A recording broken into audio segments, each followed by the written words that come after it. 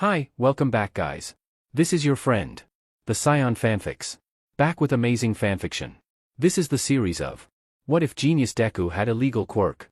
Now before starting, please give this video a like and subscribe to the channel if you want more videos like this.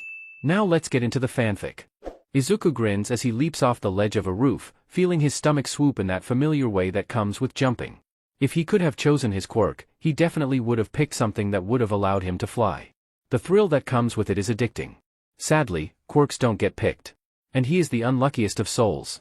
His feet slam into the roof of the building next to the one he leapt from. He recalls some of the first times he was learning to roof hop. How the impact of his feet could cause him to grunt or wince at the rattling pain it sent through his legs. Now it's just second nature to him. No pain, no fear. Just the feeling of weightlessness. Just as he's about to leap to another rooftop, a scream nearby catches his attention. It causes Izuku to WHP his head around towards the sound. He moves to the edge of the rooftop and peers over it. He watches as a woman is pinned to the wall by a man much larger than her. The woman seems to flash tiny pinpoints of light from her body anytime she moves. Izuku squints and realizes it's the street light reflecting off the iridescent scales that line her face and body. A mutant-type quirk then, either reptilian or ichthytic in nature. He doesn't immediately notice anything on the surface about the man. Probably has an emitter or transformation. He doesn't seem to be trying to use it, so Izuku will have to be careful. He's going into a fight practically blind. He'll find out in a minute anyway. He pulls the black mask out of his pocket and puts it on. After a quick mental calculation, he leaps off the building with his knees locked. He's free falling at a rapid pace towards the woman's attacker. Quit fighting me, beach. Just give me what I want. The guy goes down hard as soon as his feet make contact with his shoulder. Bullseye, he thinks. He groans in immense pain as Izuku hops off his back. The woman looks at him in startled awe. He stares back at her, keeping his voice a bit on the lower side. You should go before he manages to get back up. She blinks for a second before nodding. Yes, thank you so much. He nods back and watches as she takes off down the alleyway as fast as her heels will allow her. He turns back to watch the idiot of the hour who finally gets his feet under him again. The guy winces and holds his shoulder before looking at him in shock. What the F?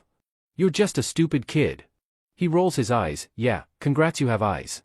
And you're just a dumbass who thinks that a flashy quirk gives you the ability to do whatever the hell you want. Shut up. After that oh-so-intelligent statement, the crook's hands inflate to be 3 times the size they were. Transformation quirk, his analytical mind supplies, more than likely changes the cell structure of his hands to have more muscle, fat, and skin cells than normal. Useful in a fight and picking large things up. Loses its advantage with tighter spaces or small objects. Luckily, I've got both right now. I should rile him up. It'll get him to make more mistakes when trying to hit me. Seriously? He taunts with a laugh. Does that quirk work on your brain too? You kind of need a couple more cells up there to be smarter. The guy growls angrily at the jab. I said shut up. I'm gonna pound your face in for that. Oh, I'm so scared. He fake whines, hands resting on his cheeks like a trembling maiden from old history videos. He then scoffs. You really think I'm that worried considering I jumped down on you in the first place? If you want a fight, he smirks beneath his mask and drops into a defensive position. I'll be happy to give you one. An angry roar is his response. The thug lunges for him but, just as he thought, the tight space of the alley doesn't give him much room to maneuver. Izuku easily ducks under the swinging fist. It crashes into the wall with a loud shudder. He throws a quick punch at the guy's side, just under his ribs. He knows it won't hurt much but it will wind him. He ducks away again just as a large hand reaches for him. He giggles under his breath at the amount of trouble the guy's having. These guys are all the same. They think they can win everything just because they've got a quirk that normally makes people afraid. They continue their dance. Izuku keeps just far enough out of reach to really PSS the guy off, then having him punch the walls around them instead. He even makes the mistake of making his hands bigger. Izuku has to laugh out loud at that. You'd think he would learn that wasn't working out as well as he had hoped. Oh well, no accounting for intelligence. He leans back against the brick wall of one of the buildings, waiting for the guy to swing again. When he does, he quickly ducks out of the way. The resulting slam of skin meeting brick wasn't as loud as the others. The guy also gives a shout of extreme pain. When he WHPs around to check, the guy's bent over clutching at his wrist. His hands are back to normal size and the one that just punched the wall is now bloody with the pinky and ring finger bent awkwardly out to the side. Yeah, those are definitely broken. His quirk had been stopped someone. Izuku squints. He only knows one hero who can do that. You brat. The guy breathes out, still clearly in pain. What did you do to me? Me? Nothing. He catches sight of floating hair at the mouth of the alley. He motions to the figure with his chin, might want to ask him though. The guy looks over with a snarl before his eyes widen in shock. Izuku shifts to cross one leg over the other and lean against the wall as pro-underground hero Eraserhead steps further into the alley. His goggles are resting on his face, hiding his eyes. What's with this commotion?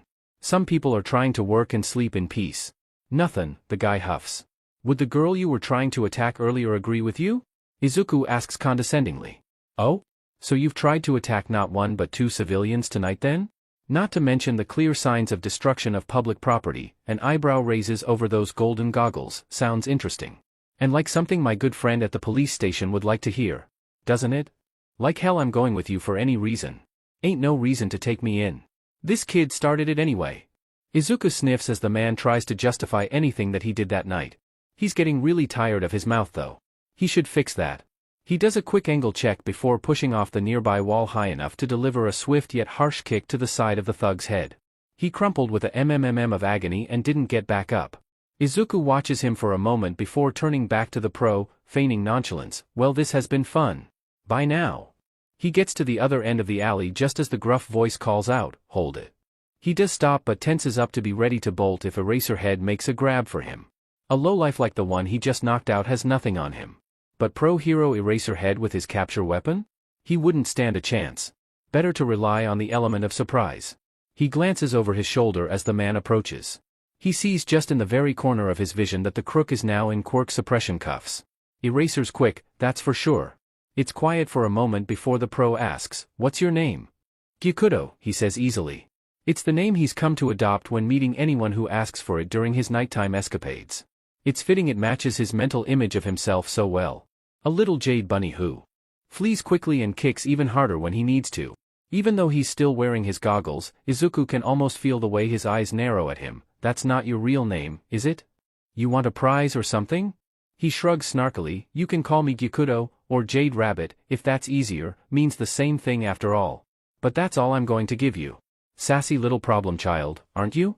You know I could bring you down to the station, too, right? It's pretty illegal to be a vigilante, in case you weren't aware, he warns. Izuku laughs sarcastically at that. Please. You have no leg to stand on with that. I know the rules. Yet you claim I don't have a leg to stand on when you illegally stopped a crime with no hero license given that you are clearly a minor. Yeah, because the law says that no use of quirks in heroic situations without a license, otherwise it's counted as vigilantism and anyone is able to be charged by law. I didn't use a quirk to take that guy down. As far as any police officer would be concerned, it would be justifiable self-defense without quirk usage. Ergo, no leg to stand on if you manage to bring me in and no charge of vigilantism against me. He smirks again under his mask. He used to be nervous about doing what he did, but when he remembered that little loophole, he knew he could use it to his advantage. He's only had to about 2 times before now, but it still gives him the same thrill when the heroes stare back in hopeless shock. He knows that Eraser finally understands his point too. Eraserhead sighs deep and long as if he's just been told the store was out of his favorite brand of coffee. Izuku scuffs his foot against the ground in boredom. Look, Eraserhead, clearly you're not going to get any info that you want out of me and you can't take me in because, by technicality, I haven't done anything wrong. Can I go now? It's super late. The pro jolts at his words and stares at him for a long moment. Izuku's a bit worried that he's found a different reason to also slap him in cuffs. Instead, the man just questions, how did you know who I am? I didn't tell you my hero name nor is it publicized. Izuku feels sweat spring up on the back of his neck. Sheet. He forgot about that.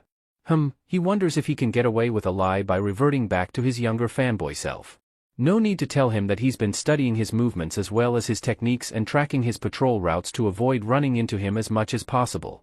I discovered you on an underground pro-hero forum, he lies easily. I recognized you when you showed up by your capture scarf and distinctly colored goggles. They're the only things that's really noticeable and recognizable about your hero costume. Also because your hair floats when using your erasure quirk. You're honestly one of my favorite underground heroes. That last part wasn't a lie actually. Of everyone on the underground scene that he knows about, Eraserhead is the one that he trusts the most to uphold what it means to be a hero. He doesn't fight for status or money. He fights for those who can't fight for themselves. The homeless, the hurting, the missing without a trace. Each one Eraserhead pays attention to because all the heroes in the limelight don't for one reason or another. It almost makes him believe in heroes again. Almost. Eraser seems to accept that well enough, shrugging it off nonchalantly. Movement behind the pro pulls Izuku's attention. He discreetly checks around him towards it to see what's going on. It seems their friend was finally awake and trying to take advantage of the lapse in people paying attention to him to slip away. Eraserhead? He says, the guy? He's, trying to get away. What? The older man turns sharply. The crook freezes up as he realizes he's been noticed. Eraser throws out his capture scarf to try and snag him, but the man ducks out of the alley just as the scarf reaches him. Damn it. Stay here, kid. The scarf is rewound around his neck as the pro takes off after the criminal. Izuku blinks a few times at where Eraser was standing before his face takes on a more deadpan look, mumbling to himself, does he really think I'm just going to stand here and wait for him to come back? Is he really that naive? No one responds to him, as expected. He entertains the thought of actually waiting for the pro to come back. If only just to see what would happen. F it, he thinks and turns to walk out of the alley from the other end of it to throw the hero off if he does come back. I'm a stupid kid but not that stupid. Top favorite underground hero or no, who knows what would happen if I stayed. Not like he could help me with anything anyway. When Shoyuta Aizawa finally caught up to the runaway criminal, he swiftly apprehended him and passed him over to the first police officer he could find. He also made sure to let them know that Tsukachi should be the one to interview him when they got to the station. Wouldn't do for the guy to keep lying about trying to attack people, considering Shoyuta watched him swing at a literal child for a good 5 to 10 minutes before he interfered. He's honestly not sure why he waited so long, but it was amusing to watch. He has the feeling the kid wasn't lying about him trying to attack a woman before him either. Speaking of the kid, Shoyuta loops back towards the alley where they first met face to face. He's got to give him credit, he's good at staying hidden. He's heard rumors from some of the other heroes about him but never seen him for himself, almost to the point that he didn't believe he existed. Most vigilantes that the other heroes warn him about he meets within the first week or two of the rumor circulation. Vigilantes and their odd sense of justice aren't really known for keeping on the down low. Especially to the underground heroes, most of which are a bit more lenient on them. They could never give a good enough description of him for anyone to pick him out of a crowd either. The hood and mask he was wearing ensured that his facial features weren't shown to anyone, Shoyuta included. The most he and anyone else could tell about his appearance is that he's very short, probably in his early teens, has green eyes that are so vivid in color they can be spotted without light, and that he has freckles on his face. Enough of the little sunspots that they can be seen even over the mask he wears. It matches what the others have told him about the kid. Distinct up close, but not distinct enough to be spotted at a distance. No one can even tell what color his hair is in the low lighting areas they meet him in. He's got to get a name. A real one, not just the fake fairy tale one he gave him before. Perhaps then he can talk to the kid's parents and get him some help. If he could stop being a vigilante, he would be a great hero for sure. Maybe he could even suggest an internship with himself and the offer to let him take the recommendation test for UA under his name to keep him on the straight and narrow path. If anything, he could just SCRT the kid home and get his name and details from his parents himself. Regardless, Shoyuta won't let his talent or skill be wasted. He rounds the corner into the mouth of the alleyway. Then he freezes. The kid's gone. He grimaces sharply, OF dash. He swiftly swings up to the rooftops of the nearby buildings. He searches around on them and down in the alleyways a few blocks around. No sign of hide or hair of the kid anywhere. Not even a clue as to where he went or which direction he was headed. I have officially, in all my years of teaching and being a hero, lost a child I was trying to keep an eye on, he thinks grimly, then remembers a certain blonde with a sunny smile waiting for him at home. Zashi's going to FING kill me for this. He groans and reaches up to rub at his eyes now that his goggles are down around his neck. He very much reiterates his earlier statement. This is clearly a problem child he's dealing with. A very sassy, very sarcastic problem child who fights better than some of the pros he's worked with. He supposes since there's no chance of finding him now that he should go home and face the music. More like the inevitable screaming. He sends a quick message to his agency and the hero on patrol after him that he wrapped up his final capture for the night and was heading home. He gets confirmation from both before using the rooftops to quickly and efficiently return to their simple two-story home. He jumps down and lands in front of the front door. He opens it quietly, trying not to disturb if Hizashi's asleep. It's all for naught though as a cat pads from the kitchen to the front door to greet him, meowing the whole way. Hizashi follows a moment later, hair loose from its normal style, hearing aids visible from where they normally hide behind his headphones, and wrapped up in a comfy sweatshirt that Shoyuta is fairly certain used to be his at some point. He's holding a cup of what is probably throat-soothing tea. He must have just got home from the studio. The blonde grins happily at him. Welcome home, Sho. He grunts in acknowledgement and toes his shoes off. Shooing away their cat from his feet, he approaches Hisashi slowly. When he's in front of him, he leans down to plunk his forehead down onto his shoulder. One of Hisashi's hands comes up to gently slide his hair. Rough night, baby? You don't know the half of it. He winces again as he remembers what he has to tell his husband. So? The blonde hums in an obvious question. Shoyuta sighs in defeat at it. You can't get mad at me. Oh, it's never good when you start something out with that. Hisashi laughs good-naturedly. Couch. Shoyuta agrees and they both move to the couch. Their cat, a Siamese lovingly named BSTRD by Shoyuta, jumps up between them to demand pets. Shoyuta obliges and once they're both comfy enough, he relays the story to Hisashi. He tells him everything. From finding the kid, to watching him outsmart the crook without the use of a quirk, to his appearance and false name, to the crook trying to slip away and Shoyuta having to go chase after him, and finally to returning to the scene and finding the kid gone. Hisashi's face also goes through various emotions as he tells the tale. Neutral at first, then concerned, then intrigued, then back to concerned. By the end of it, he has his face buried in his hands, hiding his current expression from him. So let me get this straight, his voice is oddly low and level. Considering everything he just told him, that doesn't bode well for Shoyuta. You met a child in an alleyway. Watch him completely pummel someone with more wit and skill than some of the Limelight Pro heroes. Talk to the kid for maybe 5 minutes. And then just expected the little listener to stay where he was when you tell him to go running off after a criminal. Okay, when you say it like that it sounds stupid, he acquiesces. The sigh that leaves Hisashi sounds more like one he would let out. God show. I said you can't get mad. I'm not mad. Hisashi insists, just disappointed. He blanches. You and I both know that's worse. The blonde lets out a low growl of frustration and finally raises his head to look him in the eyes. I love you. You're one of the smartest people I know. I married you because you're so smart and I love you so much. But, when it comes to people and those dreaded things you call feelings, you are a complete idiot sometimes. That's fair, Shoyuta agrees. Normally people tell you when you're having a fight with your spouse to just agree with everything they say if you want it to end early. They aren't a normal couple though. Instead of being pleased about being right, Hisashi groans in further disappointment and distress. Shoyuta was being genuine when he agreed though. He knows he's pretty inept when it comes to reading the emotions of high-stress situations. Okay, so clearly I effed up big time. Now how do I fix it, Zashi? He asks calmly. That's clearly the correct thing to ask. Hisashi brightens up with one of those sunny smiles that Shoyuta has come to adore. Though just a bit dimmer than it normally shines, it's still just as appealing. You're going to have to gain his trust. And I'm sure you've realized, but it's going to take a while to do so, Hisashi says plainly. Figured, Shoyuta confirms. The voice hero reaches back to rub his neck nervously. I hate to say it, but you're going to have to rely on the thing you hate most for this. Dogs? All Might's ego? Endeavor's blatant disregard for civilian life and safety? Nezu's weird world domination games. He levels a stare at him, small talk. Shuta's dramatic sigh is only partially exaggerated. Hisashi giggles at him and playfully shoves his shoulder. I'm serious. You need to ask him questions that aren't too personal to get him to open up. What's his favorite color? What's his favorite animal? Hell, ask him who his favorite hero is. Also, offer to buy him small things. Hot chocolate, some food, a trinket or two. Once he starts to trust you more, he'll start opening up about the big things. But I have to let him set the pace on what he tells me, right? Hisashi snaps his fingers and gives him a finger gun. You got it, baby. He groans again and leans back heavily onto the couch. This is going to be a test of his patience, he can tell.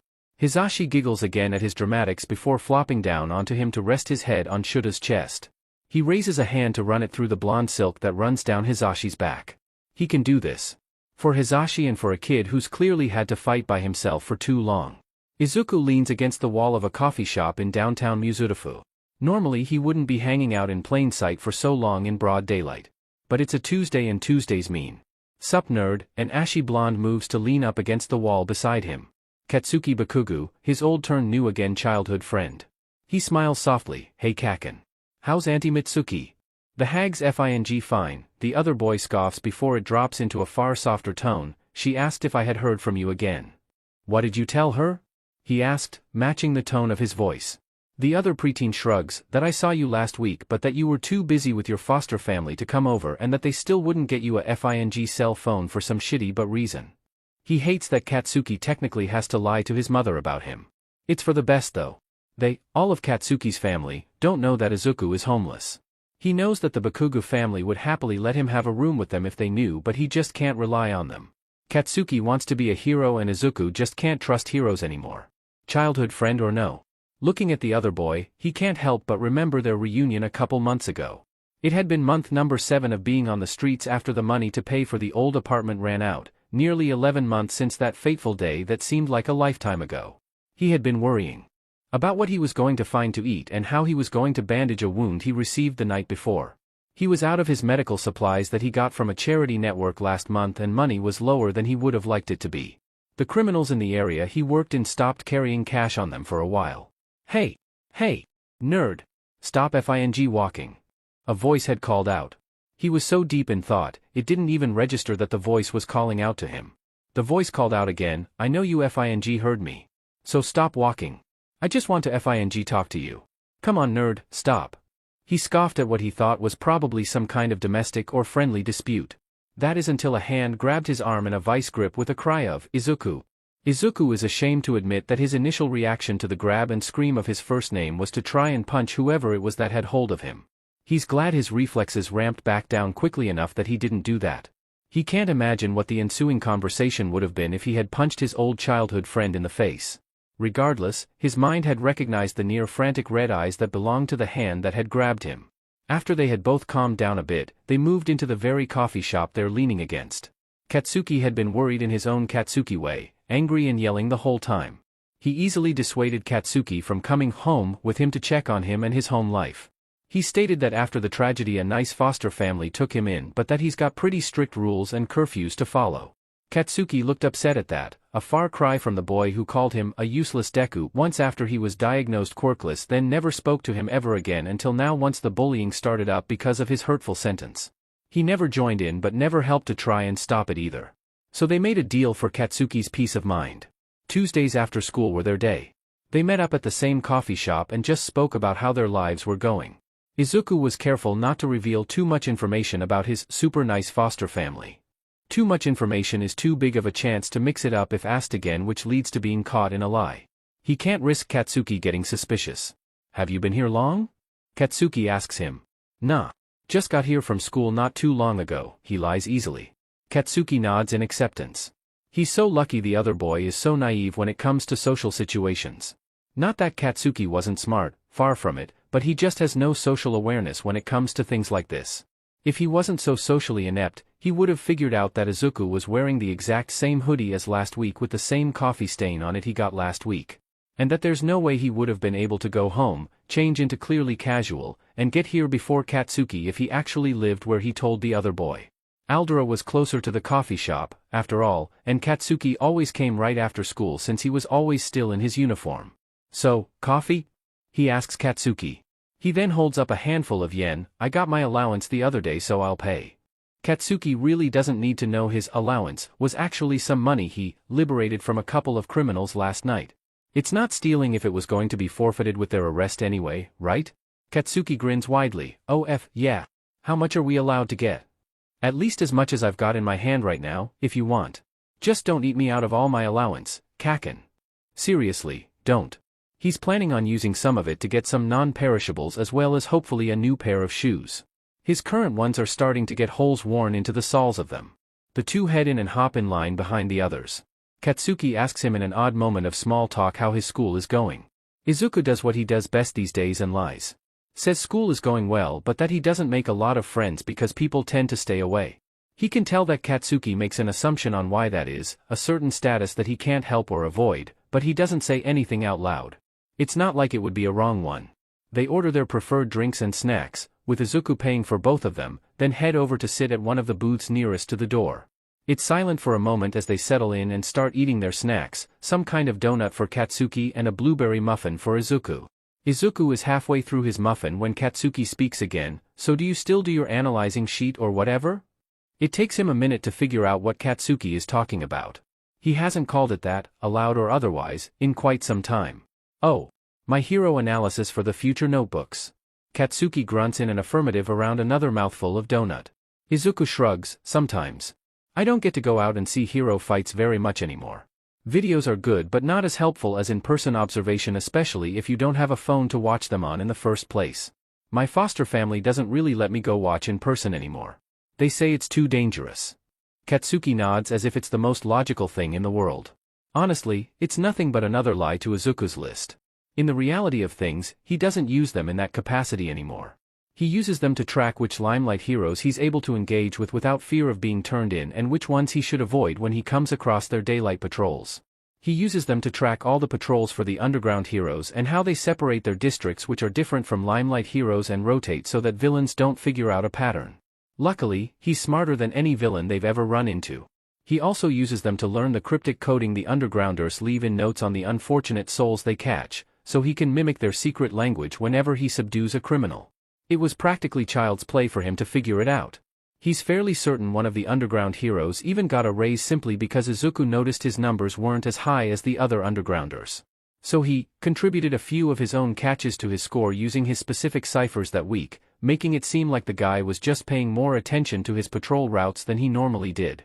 At least that's what he talked about when Izuku happened to be eavesdropping nearby on him and another pro who he happened to cross paths with a few nights later.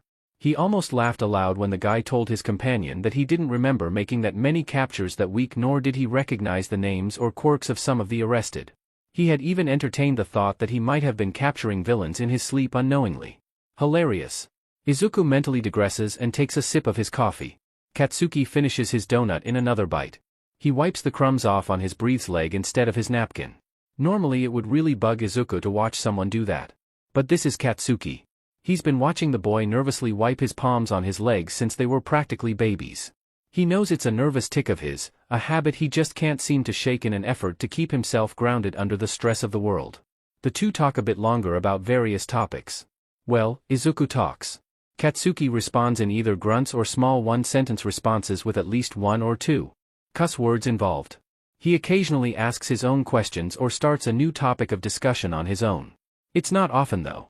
It's fairly normal for their Tuesday meetups really. About an hour later, they get up and head out of the cafe. Izuku turns to head down the street when Katsuki calls out a soft, "Hey nerd?" He's being far quieter than normal. Quiet is never a good sign for Bakugo Katsuki.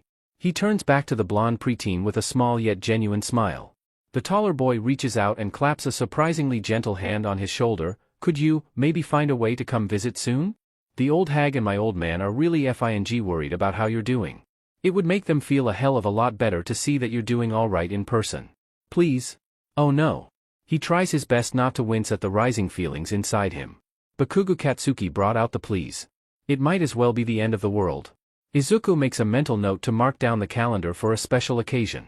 Then he smiles even wider at the other boy. "I'll try my best, Kaken. Promise. In the meantime, tell auntie and uncle that I miss them and love them." Part of him wants to move in for a hug, just to maybe get a bit of human warmth and comfort that he hasn't had in quite some time, but another part knows it may not be welcomed. Or even a good idea. Getting Katsuki up in his personal space might alert him to things that only Izuku knows. He'd really rather keep it that only Izuku knows those things. It's for the best right now if he stays as distant as possible without alerting the other to anything suspicious. Perhaps in the future, things will be different and he can finally open up to him. If not, oh well. That thought doesn't hurt as much as it first did. Izuku's very grateful for that. The two boys give their farewells with various degrees of enthusiasm. Izuku's with false cheer, Katsuki's gruff and full of underlying worry. They then head in opposite directions. Katsuki went back towards his warm and safe home and thought Izuku was doing the same on the other side of town. Izuku left for his hiding place from the world, knowing it was another lie that was chained to him. All those chains are such a heavy burden to bear. But bear it he must. Shoyuta looks up from his notes spread across the coffee table as the front door opens. He gives a wave as Hizashi comes into their home but doesn't greet him verbally. Instead he turns back to his scattered notes and the phone cradled in his shoulder. He runs over the information in front of him then asks, "So you've seen nothing since then?" "Nope, not a sign," a female underground hero that goes by the name Blacklight confirms, voice gentle but hard at the same time. "I thought at first that they lived in the area. It seemed like the most likely choice. But after several weeks without even a glimpse, it was clear that my initial thought was off. I even tried to use my quirk to see if I could spot them that way, but it obviously didn't work for a very good reason." "Oh?" He knows a bit of how her quirk works but not all of it. "Yeah. I didn't even consider what they were wearing until after I tried. As I'm sure you probably know since it's the basics, my quirk works just like a black light does by turning my visional perspective into a literal black light. So that means brighter colors glow when I turn it on, for lack of better word. I'm lucky my quirk doesn't stay on the whole time. I'd have a hell of a headache constantly. Anyway, there's a reason why this is important, I swear. The kid? They wear all black clothing with the exception of the vibrant neon green at the ends of their hoodie sleeves and their bright red shoes. They're the only things that glow under my black light vision aside from those bright green eyes of theirs. Black light makes a frustrated sigh, the sound crackling through the receiver of Aizawa's phone. Basically, unless they're standing right in front of me, whether my quirk is active or not, I can't really see them. Even when my quirk is active I can't really spot them because the glows that they do give off are too small for me to take notice of when it matters. Shoyuta reigns in the disappointed sigh. Another dead end from another witness. Alright, thanks for the info, he says amicably, continue to keep an eye out for them if you don't mind. Sure thing Eraser, she agrees immediately, kid's obviously been through a lot. No one fights that good without a hell ton of practice at clawing at whoever gets too close. I'll forward any new information I find or let you know if I happen to spot them again. He gives his thanks again and hangs up the phone. He puts it down onto the table on top of one of the stacks of paper. He then takes a page out of his husband's book and turns to flop face down onto the couch long ways. He groans loud and long. Why is it so difficult to find one kid? Where could they possibly be hiding that several pro heroes and the police can't find them? Oh, Hizashi says with a clear wince, you only do that when things are rough. Still having trouble finding the kid from earlier this week. A gentle hand cards through his messy hair. If he was a cat, he knows he'd be purring at the soft affection. They're a problem child is what they are. Shoyuta shouts in frustration into the couch cushion, not raising his head. Any hero who meets them only sees them one time, then they're never seen again by that same hero. They're still active because people still catch glimpses of them or report that they've helped them out at a distance. But honestly, that doesn't make any sense. How does that work? Is it a part of their quirk somehow that you can only meet them once? How am I supposed to find them if so? Maybe you should take a break, baby. Hizashi scratches at his scalp lightly. Oh, that feels nice though. I know I was frustrated with you for leaving them alone, but I don't want you to burn yourself out on a mad hunt for them either. Maybe taking a nap and having a snack will let you look at this evidence again with fresh eyes. Shoyuta peeks up at him and his soft smile. He then smiles as well and murmurs just loud enough for the other to hear, I love you. I love you too.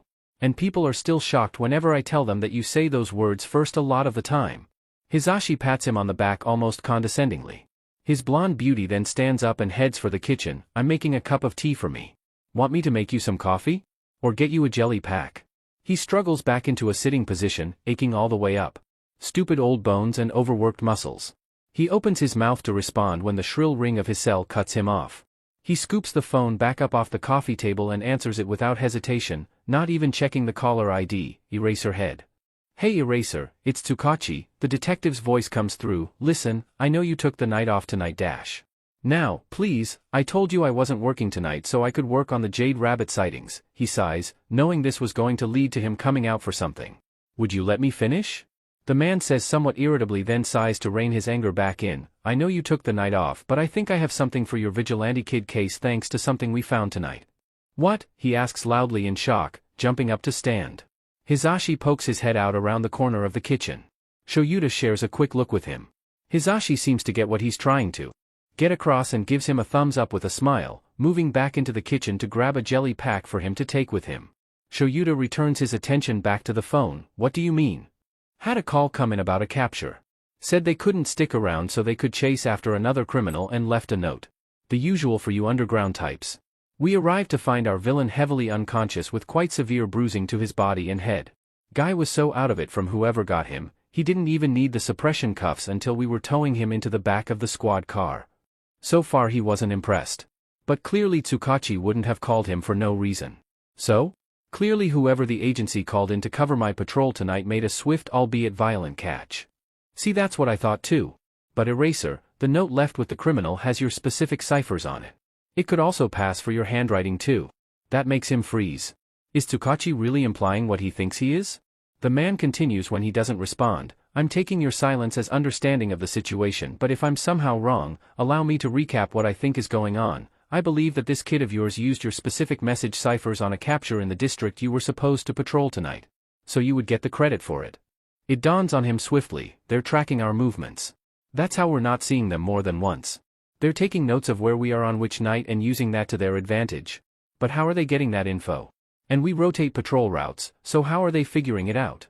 Papers flip in the background as Tsukachi checks his case notes. The cipher notes started appearing more frequently around a month and a half ago. Before, it was only used in more volatile cases where one or more criminals were attempting to escape, and it was more of a danger to let them go than to leave the subdued one or ones unattended. If they were able to learn all of the ciphers of the regular undergrounds patrolling his haunts in a month and a half, I guarantee that they may have somehow managed to decode how your district rotations work. Do you still have the coded note from tonight? Shoyuta asks, pulling on his boots and taking the jelly pack Hizashi holds out for him.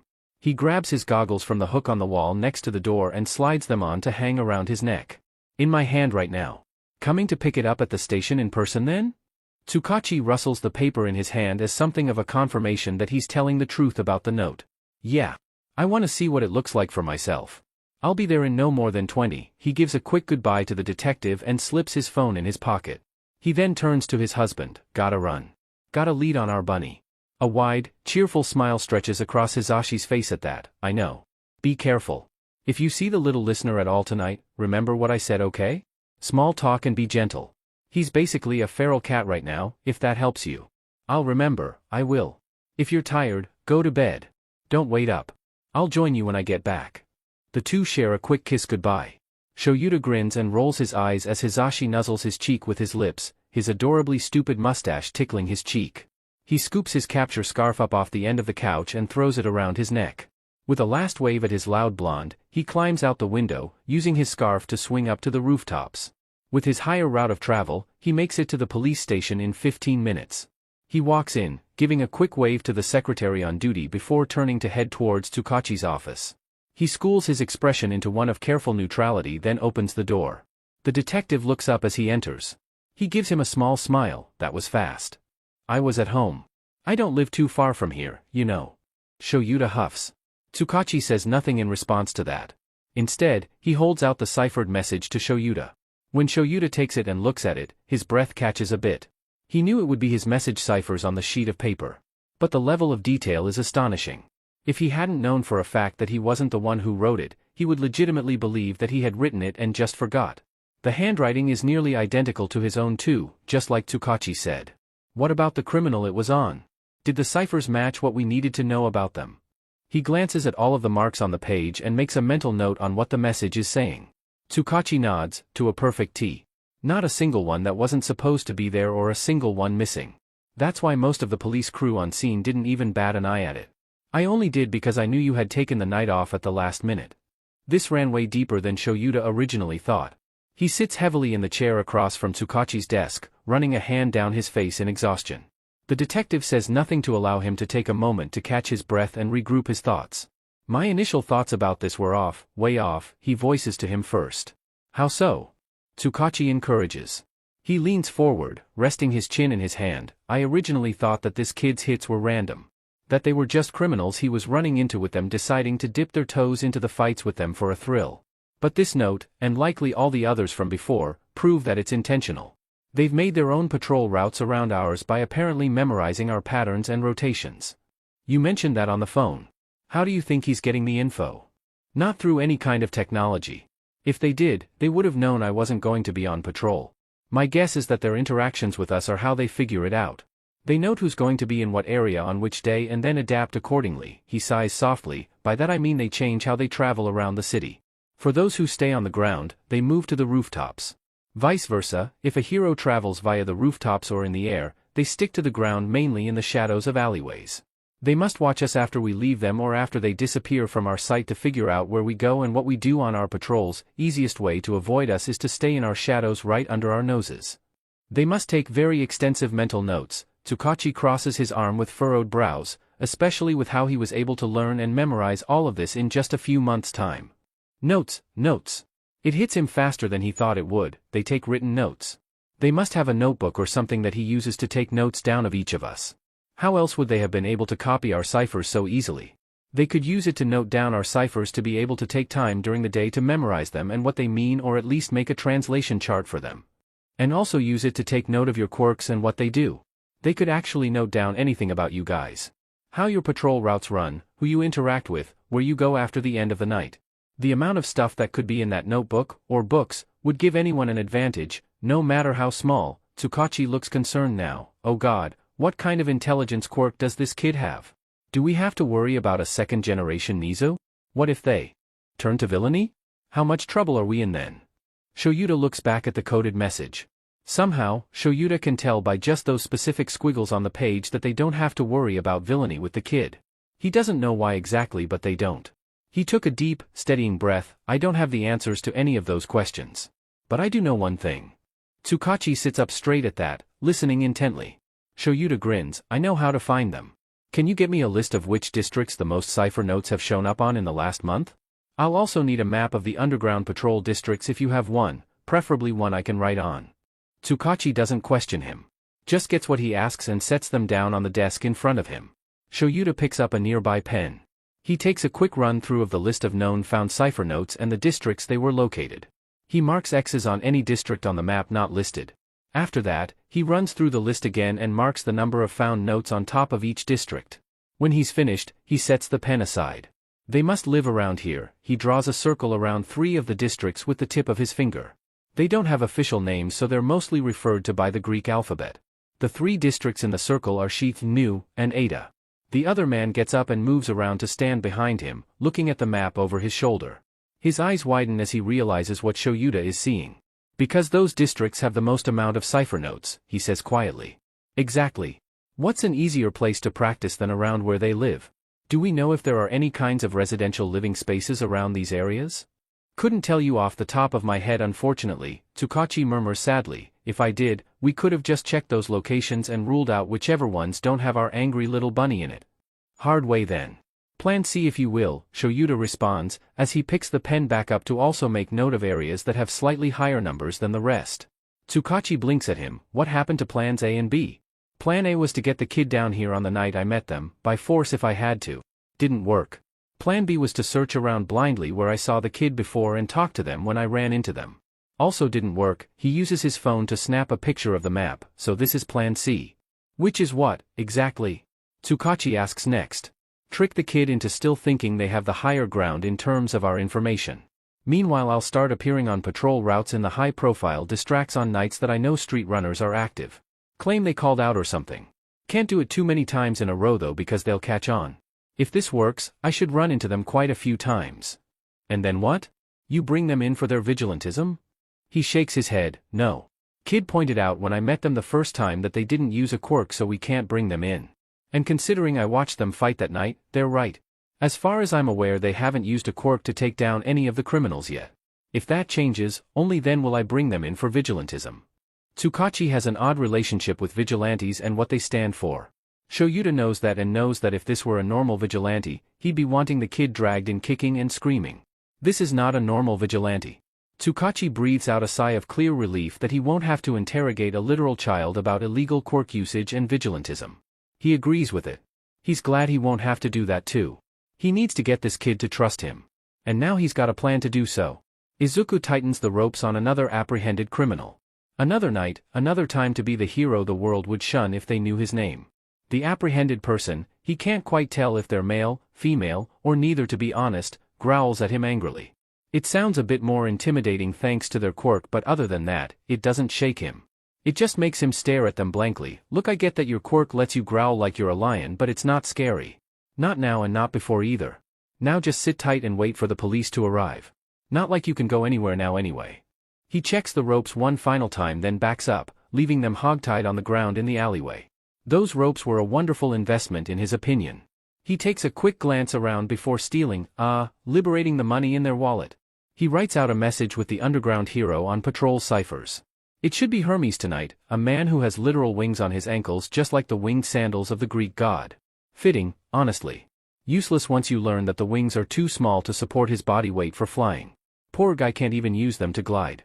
Just help him get some speed and versatility while running and a small boost when jumping. He tapes the note to the person's back, in a place they can't reach in their admittedly little mobility to pull it off. He then swipes their phone, sends a text to the police using the emergency text feature, and drops it back down next to their head. Be good for the nice police officers who show up. He chirps like a father sending their child off to a playdate with a friend. Have fun. He gives a quick 2 pats to their back as they spit growly curses at him. He rolls his eyes and ignores them, instead heading for the fire escape on one of the nearby buildings. It's an easy leap with a bit of speed thanks to all the practice he's had. He grabs the bottom rung then carefully climbs his way up it. He makes his way all the way up and gets to the top just as the lights and sirens reach the alleyway below. He gets another running start and leaps 2 rooftops over, just to make sure there's some distance between him and the former crime scene. Well, that went nice and smoothly, he thought, brushing off his hands. Good first capture of the night. The sound of a throat clearing comes from behind him. Izuku can say with certainty that he doesn't squeak at the quite frightening sound. But he does scream. He WHPs around only to come face to face with Eraserhead sans goggles this time, those currently hang around his neck. A bored look sits on his face. Sheet. He starts swiftly looking for a way out. He could easily jump to another rooftop, but Eraserhead himself travels most via roof hopping. He would follow him easily. Easy kid, Eraserhead calls out, raising both hands in a sign of surrender. I'm not here to do anything but talk. Likely story, the mistrustful part of his brain said. Izuku agreed with it wholeheartedly. What was Eraserhead even doing here tonight? It's supposed to be Hermes' patrol. He wouldn't have even come this way if he knew Eraserhead was in the area. He was supposed to be in a different area completely. His patrol areas and rotation schedule weren't wrong. Oh God, was he panicking? He feels like he might be panicking. A heavy hand lands on his shoulder. Sheet. He had frozen. He should have tried to make a run for it. Even if Eraserhead had caught up with him, at least he would have tried to get away. Instead he just stood there like an idiot. He didn't even realize that the older man had approached him. At first he's afraid. His luck has finally run out and he's about to be arrested. Even though he knew that they technically couldn't charge him with anything. He waits in tense silence. But nothing happens. While the hand doesn't leave, it doesn't increase in pressure either. He doesn't try to restrain him or lead him anywhere. It's just there. A constant and steady reminder that he's there. It's more than Izuku has had in quite a long time. Sure, Kaken says he's there for him and encourages him to seek him out if he's in trouble, but Izuku doesn't really trust him. Not anymore. Not since they were children. The fact that Eraserhead, known for being harsher than usual on criminals that try to avoid him, is offering him a way to say that he's there for Izuku? Well, he doesn't know what to think. Mostly it's that he doesn't deserve it. At all. Some of it is that even though Eraser was kind to him last time doesn't mean he trusts him either. Eventually, he calms down enough that he can look up at Eraser's eyes. The man's face doesn't show much emotion but his eyes are oddly relieved. Weird. You back with me, Gyukudo? He asks. The preteen nods in confirmation, not feeling up to speaking just yet. Eraser gives his shoulder a gentle squeeze before he releases him. Good to hear. Sorry, I should have realized you were having a panic attack and walked you through the steps to regulate your breathing. No, it's okay. I'm fine, he squeaks out. The older man huffs a sigh. You weren't fine. I could tell you weren't when I was calling for you and you didn't respond. Your eyes were really far away too. You were lost in your own head with no way out. And that's my fault. Panic attacks are rough, anyone will tell you that. He nods in agreement. He hasn't had them often since after, but when he does get them, they suck. The hand gives his shoulder a final squeeze before removing itself. That confuses Izuku more. Was he really just holding his shoulder to calm him down? To keep him grounded? Why? Most people wouldn't care. Why are you here? He asks Eraserhead quietly. Like I said, I wanted to talk to you. I've been trying to track you down for days. You're slippery though, I'll give you that. Eraserhead shrugs. I got lucky that Hermes couldn't patrol tonight. Family emergency or something. Izuku can tell it's with nonchalance but his brain is still stalling on that. He wants to talk? He's been looking for him? Nothing makes sense. What do you want to talk about? Izuku warily asks, eyes narrowed in suspicion. I don't think there's anything from me that you need. I haven't been involved in any crimes lately that fall under your patrol, I don't think. That last one is a lie. But it's fine, it's not like Eraser knows that. Eraser shakes his head. No. Nothing about that. Then what? His hackles are rising defensively now. If you want me to try and give you my real name, I'm not doing it. I've already told you Gyukudo is all you're getting from Dash. What's your favorite color? The older man interrupts him. Izuku blinks in confusion. What in the world? What? Is his oh-so intelligent response. Your favorite color. What is it? He asks again. It's genuinely a question he wasn't expecting. He has to take a moment to think about it. Blue. It used to be green because it reminded me of my mother's eyes. But now I like blue. Like the sky. The older man nods. Mine's yellow. Like your goggles? He ponders while pointing to his neck where the goggles hang. Like my husband's hair. It's a appealing color to me. Izuku reels back at that. You're married? The man hums and nods, 3 years now. But we've been together since the end of high school. That's a revelation for Izuku. With all the things he wrote about in his notebook about Eraserhead, both past and present, he was almost 95% certain he was unattached. He's just such a lone wolf character type. For him to not only have a partner but to be married to him? Somewhat shocking. Huh? He says quietly. Eraser nods again, then moves over to the edge of the roof. He sits on the ledge. What's your favorite animal? He questions next. This is really weird. Izuku mutters, thinking he can't hear him. It's really not. Just come sit with me and tell me your favorite animal. He pats the space next to himself on the ledge. Mine's cats, by the way. Lazy, apathetic, sometimes total BSTRDS. Now that I can see with you, he giggles as Eraserhead rolls his eyes. He takes a moment to think before walking over to join Eraser and sitting on the ledge. I like birds. Like canaries or maybe wrens. Just cute, pretty little birds. Bird, huh? Any reasoning? For once, he decides to give him the truth. Not really any other way to spin this after all. They can fly. I wish I could fly sometimes. Then I could go anywhere, not be limited by anything or anyone. I could just be free. Eraser stares at him for a long moment. Izuku meets his gaze, waiting for the inevitable question about if he's okay. Instead, Eraser just nods in a way that says he understands. Izuku kind of believes that he does too. Alright, so who's your favorite hero? Is the next question. Are we just going to do this all night? He raises his eyebrow at the older man. If we have to. I'm bored, he shrugs. He stares at him incredulously. Aren't you on patrol and therefore, working? Yes, but I've got someone helping me. Called them when I spotted you. So I've got time to sit around a chat with a problem child, he answers, then looks at him. So? Favorite hero? Don't have one, Izuku responds with a bit of heat lining his voice. Eraser sighs again and rolls his eyes. If you had to pick one then, who'd be your favorite? Izuku is silent for a long moment. If he had to pick, which one has the best morals to him? He guesses if he would have to pick, present Mike. Really? Eraser's voice ticks a tone of intrigue. Why him? It's not an obvious choice for someone my age, really. Most kids would say someone like All Might or Endeavor, a hero who's popular and has the top-ranking spot and media coverage to prove it. I chose Present Mike because he's a literal great hero, I think. He tries his best to save people instead of worrying about which news station's cameras are watching him. He doesn't hesitate to help when there's trouble from a villain, even if it's not his jurisdiction or normal patrol areas that his agency covers. Not to mention the amount of work he does outside of his hero work. His radio station has a help hotline that he advertises almost religiously for good reason. He donates money and time to various charities helping minorities. He never turns anyone away, no matter what they look like or what their quirk is.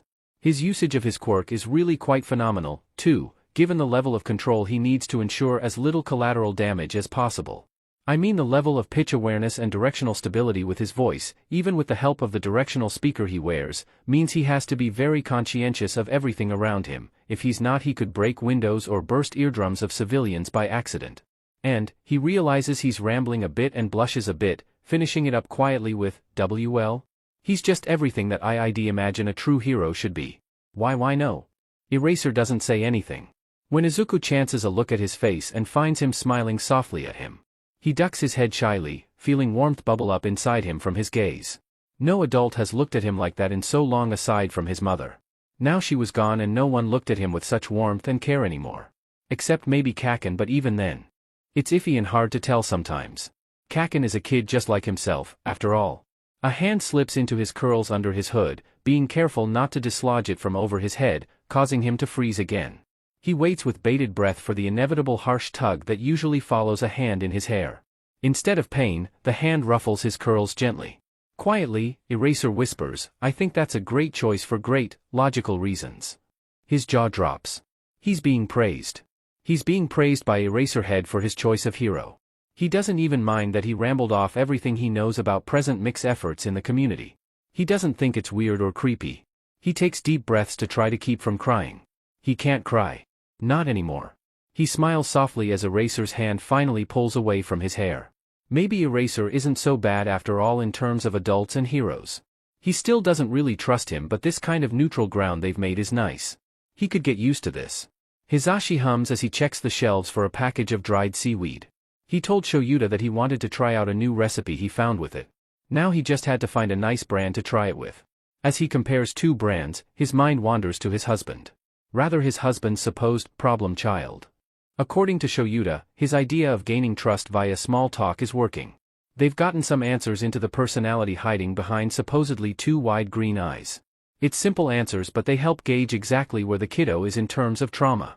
Their enjoyment of the sky and birds. The wish to just be able to fly away and not look back. There's a sad story waiting behind that. Especially since green was his original favorite color because it reminded them of their mother's eyes. Paints a not-so-good image. Either she became a not-so-good mother or worse, a dead one. Hisashi had just about broken the windows from how loud he squealed with happiness when Shoyuta told him that Present Mike was their favorite hero. It's so sweet. When Shoyuta tells him he nearly had to drag it out of them, it does simmer down his excitement over it a bit. Kid said they didn't have a favorite, Shoyuta had said. So what? Hisashi had replied easily, they have multiple favorites then, obviously. It's the easiest answer in the world. They just can't pick off the top of their head. No, Zashi, the look in their eyes didn't match up with someone who just can't pick. They were, almost angry at the thought of even picking a hero, Shoyuta pressed. Hisashi sighs softly at the memory. His husband wasn't harsh about saying it, but at the same time, he wasn't gentle either. He knows he's not angry at him or the kid, but angry at whatever made the kid feel that way. Hisashi is too. No kid should ever feel that way about anything. He moves on after finally selecting a brand of dried seaweed that looked good and headed for the canned food aisle. He hums a song softly as he glances at the cans. Oh, he says happily to himself, a sale. Nice. A voice gasps beside him on the right. Almost too soft for his hearing aids to pick up. He turns his head and catches the eyes of a child, sparkling ones. He seems odd at his appearance, so he sends a soft smile at him. Are you? The child claps a hand over his mouth at the volume. Then he looks around to see if anyone noticed his louder volume. When no one is seen looking in their direction, he steps closer and lowers his voice to a whisper, shielding the side of his mouth with his hand. Are you present, Mike? Hisashi blinks in shock, then smiles brightly, keeping his voice low. That I am, little listener. I can't believe you recognize me outside of my hero costume. I didn't until I heard you speak. I listen to Put Your Hands Up radio a lot, and even though you're speaking in a lower tone, I recognize the sound of your voice. That's so cool, he whispers mostly to himself, mumbling out almost too quietly for Mike to hear. Weird that I just talked about you last night, but still cool. Well, aren't you just the smartest little thing? The child blushes darkly in bashfulness. Oh gosh, that's just precious. Such a cute little green bean he is. He smiles again. I'm still really impressed. What's your name and pronouns, listener? Izuku, and he and him, I guess. I've never really thought about it too deeply, is the whispered reply from the boy. Well, Izuku, let me just say that you have absolutely made my day. Is there anything I can do for you as a thanks to such a special listener? Well, I actually didn't think you'd ask that. Izuku's hands ring together nervously. Well, normally I'd ask if you'd sign one of my notebooks, but I don't have any with me today. I emptied my backpack out where I usually keep them to carry all the groceries home. Hisashi raises an eyebrow at the hesitance in Izuku's voice at the word home. It sounded forced to him. Does the little listener not like home? He hopes he's reading the atmosphere wrong on that one. Shoulda's got enough on his plate with their little Jade bunny still on the loose. No need to overwhelm him with kids, even though Hisashi would just love to take this sweet one home and have both of them in their home. From the ramble about Present Mike that Gyukudo gave Shoyuta last night, he has a feeling both kids could keep up with each other intelligence-wise. Regardless, he can't just assume this kid's home life is bad by one word. That's not fair to anyone, especially the kid if he's wrong about the feeling he's getting. He can't seem to push back the feeling, the thought of, but what if I'm right? Well, that's all right. He cheerily says, smiling widely again, we'll just make it an IOU, then. When I see you next time, I'll sign one of your notebooks for you. No charge. Promise. You're really nice, Mr. Present Mike, sir. Thank you so much for being so kind to me. Izuku bows deeply in gratitude. He waves him off easily, informing him that no thanks were necessary for kindness. They separate again to both continue on with shopping. Hisashi finds everything he needs, being sure to also pick up more jelly packets for his husband to snack on or take on missions with him. He's a wonderful spouse and he hopes Shoyuta knows and appreciates this. Despite the fact that he wishes he would take healthier snacks with him. It's clearly not good for him to eat practically 1 or 2 meals a day plus jelly packs whenever he can scarf them down in between. Regardless, he won't push him too much. He heads for the front to pay and runs into his new little listener friend at the cashier, who is wholeheartedly berating him. You're wearing that ridiculous sweatshirt again. She tuts at him. Not only is it far too warm for it, but it's clearly filthy. Why haven't you washed it? I am sorry. I keep forgetting to. I promise I will as soon as I get home. Izuku apologizes meekly. His hands are gripped so tightly to the straps of his backpack that his knuckles are a stark white color. Not only that, but he said home again in that way. It's really not doing any favors on dissuading the bad home life theory. The cashier harumphs and lets him know his total. Izuku nervously pulls out the needed yen and hands it over. His hands shake as the cashier drops his change into his palm. He tucks it away and sets his backpack down to start loading the now paid-for groceries into it. Hisashi notes that most of the items are canned goods and non-perishables. Food that can be kept for quite some time. That's a bit odd. He smiles warmly at the cashier and places his items up on the counter. The cashier smiles back and says, "Sorry about the commotion. I don't know what it is with delinquent kids these days not doing normal things like washing their clothes." Hisashi thinks he hears the kid mutter something along the lines of, "I told you I was going to wash it, lady G's." He doesn't call attention to it though. Instead he just laughs gently. "Oh, I don't think it's that bad. I know for a fact that I sometimes forget to wash my favorite and most comfortable hoodie. It's just so cozy that I forget. Drives my partner absolutely bananas. WLI, be that as it may." The woman sputters. "Don't worry about it. In fact, let's not mention it anymore. He said he was going to wash it, so it's all fine." His voice comes across as cheery, but he knows his gaze is like ice. She luckily seems to get the message and keeps her mouth shut. Honestly, he can't stand adults like her. Just because he's a growing kid who's still learning how to navigate the world doesn't mean she has to berate him as if he's a 40-year-old deadbeat still living with his mother. That's in no way fair to Izuku. He hopes she doesn't do this with all the kids around the area who come in. Knowing her type, she does though. He'll have to keep an eye out the next time he comes here. He finishes up paying for everything just as Izuku gets done putting the groceries he got into his backpack. They walk out together and Izuku turns to bow at him with another word of thanks. "Hey, no problem." He says easily, "She shouldn't have gotten onto your case like that, especially in front of everyone. So not cool of her. I just did what I think anyone should do in those situations. Anyway, you should run home now before it gets dark. I really hope I get to see you again sometime soon, Izuku." Yeah, the smile the boy gives him is small but so soft and sweet that Hisashi almost wants to coo at it. Izuku shuffles his feet quietly against the ground. "I hope so too, Mr. Present Mike." With a last wave, the two head in opposite directions towards their homes. Hisashi feels light the whole way to his and Shuta's home. He feels good about himself and how he handled the whole situation. He hopes he made that kid's life just a little bit easier by speaking up on his behalf when he clearly felt like he couldn't stand up for himself. He pushes the front door open, calling out that he's home. He's not really expecting a response aside from BSTRD meowing at him relentlessly. It makes him jump when Shoyuta calls back a "welcome home" to him. "Geez, Sho. You scared the hell out of me. I thought you had to patrol today," he says as he heads for the kitchen with the bags. "I do, but not until later tonight. Manage to be able to come home and relax for a bit first." And he is relaxing, Hisashi will give him that. Sprawled out on the couch with some kind of movie playing on low. BSTRD is laying on his chest purring up a storm as her dad pets her gently. That's good.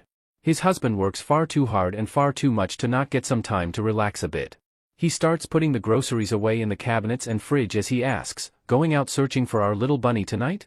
"No, not tonight," Shoyuta sighs, clearly wishing that he could. "I've got to stagger the run-ins or else they'll figure out that I know how to find them and that I'm actively tracking them.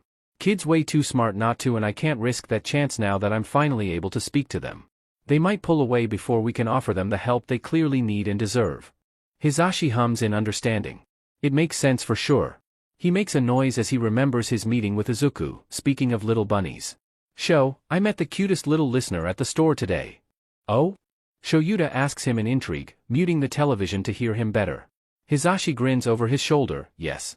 He couldn't have been more than 10, 11, maybe 12 or 13 at most. But oh, he was so precious.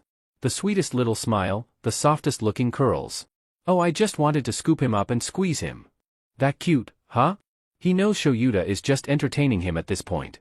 Hisashi appreciates that he's listening anyway. Yes. And so smart too. He was able to guess I was present, Mike. Just by my voice. Really? Shuta's voice ticks up a bit as intrigue bleeds into it. You're not wearing anything from your hero costume that makes you recognizable? Not a piece. Not even the gloves or boots I sometimes wear with my civilian clothes. He takes one of the jelly packs and tosses it to Shoyuta before putting the rest away. Do you know how much attention he had to pay to just the sound of my voice to be able to realize that? Especially since I lower the pitch of my voice when I'm off duty. He was completely chill about it too. Didn't try to hound me for autographs or pictures and even kept his own volume down so no one else would hear that he figured out who I was. That's honestly really impressive. Especially if he was a fan, Shoyuta agrees, cracking open the lid of the jelly pack. No kidding. But the cashier of the store, oh she was a beach with a capital B, Sho, got all up in his business and was mad at him for wearing a slightly dirty hoodie. He pulls a can of cat food out of the cabinet for BSDRD's dinner later. Shoyuta scoffs, like she's never forgotten to wash something at his age. Hisashi hears him start slurping at the pack. Right? I mean, who does that? Poor baby was shaking and apologizing to her. Then she had the audacity to turn to me and call him a delinquent to my face. Over a hoodie. The sound of slurping pauses for Shoyuta to respond, people are the worst. You shut her up? Oh honey, in a hurry.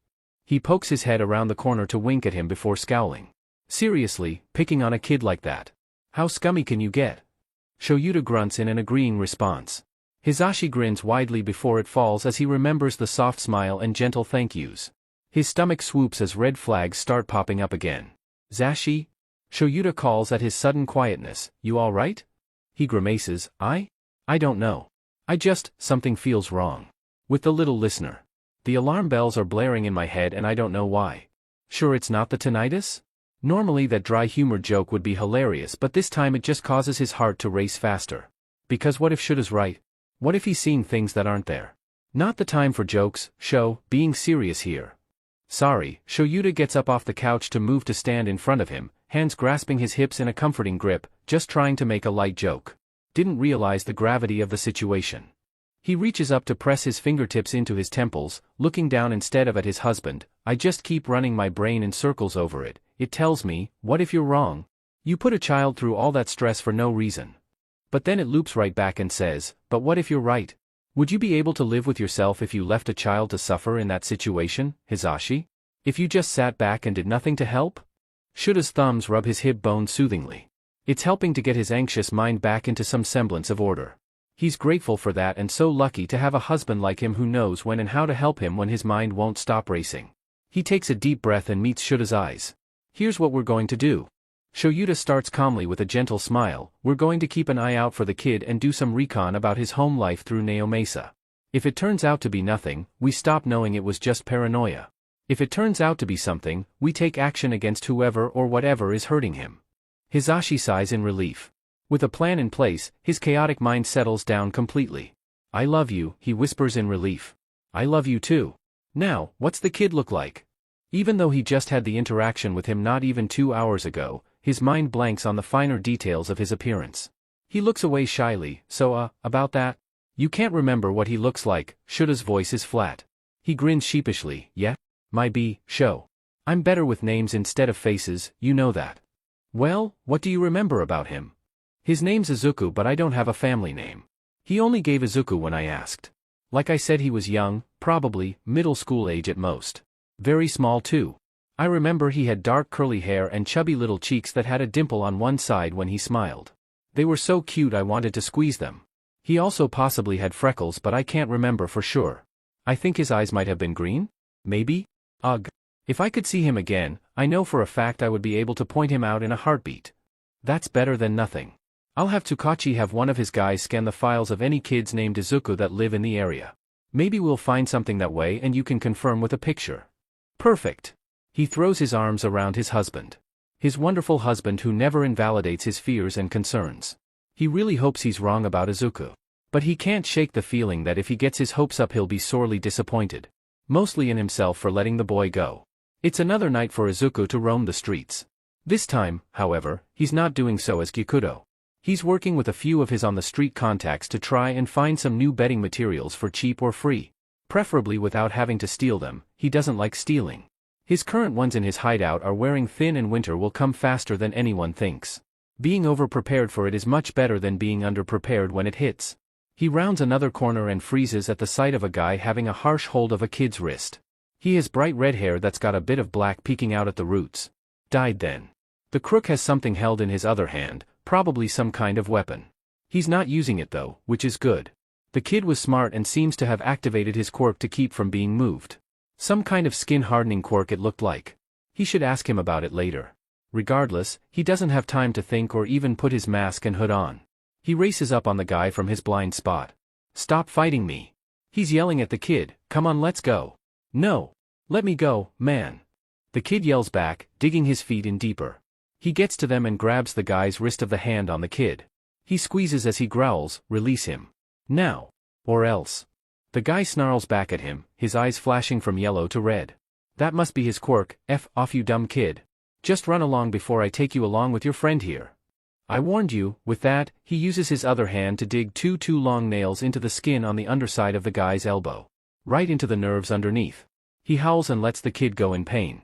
Izuku twists his wrist back just enough to sprain it but not break it. The guy falls to his knees at the pressure and pain. He lets his wrist go and pulls his hand back, driving his fist into the guy's nose. The satisfying crunch it gives as the bone and cartilage crush beneath his fist gives him such a thrill. Blood immediately starts to pour from his nostrils as he rolls on the ground in agony, clutching his face. Izuku reaches down and grasps his neck in a tight grip, putting pressure on two certain points that he knows will cut off circulation of air and blood. He learned this technique from a martial arts book. The criminal gasps in fear and struggles before finally passing out. It doesn't faze him at all when he goes out. Izuku just calmly rolls him onto his side so he doesn't aspirate any of the blood from his nose. He sighs softly in relief. That could have gone very badly. "Dude." Izuku JRKs around to stare at the kid who's looking back at him gobsmacked. "That was so manly." Izuku blinks in shock as the kid starts to gesture around exaggeratedly. "You came in like swoop. And then you were like grrr."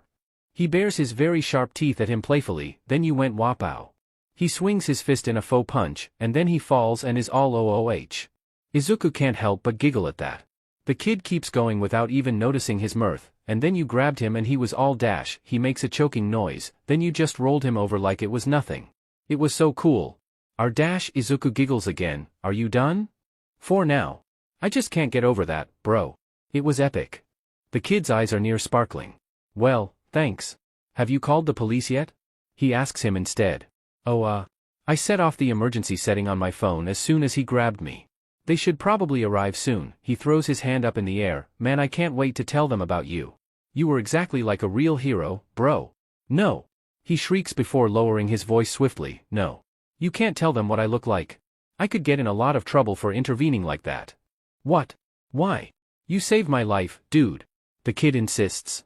"In case you hadn't noticed. This," he gestures to the unconscious man, "isn't exactly my first time doing something like this. And people don't exactly see my interference as a good thing." The other kid looks at him with furrowed brows before they raise high as his eyes widen. His voice drops down to a whisper. "You're a vigilante? Yes and no?" He shrugs. "What I'm doing isn't exactly okay with the law, but I'm not technically doing anything illegal because I'm not using a quirk to subdue the criminals." He looks over his shoulder nervously. He's running out of time. "I should go," he tells the kid. "They've probably dispatched a hero this way and I don't want to be seen tonight. I don't have my normal gear on." "Wait. Can I at least tell them you saved me? I won't use your name or tell them what you look like, I promise." He pleads with Izuku. Okay. Just tell them the person who helped you wore a black mask and a hood but that you couldn't tell what gender they were. And when you asked they said their name was Gyukudo. It's the name I use when I'm," he makes air quotes with his fingers, "working." He watches as the kid repeats the info back to himself before giving him a thumbs up and a grin. "Got it. Will I see you again, bro?" He bites his lip. He should just immediately say no and book it. But this kid is about his age or a little older. Not to mention he's super nice. Maybe he could take a bit of a chance. "You know the coffee shop in the square of downtown Muzurifu? Meaningful Memories?" Izuku hums in affirmative. "Meet me 2 blocks up on the corner where the best jeanist fashion shop is next Tuesday after school. My friend and I meet at the cafe every Tuesday. I'll explain everything I can before we both go meet him." "Solid." He presses his fists together and smiles widely. "I'm Kirishima Ijiru, by the way. I guess I'll see you next Tuesday." Izuku smiles back, then takes off as police sirens sound in the distance. His heart picks up as, just as he rounds the corner of a nearby building out of sight, someone lands heavily just about where he was standing. He peeks around the corner and feels his breath stall. It's Eraserhead again. Sheet, he really hopes the man didn't see him. "I'm pro-hero Eraserhead. You send out the SOS from your phone?" He hears him ask. "Yes, sir. The guy on the ground there was trying to kidnap me. kept yanking at my arm and telling me to stop struggling and come with him, Kirishima responds. He sees Eraser's head tilt a bit towards the criminal. You subdue him? Oh no sir, all I did was activate my quirk, hardening, and made it to where he couldn't move me. A foot scuffs against the ground shyly. Some person came and helped me. Surprised him and knocked the guy out. Smart choice on not getting involved, kid. Who was it? Did you know them? Nuh-uh, the redhead shakes his head. They were wearing a mask and a hood. I asked them what their name was and they said, Gyukumo? Gyukodo? Gyukudo, the older man sighs, should have known they were involved with something like this. Izuku has to give praise to Kirishima. Flubbing his vigilante name like that gives credibility that Kirishima only met with him briefly and didn't see his face. Seems he made the right choice. He's glad he trusted his instincts.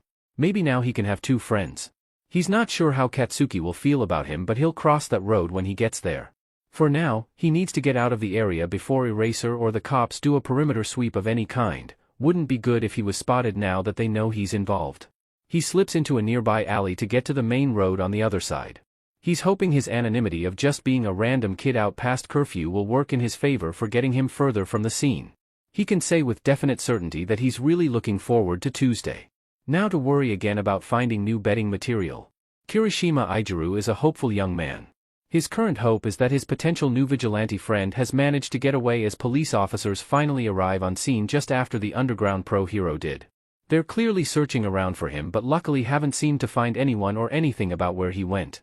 After ensuring that the criminal was in the back of a squad car, the pro hero who introduced himself as Eraserhead approached him again. What were you doing out so late, kid? He asks. He points back to a bag a few steps away from the corner store. My mom asked me to run to the store. She had you run the store? By yourself? At nearly 2 in the morning? The pro hero's voice is skeptical. He realizes that does sound bad and holds up his hands. No. Well yes but. I can explain, I promise. Eraser makes a motion with his hand that seems to be a go on. He reaches back and scratches the back of his head. I have a baby sister, she's only about 6 months old.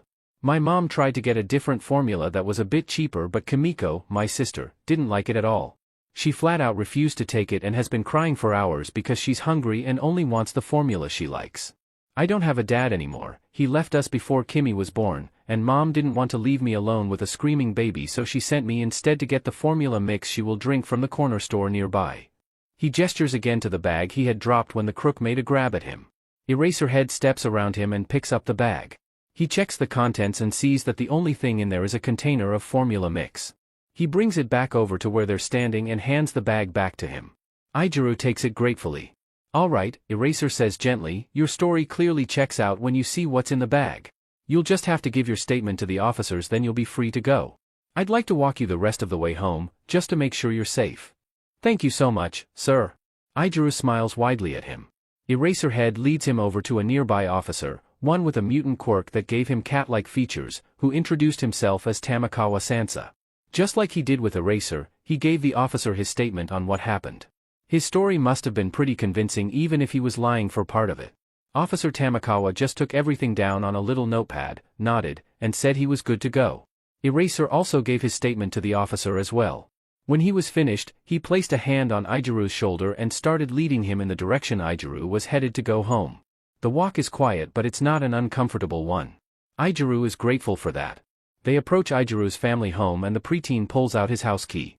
He gets the door unlocked and pulls it open, wincing as the sound of a screaming baby immediately erupts from within. He calls out that he's home as loud as he dares, trying not to upset his sister further with yelling. Eiji? His mom's voice called, is that you? What took so long? She rounds the corner with the screaming Kimiko in her arms. She freezes when she catches sight of him with the pro hero standing behind him. She stares for a short moment then asks, what's going on? Who's this?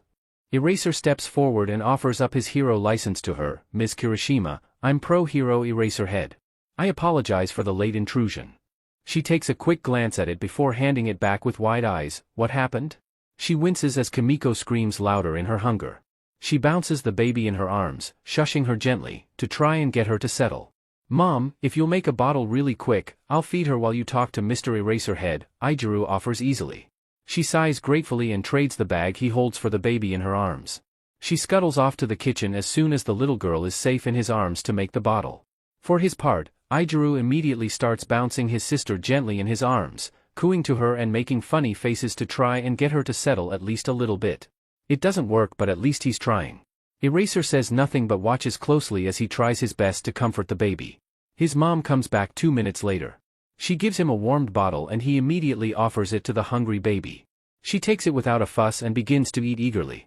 Both him and his mom let out sighs of relief, bodies sagging as the non-stop screaming finally comes to a stop. Even though he's only been there for a few minutes, Aizawa can even feel the relief coming off of Eraser at the silence. His mom and Eraser move to the kitchen while Aizawa moves to the armchair in the living room to be comfy while Kimiko eats.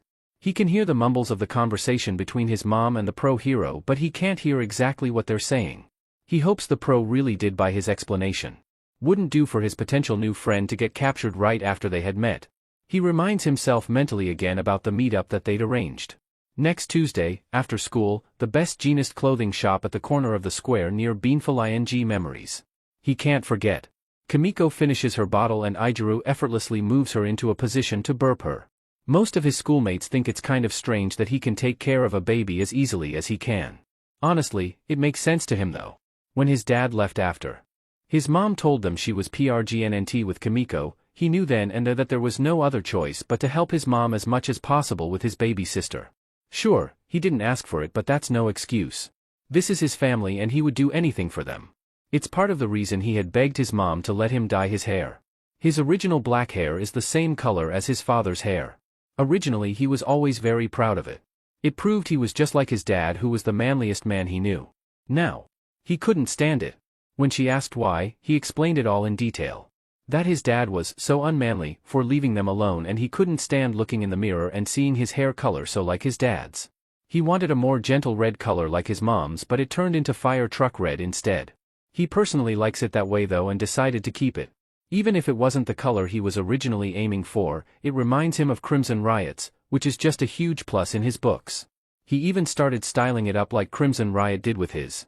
As soon as Kimiko has burped like she's supposed to, with Aizawa giving her the obvious little bout of praise for it, he picks up the now empty bottle and takes it into the kitchen. Both the adults stop talking when he comes in. He smiles at his mom and puts the bottle in the sink to be washed later. She's good to go, Mom. Burped and everything. I'll take her up to her room to try and get her to sleep. His mom smiles at him in thanks and he heads out of the kitchen again. He slows his steps as Eraserhead picks up the conversation again, talking low but still able to be heard by Aizawa at this distance. I'll be honest, ma'am, he was saved by a vigilante.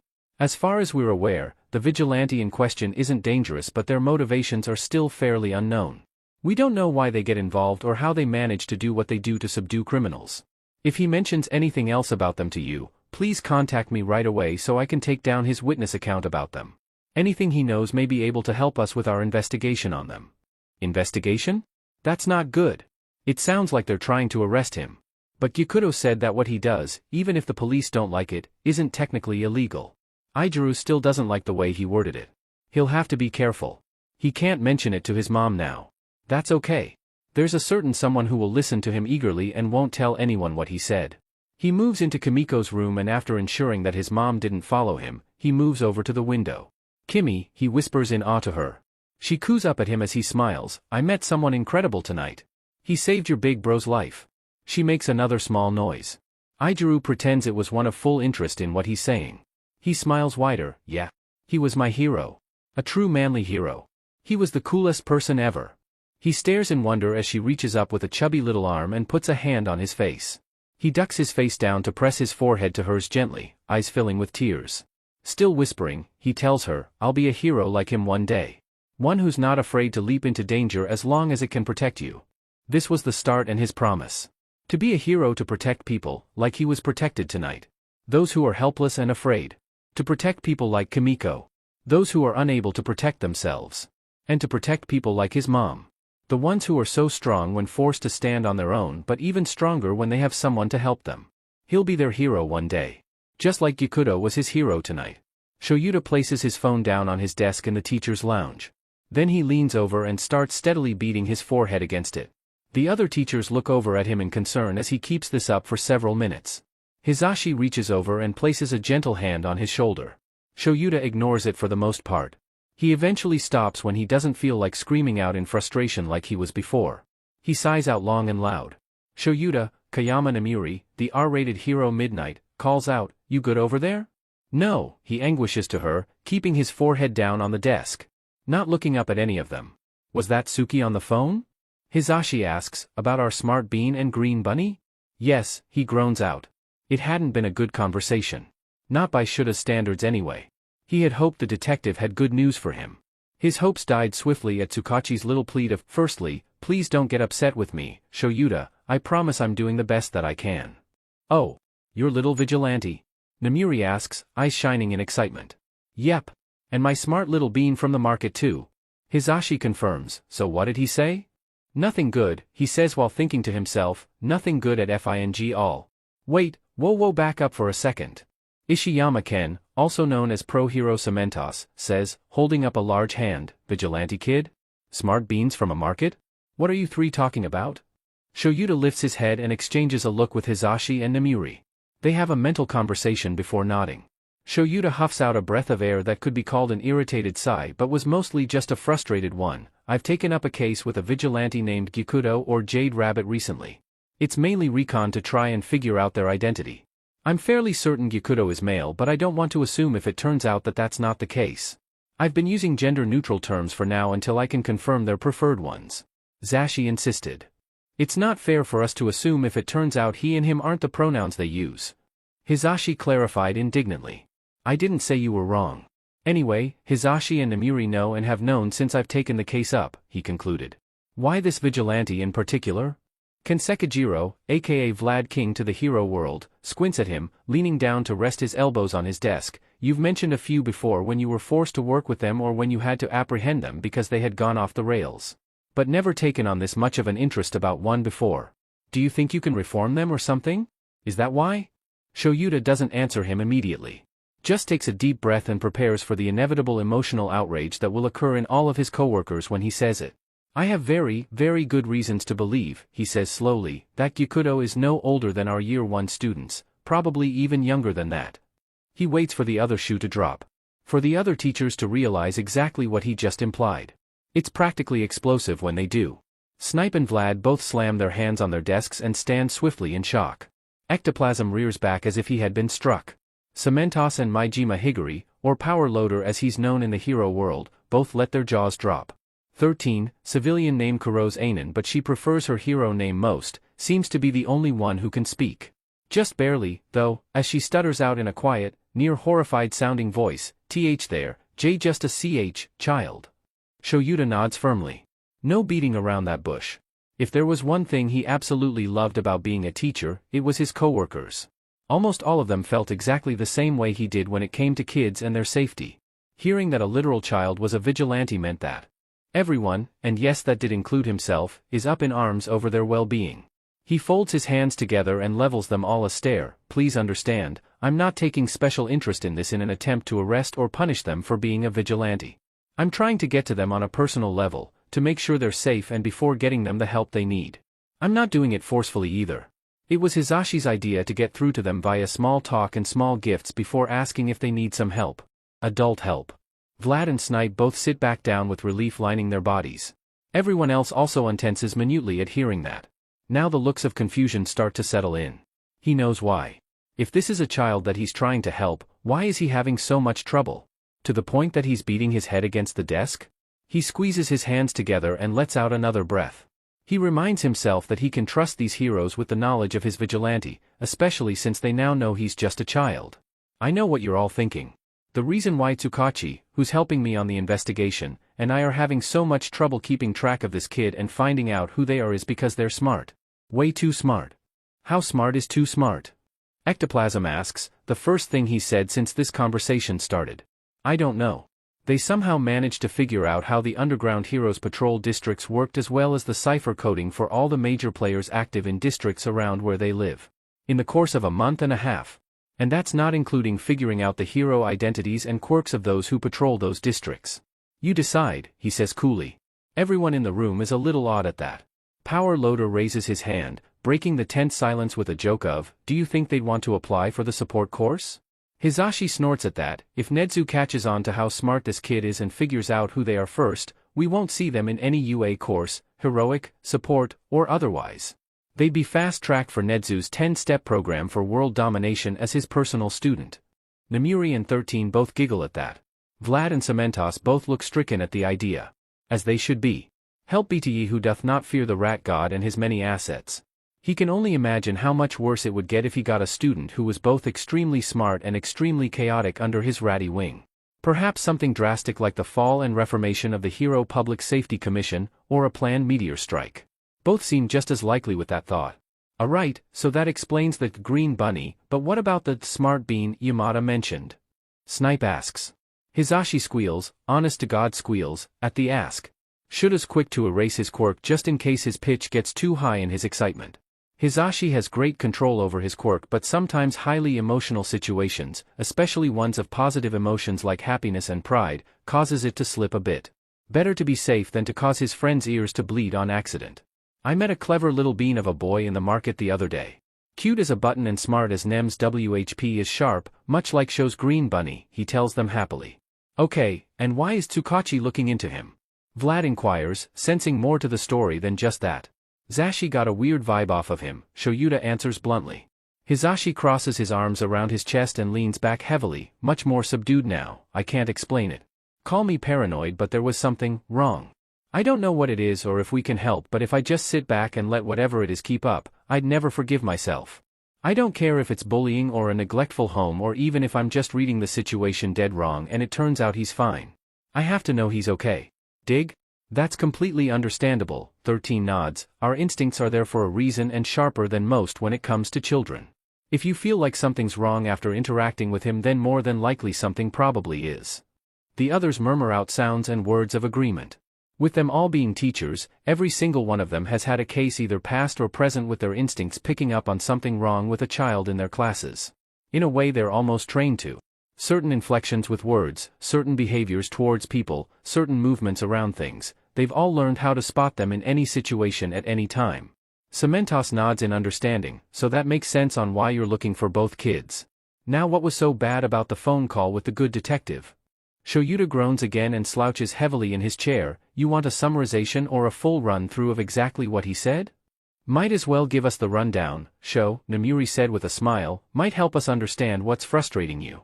Maybe we can help you put the pieces together. The rage he felt before, not specifically at Tsukachi but the situation itself, bubbles up again. He lets out a slow breath from his nose to keep it in check as he starts to let the others know what he was told. After answering with nothing but his hero name and Tsukachi dropping that small plea on him, he pinches the bridge of his nose in frustration. You know, I really hate it when you start phone calls like that. Well, you're going to hate me even more in a minute then. Tsukachi chuckled mirthlessly. So which kid do you want to hear about first? God help him, is either of them good news at all? The sound the detective makes is a clear no. He growls out angrily, give me the kid with the better news, then. There's a shuffle of papers in the background of the call. Well, Gyukudo hasn't been spotted since the attempted kidnapping of Kirishima-kun. But they've gone completely radio silent. No active help to heroes on duty. No cipher messages from Gyukudo were found either. I don't know if that's because they're not fighting anyone right now or if they're somehow slipping them by officers on the scenes again. This kid is going to give him a heart attack, Shoyuta swears. Or at least make him go gray by 30. Start having the officers check with the heroes on patrol to see if they've written any notes found on active crime scenes. That way we can filter through which notes are genuine and which are Gyukudo masquerading as the hero on duty in the area. It's a complete extra step but a necessary one until we've gotten them to hang up their vigilante mask, he recommends. Smart decision. I'll pass it along. The scratch of a pencil or pen is heard as Tsukachi notes that instruction down. Shoyuta leans back in his chair. So what about our other wayward kid? First things first, please let your husband know when you tell him later that I am very sorry and that I'm doing the best I can with what I have, but there are complications that have arisen. What complications? He asks warily. There's nothing for a long moment. Then, this kid that Mike saw? Yeah, apparently, according to our databases, he doesn't exist. What? Hisashi screams, interrupting him. Everyone clamps their hands down on their ears to stop the loud cry from the voice hero. It was so loud, the room shook. Shoyuta activates his quirk for a slight intimidation factor and turns to shush him. I'm not done. There's more. Everyone uncovers their ears again as Shoyuta gets back into it. What do you mean by that, now? He nearly hisses. Just that. The other man cries helplessly, I've checked and double-checked middle and high school records in the area, as well as all registered children in the Quirks database for him. Every single Izuku that pops up isn't him. At least none of them that come even close to matching the description your husband gave you. I don't know what's going on, but they don't exist for some reason. That sounded worse than he thought. This isn't something he would lie about, he immediately dissuaded, despite knowing that Tsukachi probably wasn't thinking that. I know that, Tsukachi agrees, I'm not even considering that he is. Mike can't lie to save his life. That's why he's in the limelight and not in underground with you. But until I can figure out a database the kid is in, I am stuck Shoyuta. There's nothing else I can do. Great, he sighs, just keep us updated, I guess. And that's it. We hung up after that, Shoyuta finishes. Every single one of his coworkers, his best friend and husband included, are clearly in various states of distress at that. Hisashi is even banging his forehead lightly on the desk now in a reminiscent style of how Shoyuta was early. That baby doesn't exist in any database, Namuri says softly, fingers pressed tightly to her temples with wide eyes. How is that possible? And maybe he dropped out? Or transferred to a different country? Vlad suggests desperately, if the school got rid of his records that way, it would explain why he can't be found in the school databases. Even if he did, there should still be records of where he was going to school before he did and the exact date of dropout. Or at the very least completed elementary school records from whatever school he transferred to, Hisashi says from his faceplant on the desk. And even if he did somehow get deleted out of the school records databases, he should still be in the Quirk registry database. Everyone is. It's required by law regardless of quirk. 13 adds from her slouched position. This is worse than we thought. Way worse. Namuri turns to him, should we get Nedu involved? Surely he'll be able to find him. He sends a glance to the discreet camera located in the corner of the room, knowing him, he already is. It's just going to depend on how deeply he wants to get involved. If he's too entertained with watching us run around searching for the kids like chickens with our heads chopped off, or if he's going to be a bit more serious since a child's safety is involved. Multiple children's safety even. He sends the small device a small glare. Don't play around, help us find a clearly hurting kid or two, he tried to convey through it. He turns his gaze back to his coworkers. For now, we'll just have to wait until we have more news from Tsukachi or until we can spot him again. There's reluctant grumbles of agreement around the table. Shoyuta understands. He doesn't like it either. He hopes, though, that with the additional eyes and ears looking out for them, both his and Hisashi's kids will be found soon. Izuku taps his foot gently against the sidewalk as he leans against the building behind him. Tuesday had come fast, far faster than he was anticipating really. He decided after that guy attempted to kidnap the red-haired kid, Kirishima Izuku, he reminded himself that he would stay on the down low for a little while. Heroes and police officers alike would more than likely be actively looking for him for a while. Best to stay hidden for a bit to throw them off his trail. He turns his head to look into the window of the fashion shop. How one man can make such a successful fashion chain with nothing but denim, Izuku will never know. Auntie Mitsuki and Uncle Masaru probably had a fit over it when it first opened. Though, those are a very nice pair of jeans. Too bad they're way too expensive for him to even consider. A shout pulls his attention away from the window. Izuku glances over and raises an eyebrow. It's Kirishima Izuku all right, hard to forget that bright red hair color. The styling is different. Very spiky. It kind of suits him honestly. Izuku runs over to him with a happy grin. He opens his mouth and Izuku panics. He immediately shushes him, just knowing that the other boy is about to shout out his vigilante name. The redhead's mouth shuts with a click before he approaches again to get closer and whispers, "Why am I being shushed? Because you can't call me by my vigilante name in public." He hisses out obviously, "I'm sorry but you can't. Who knows who could be around to hear." Right. Then what do I call you, he asks. Izuku sighs, "You can call me by my name. Midoriya Izuku. You can just use Izuku though. I haven't been a Midoriya in a long time now." "Aizu bro." "Got it." Izuku grins, pressing his fists together. That must be a nervous tick of his, like Katsuki's. "You can call me Izuku then. Or Ei or Ag. Anything works, man." "Gotcha. Now that names are out of the way, onto ground rules." He can tell Izuku's confused by that. He lets out a sigh and reaches up to tug a few of his fingers through wayward forest green curls. Then he holds up a finger. "Number 1, you cannot discuss my nighttime activities with my friend or otherwise unless it is just the two of us and I'm in costume. He has no idea that I'm a vigilante and I want to keep it that way because I don't want to die by his hand."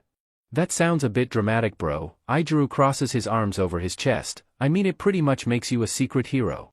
Most people love heroes. Don't you think that's an unfair assumption about him? It's not. He levels his voice into a flat tone. He would murder me if he knew I was putting myself in danger to take down criminals. And then his mom would murder me again once he told her. They're just like that. That makes no sense. Kaken makes no sense. You'll get used to it quickly, trust me. He holds up 2 fingers. Number 2, if asked, we met by accident on the way to school one day. You were nice to me, I was nice to you, so we decided to be friends. Will he believe that? Aizawa asks skeptically. Yes, he will. Easily. Kaken has no understanding of social cues. He's socially blind. Give him a complex math or science problem and he'll have it solved in an hour with his work shown and detailed out. But bluff something to his face and he'll accept whatever you tell him as fact just because he won't be able to recognize it for what it is, a misdirection. Aizawa kind of chuckles at that, seeing the humor in the statement. What happens if he does figure it out though? Izuku rolls his tongue over his teeth in thought before letting it click against his lip and giving him a sheepish grin. God help us and pray we get a big enough head start for running away. I would like to make the suggestion that we tweak the lie, just a little bit to seem more believable? Maybe we could say we figured out we have something in common? Aizawa offers. And that would be? He's fully open to suggestions if Aizawa thinks this would help him keep his secret. I dunno, bro. What's something you like? Video games? I haven't played video games since over 2 years ago. Aizawa's face takes on a strange look to it. Not even on your phone? Like Candy Smash? I don't have a phone. Can't afford it. He shrugs. Things like food and clothes are more important anyway. Aizawa raises an eyebrow at that. Izuku can see by the way it pulls the skin that there's actually a small scar through it. He briefly wonders how he got it. Okay. Then what do you like? Maybe I like it too? He had to think about that. What was something he liked? That was normal and appropriate for their age group. Survivalism was only liked on TV shows by kids. A controlled environment kind of thing and only adults were ever involved. Vigilantism wouldn't work either. It was taught in schools these days that vigilantes were just bad guys trying to slap a good guy named tag on their chest while pretending to be in the right. A horrible reputation really. Vigilantes were so much more than that. He should know, he is one. Back to the mental topic at hand though. He reaches up and drums his fingers on his cheek softly. Things he likes. Well, maybe he can go with something he used to like. I guess I used to really like heroes and their quirks. On kind of an obsessive level now that I'm actually thinking about it. Aizawa's eyes seem to light up, fists pumping in the air happily. Bro, I can work with that. Really? Well, that was easy. Yeah man. Who's your favorite? I like Crimson Riot the best. Oh, but Fat Gum is a close second. He's kind of a newer one but still super cool. With that his analytical brain kicks in and all thought of anything else goes out the window. I can see why you would like Crimson Riot best. Also now your hair makes so much sense to me. Not only is his quirk very if not strikingly similar to what I've seen of yours but his overall demeanor is very inspiring. He focuses on living life to the fullest but all the most courteous and courageous you can. A manly life so to speak. He also does a lot of work with younger boys who live in underprivileged areas and takes on sidekicks thought to not have good male role models in their lives. It's extremely admirable of him. Fat Gum is a bit of a surprise but not really. He's a very kind hero and doesn't discriminate in rescues. His quirk is also extremely fascinating. To store fatty lipid cells at near extreme quantities that can then be burned off and replenished at any time. But how does it work? What type of fat does he store? Essential, subcutaneous, or visceral fat? It's probably not essential since it would most likely hurt him to replenish and lose those cells constantly. Most would say visceral due to the fact that most of his weight is stored in his stomach region but I think that's wrong. More than likely it's actually subcutaneous fat considering it's the type of fat found under the skin. Instead of gaining and losing visceral fat rapidly like the media thinks, what I believe actually occurs is that he just uses the food to build up the layer of fat beneath the skin cells. Then basically when he burns it off, he just internally sheds the layer to be processed by the body as simple nutrients, which is why he doesn't get overly tired after burning the fat off and can immediately restart the process of building them back up without feeling sick. Kind of similar to blubber in creatures like whales but it burns off faster. Now the bigger question is where does he get it from? Which fat group in foods? Saturated fat is a likely option since it's mostly made up of animal products and is very fatty, so to speak. As are trans fats.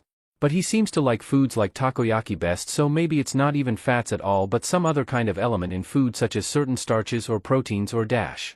He jolts out of it in a hurry, realizing suddenly that he's rambling. A glance at Aijuru shows the boy staring at him with wide eyes and a dropped jaw. He slaps his hands over his mouth. Oh shit, I did it again, he thought. Bro, that was, Aijuru's voice is shaky. I am sorry. I know it's creepy when I do that. I just don't know what comes over me sometimes and then I can't seem to stop, he hastily apologizes. No. It was really cool. I never would have thought that. I doubt anyone has thought that. Aijuru moves up to whisper, if you could get close, you should tell Fat Gum all that one day. No. Heroes don't really like for me to tell them things about their quirks, especially the hypothetical stuff I think of. They get annoyed that I'm trying to get in the way and tell them how to be a hero, he murmurs sadly. The redhead's eyebrows furrow at that, that's messed up, bro. It's super manly that you know all that stuff just from seeing their quirk. If they can't take a bit of constructive criticism that might help them out, then they don't need to be heroes at all. Be more confident in yourself, man. Tears spring up in his eyes in a hurry. He thought he was done with being over-emotional after he became homeless. Don't cry. He's only ever really had 3 people tell him that his weird brain analysis thing that it does is cool and could probably be really helpful. His mom, Auntie Mitsuki, and Uncle Masaru. Katsuki had never said anything like that, but he looked at Izuku like he had the answer to life in the palm of his hand when Izuku offered some tips on his quirk. Again. Izuku is very pleased to note that when he gave his second set of advice to Katsuki, it was after their makeup a few months ago. The first time he tried, Katsuki had just been confused and angry, thinking that Izuku had been making fun of him or something. A far cry of difference to be sure. He sniffles meekly, yeah, okay, he swipes the tears out of his eyes, we should go. Kaken's probably pulling his hair out in worry since I haven't shown up yet. I usually beat him to the coffee shop. Oh, let's go then. Aijuru says happily, grabbing his hand and practically dragging him down the street. Izuku makes a sound similar to a squawk as he trips over his own feet. Slow down a bit please. Aijuru apologizes and does slow down like he asks. Izuku notes that he doesn't let go of his hand though. That's fine. It's kind of nice to have some physical touch that's not a fight for once in such a long time. As they approach the front of the coffee shop, Katsuki is there and waiting. But clearly not patiently. He's pacing restlessly. His hair is sticking up at odd angles where he's probably ran his hand through it and the nitroglycerin on his palms caused it to frizz out more than usual. His palms are also smoking and popping in his nerves. Whoops. Maybe they should have talked faster. He takes the lead from Aijuru, still not releasing his hand, and calls out, Kaken. The blonde boy WHPs around with concern blanketed by anger in his eyes, thank F dash. Where were you, nerd? Where have you dash? He cuts himself off as he notices Aijuru next to him. Who the F is that? Kaken, this is Kirishima Aijuru. We met on the way to school a few days ago. He smiles at the redhead. Eiji, this is Bakugo Katsuki, my friend from childhood that I told you a bit about. So you're the Bakubro that Aizubro was talking about. Nice. You can just call me Aijuru or Eiji if you want. I don't mind. Izuku's thankful that Aijuru immediately took to playing along. It would help the believability of their story that he did. Katsuki was silent for a long moment, trading glances between the two of them. Then he squinted his eyes into a glare at the redhead. You want to be friends with us, huh? Fine, then I just have one question for you, shitty hair. Aijuru put a hand on said hair and looked at Izuku pleadingly. My hair's not that bad, is it? He shakes his head in reassurance. No. That's just Kaken's new affectionate nickname for you. He doesn't mean it, he just doesn't know how to make them friendly and nice. I'm sure you heard, but I'm nerd. He calls his parents old hag and old man. It kind of means he likes you in a way. Katsuki blushes with a sharp, angry sound. Shut up, nerd. Anyway, question time. He glares again at Aijuru. Right, sure. I'll answer anything if it means we can all be bros. Aijuru grins at him with all those sharp teeth. Not aggressively. Izuku kind of thinks it makes him look like a happy, docile puppy who was also a shark. Oddly. Katsuki doesn't let up on his glare at the other preteen. How do you feel about quirkless people? Answer very FING carefully. Kaken. Izuku cries in indignation. What do you mean? Aijuru blinks in confusion. What about them? They're just people, like you and me. Just because they don't have a quirk doesn't mean anything. Do you think that means they're less than the quirked population? Katsuki asks next. He blushes darkly, knowing that Katsuki is asking to be protective over him. Anyone who answers wrong gets an immediate beating before being booted from their presence by the blonde. No. Of course not. That's a messed up way of thinking, man. If anything, they're the most manly people there are. Tears appear in the other boy's eyes as he raises a fist to his face, much to Izuku and Katsuki's surprise. To go through what they do and still sometimes end up stronger than people like me is just. It's so manly. They're inspiring. Oh, and there come the warm fuzzies in Izuku's chest again. He tamps down the feeling and raises his free hand to cover his face. Katsuki nods in pleasure. Good. Kaken, Izuku whines at him, I hadn't even told him yet. Huh? Tell me what? Now Aijuru is the one looking in between him and the blonde. The reason he asked you those questions is because I'm quirkless. It's quiet for a long moment before Aijuru whispers, dude. I just gained like, a whole new respect for you. Izuku smiles at him in gratefulness.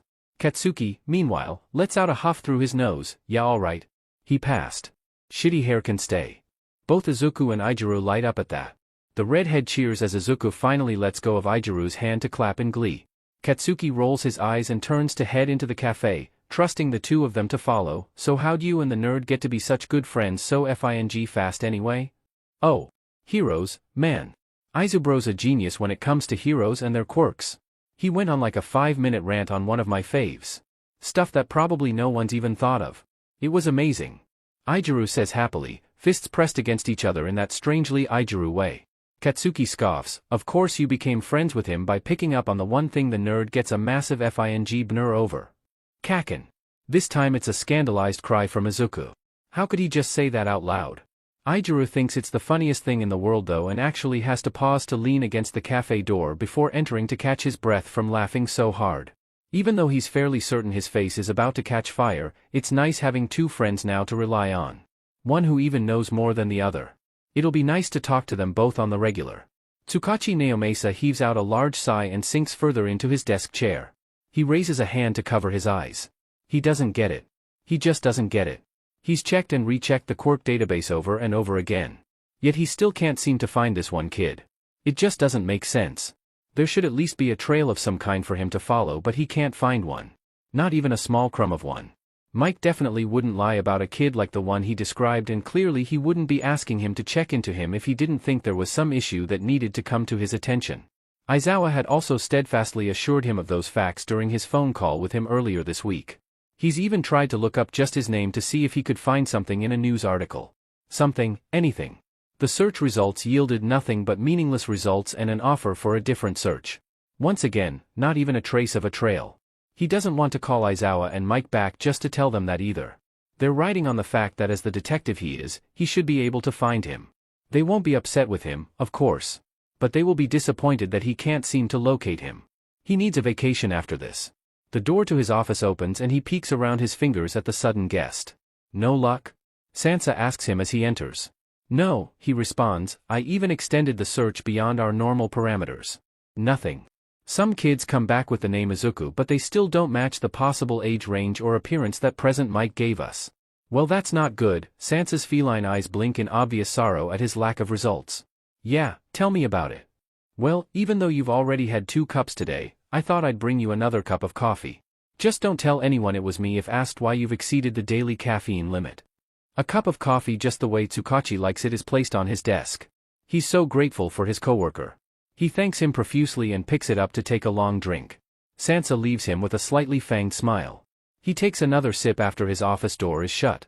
It's the epitome of bliss in a cup really. Maybe he'll just lean back for a moment and enjoy it. The shrill ring of his desk phone cuts that dream in half. He sighs again. Back to the grind. He answers the phone, tucking the receiver into his shoulder. Detective Tsukachi. He takes yet another sip of coffee. Hello, detective. How have your cases been? Any interesting breakthroughs to report? The voice on the other end nearly makes him spit the coffee back out. He's sitting in attention in a hurry, setting the cup aside. Principal Nedu. To what do I owe the pleasure of a phone call from you? Now. I believe I asked you a question first. Nedu says with something akin to a giggle, a near maniacal one at that. Pleasantries before business. Tsukachi winces. Right, yes of course. My cases are fine. Breakthroughs are few and far between though. That is the norm with all cases, as I'm sure you can guess. Of course I can't talk about them over the phone for confidentiality reasons. There's a half-interested hum on the other end of the line. I see. How intriguing. I forget sometimes that humans can have difficulties making logical connections, so I suppose I can see how sometimes your breakthroughs can be a bit sparse. But you always do come through, detective. It's very admirable. Tsukachi winces again. He's already being insulted in that roundabout Nedu way. This is going to be such a fun phone call for sure. My question now, sir? Not that I'm not thrilled to speak with you, of course. I'm just quite busy with my current caseload. You understand? Oh right, yes. Of course. Well, I was just wondering if you wanted a bit of assistance on one of your current cases. The one on a certain child named Izuku, perhaps? My teachers have taken quite an interest in it, you see. Which has, of course, caught my interest as well. Tsukachi scrambles to grab his pen, near frantic as he asks, you know where I can find Izuku? Well, I know where to find his file. Where the actual child is still a mystery to me. But rest assured, I am searching for him in the real world as well. There's the sound of liquid shifting. Tsukachi guesses the esteemed principal just took a sip of his signature tea. Okay. So where's the file on him? I've already checked all the databases. Oh really, detective? It was quite easy for me to find. Are you sure you checked all the databases? This is a trap. He knows it. This is a trap and Tsukachi has no choice but to fall into it because he has no other answer at this time. Yes, he says warily, I checked all school records and quirk records currently active in the country. None of them come back as a hit for the kid we're looking for. Ah, there's your problem then. You checked the active quirk record databases. Nedu responds happily as if he had just figured it out himself. What? He's confused. What is Nedu talking about? Have you run the name through the database of those who are, or at least thought to be, deceased? Tsukachi goes completely still. His heart drops to his feet. Ice slips through his veins so fast he nearly shivers. No. Surely not. Surely Nedu wasn't implying what he thought he was. Tsukachi nearly lunges for the computer mouse and keyboard, frantically pulling up the database for deceased individuals. He's praying he's wrong. He types in the name. The results are immediate. The first one is a child, aged 11, with a birthday less than a month away. Midoriya Izuku. Dark, forest green curls and bright green eyes. Freckles span that chubby little face like the stars dot the night sky. He's smiling in the picture and, true to Mick's word, there's a little dimple in his right cheek. Even though they never had confirmation on his hair color, it's definitely him. The stamp deceased at the top of the page strikes at his heart. Oh my god, he whispers in dread. Indeed. Nedu replies. He almost forgot he was on the phone with him. Another sip of tea was taken before the chimera continued with, now how would my English teacher have seen him if the boy was deceased as his file says? Isn't that just a strange thing, detective? Someone marked it wrong, he answers obviously. Too true. But, was it an accident or was it on purpose that it was marked this way? And why? He feels like this is now a test. He needs to put his detective skills to use if he wants to survive the pop quiz from the rat god of UA. So for the basics. It was clearly done on purpose. Nedu wouldn't be saying things like this if it wasn't. Even if he hadn't questioned if it was, there's no way you can accidentally mark a person as deceased without several others correcting you when the person is clearly alive, including other officers, nearby witnesses, or even the morgue. But the question Nedu actually wants an answer to is clearly why. Why was it marked this way? He scans the information provided. Under average height. Normal average weight for his size. Good vision. No known health problems. Excels at school to the point that he was allowed to skip a grade and go into middle school early. Nothing standing out thus far. Then he gets to the line of his quirk. Quirkless. This boy is quirkless. He leans back a bit, speaking slowly, it was on purpose, because he's quirkless. Soft clapping is heard, correct. Very good detective. And the evidence that proves this happened, where is it in this file? You mean beyond the fact that this child is clearly alive and well out there, he asks. Yes, indeed. Evidence is everything, isn't it? Especially to your department. Where's the written proof of this horrible transgression that's occurred? Nedu is certain there's proof of this somewhere. He's already read the file, so it must be here somewhere. Maybe the report connected to where he was listed as deceased? He scrolls through and finds the report in question and gives it a quick read through. The report states that both him and his mother were killed in a villain attack on the same day, even though no body was ever recovered from the scene for Izuku. One was found for his mother, Midoriya Izuku, but not him. The officer writing up the report even had the audacity to state that one of the witnesses said that they saw Izuku running away but that it was impossible for them to have seen that because the boy was quirkless and couldn't have gotten away from the villain attack if his mother who had a quirk couldn't. That he was clearly dead and nothing more. It ends by stating that there's no other living family marked that the officer would need to report the deaths to and that he shouldn't even bother to report the death to any of his fellow officers or his superiors or following up on any witness statements about the child. That it's not like they'd miss the body of a clearly useless child anyway. This child has been marked as dead by a clearly quirkist officer and no one ever knew. Until now. His blood had been ice before but now it was boiling. He relays that information to Nedu, who claps once again. Yes. There is where our issue stems from. How would you like to assist me, then, in ensuring that a certain officer gets a very, very in-depth performance review? And an immediate demotion? Wait, no. An immediate termination. Yes, that's much more suitable to discrimination of this level. His answer is immediate and nearly as sadistic as Nezu's. Oh, it would be my absolute pleasure, Nedu. In fact, I'll assist in the review process and exit interview. After all, if he lied about a person's life, what else has he possibly lied about? Perhaps there's several charges to be pressed as well, beyond quirk discrimination, abuse of power, and negligence. Wonderful. The response is nearly a growl filled with overly pleased glee. In the meantime, I'll check into the other parts of the file for Midoriya-kun, to try and clean up those nasty little loose ends for when we can get him declared alive again. The other parts? What other parts? What loose ends? He continues through the file. Then jolts back as he realizes what Nedu is talking about. What the dash? Why are there so many infractions from the schools he went to? There's no way one little boy caused this many problems. Quite interesting, isn't it? Quite suspicious, I'm sure you mean. He looks at a couple of the reported incidents. This kid? This kid who is below the average height of his age and only the average weight for his size? Started a fight with 3 other students who used their quirks in self-defense against him? On the first day of middle school, which he was able to go into early due to his exceptional grades. Then the 3 kids walk out with minimal damage, pretty much basic self-defense wounds, while Izuku is reported with several lesions, bruises, and a nearly broken arm that they don't even let the school nurse look at as punishment to him? All because Izuku is supposedly jealous over their quirks since he doesn't have one? I don't buy that for a DMN second. I don't either. Anywho, have a good time with your interrogation of the officer in question, detective. I'll be busy over here having fun investigating this. Aldera School District, both their primary and middle school divisions. I'll also be running facial recognition on any cameras in the area to see if I can spot where he is. I'll call you again if I happen to find him first. I expect the same courtesy from you if you manage to. They exchange goodbyes, one overly cheerful and the other angrily resigned. He hangs up the phone and scrolls all the way back up to the top where the picture of the young, bright boy is.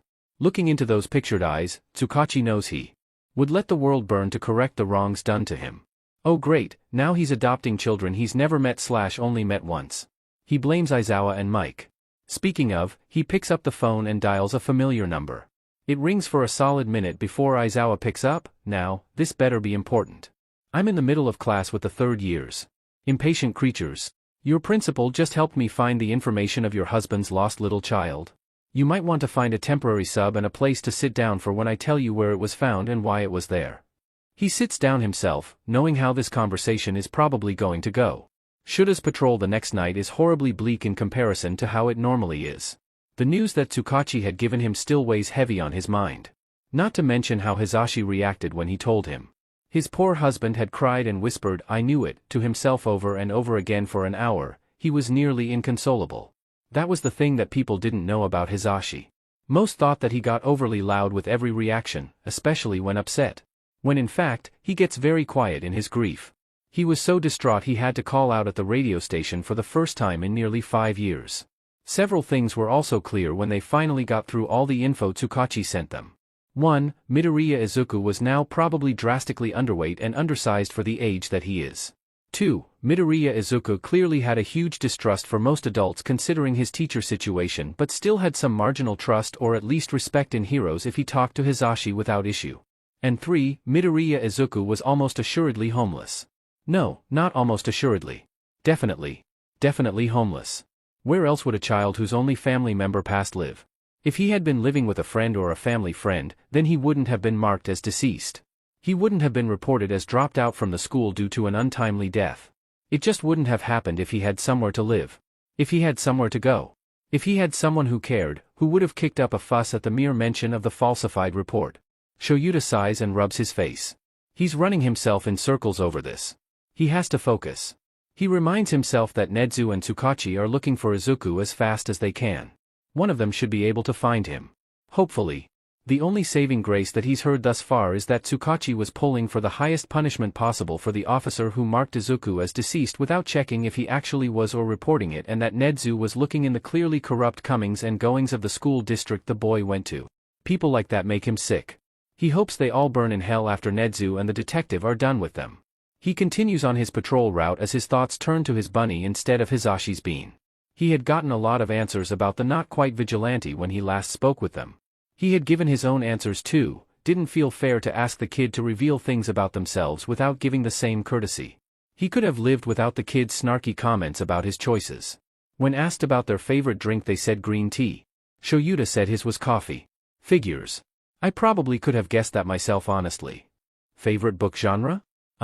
Aside from the hero books I used to read? Historical fiction, I guess. It keeps my attention and is just so interesting. The amused snort and giggle he got when he told them that his was romance novel stuck in his brain. Unexpected yet hilarious. Shoyuta blames Namuri for that one.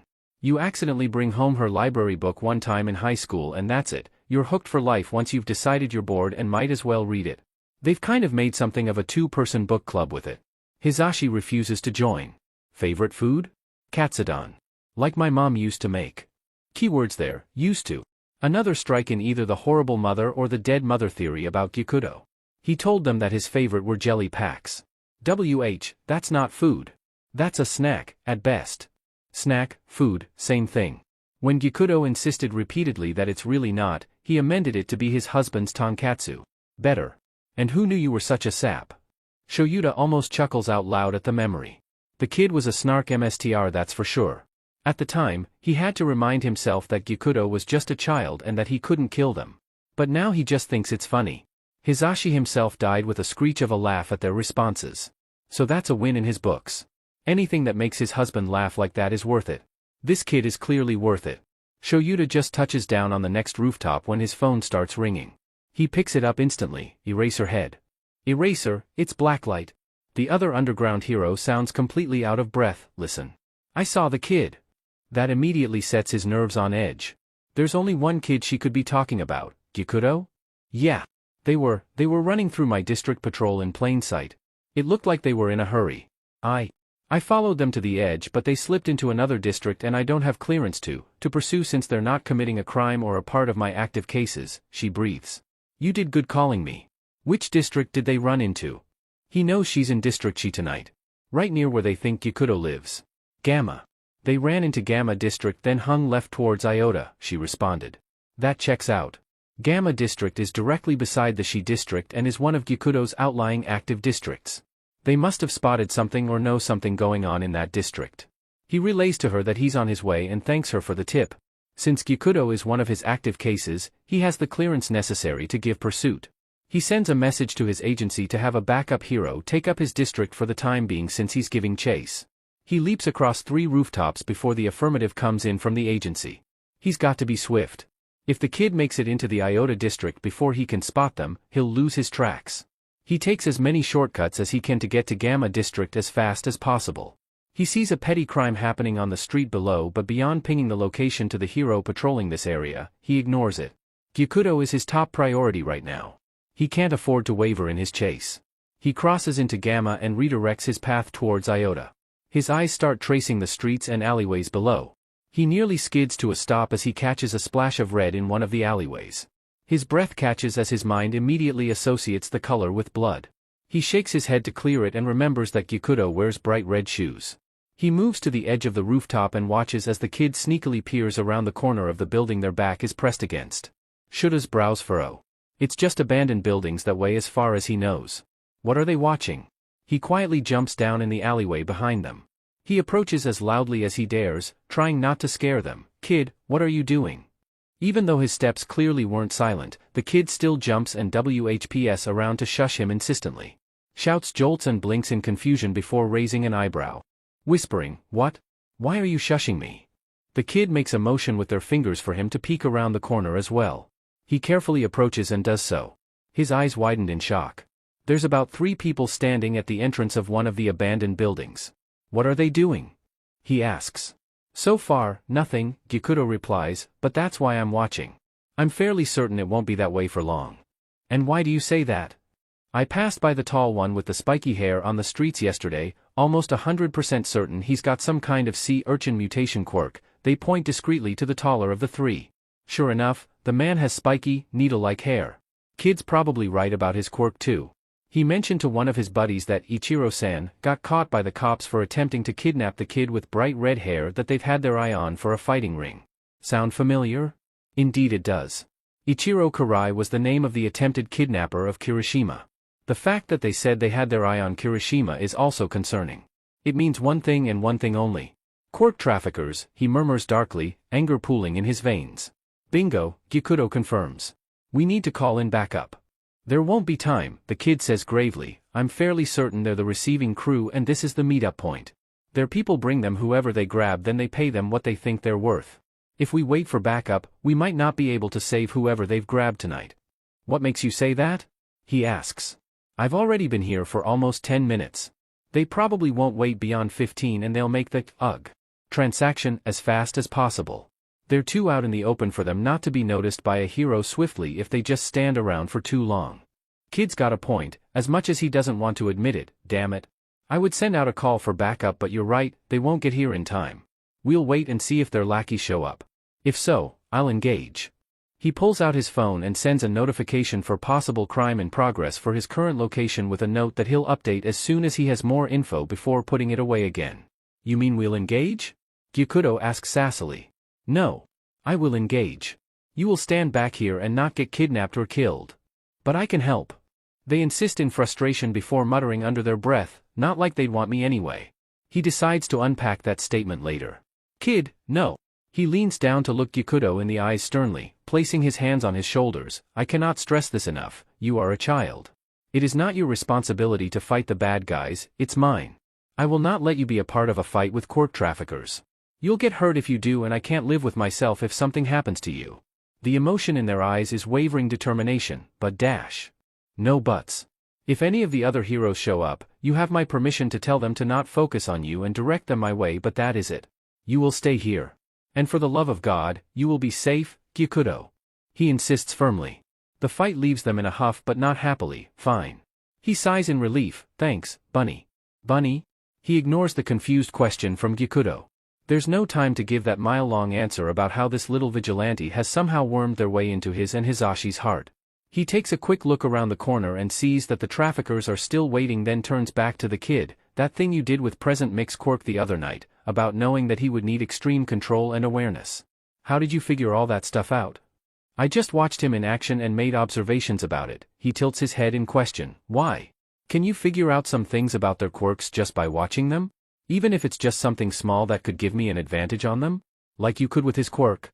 Not definitively, since they're not actively using them, but I can try to make an educated guess based on actions or movements they make or have made. Better than nothing. Let's see what you've got, kiddo. He backs off to give Gyukudo room to look and maneuver as much as possible. Okay, so. Gyukudo takes a second to scan them. See, urchin head is obvious. Quirk type, mutation. Change is the sharp spines that grow out of the cranium instead of having hair follicles.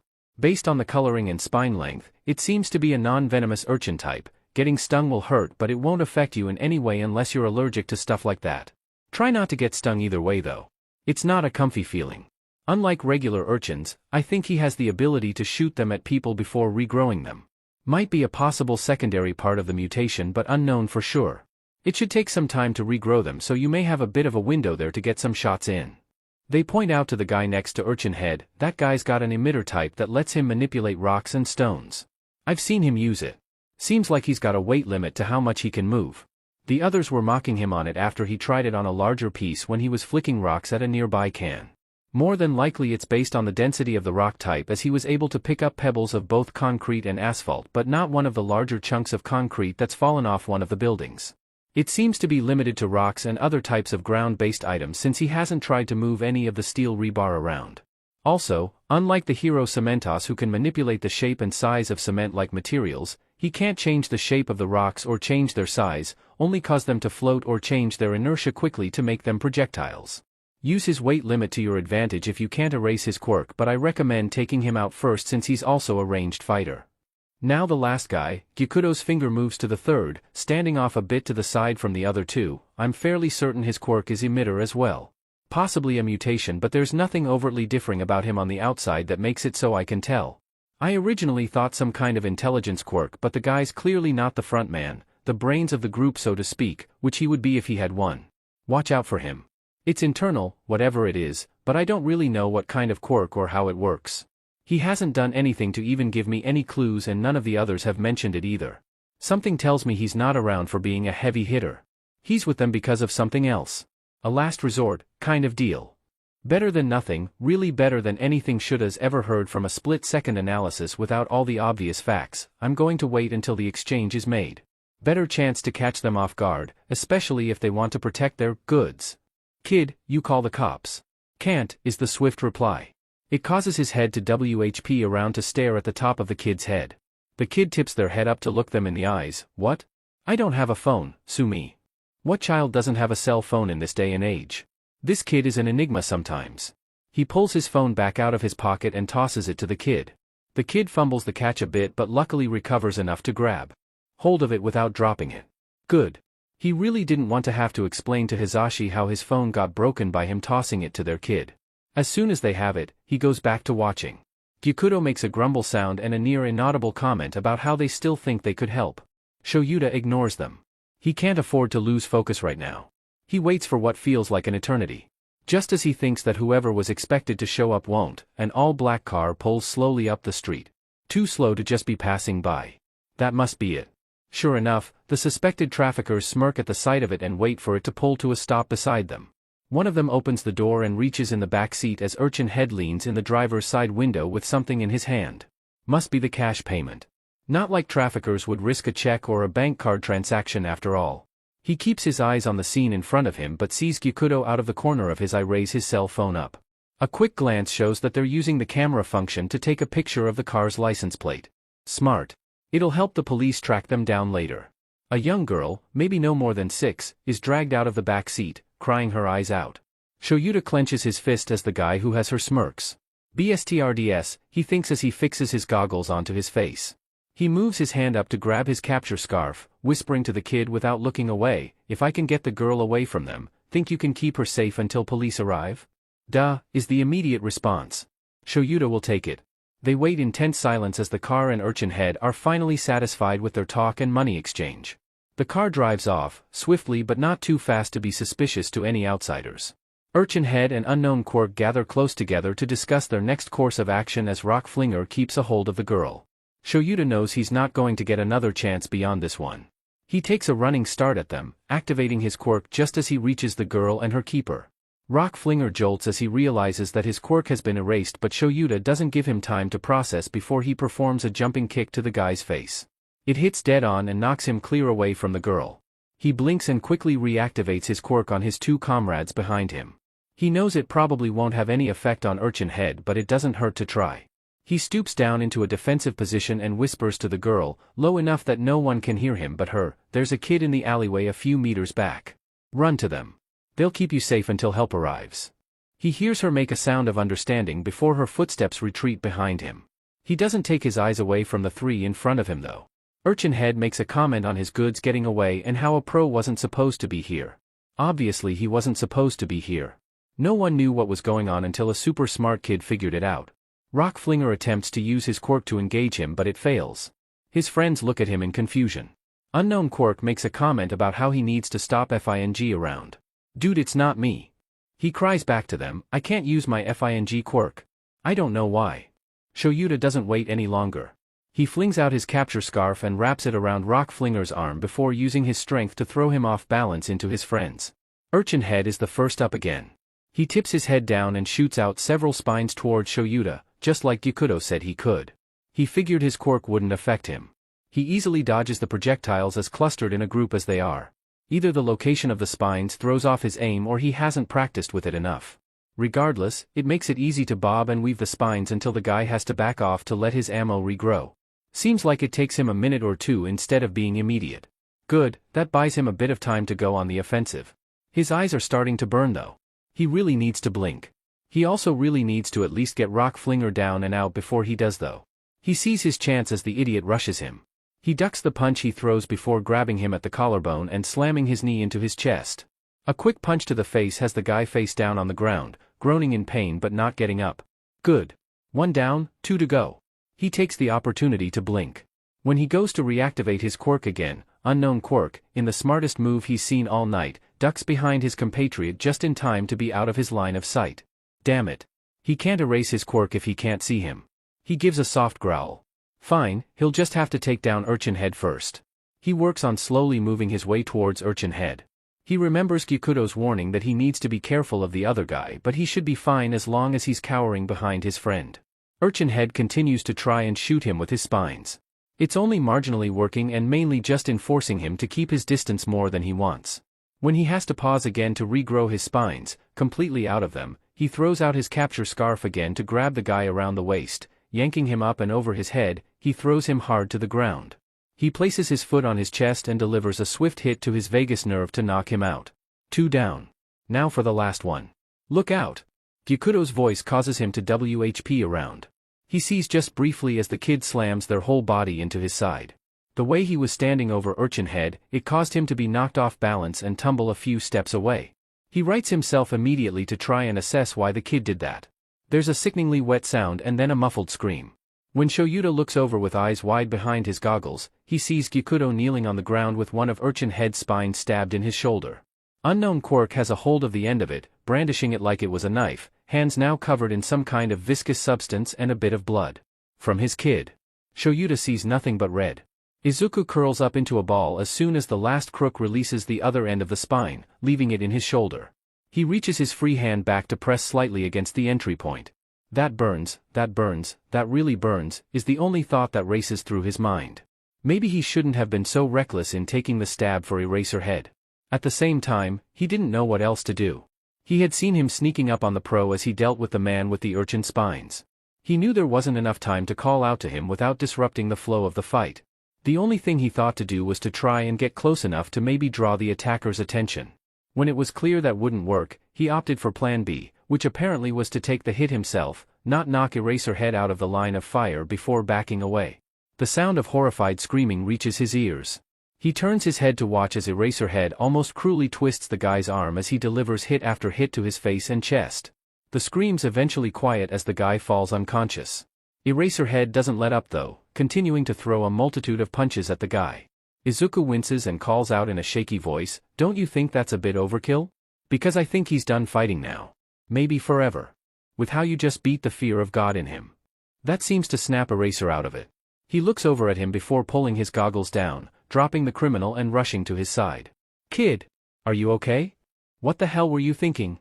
"I was thinking you were about to get stabbed by a sea urchin spine held by an a-hole. Forgive me for not wanting to watch that," he hisses back. Eraser's hands are on his back then, poking and prodding at the spine to see how wedged it was. The answer to Izuku was, just enough.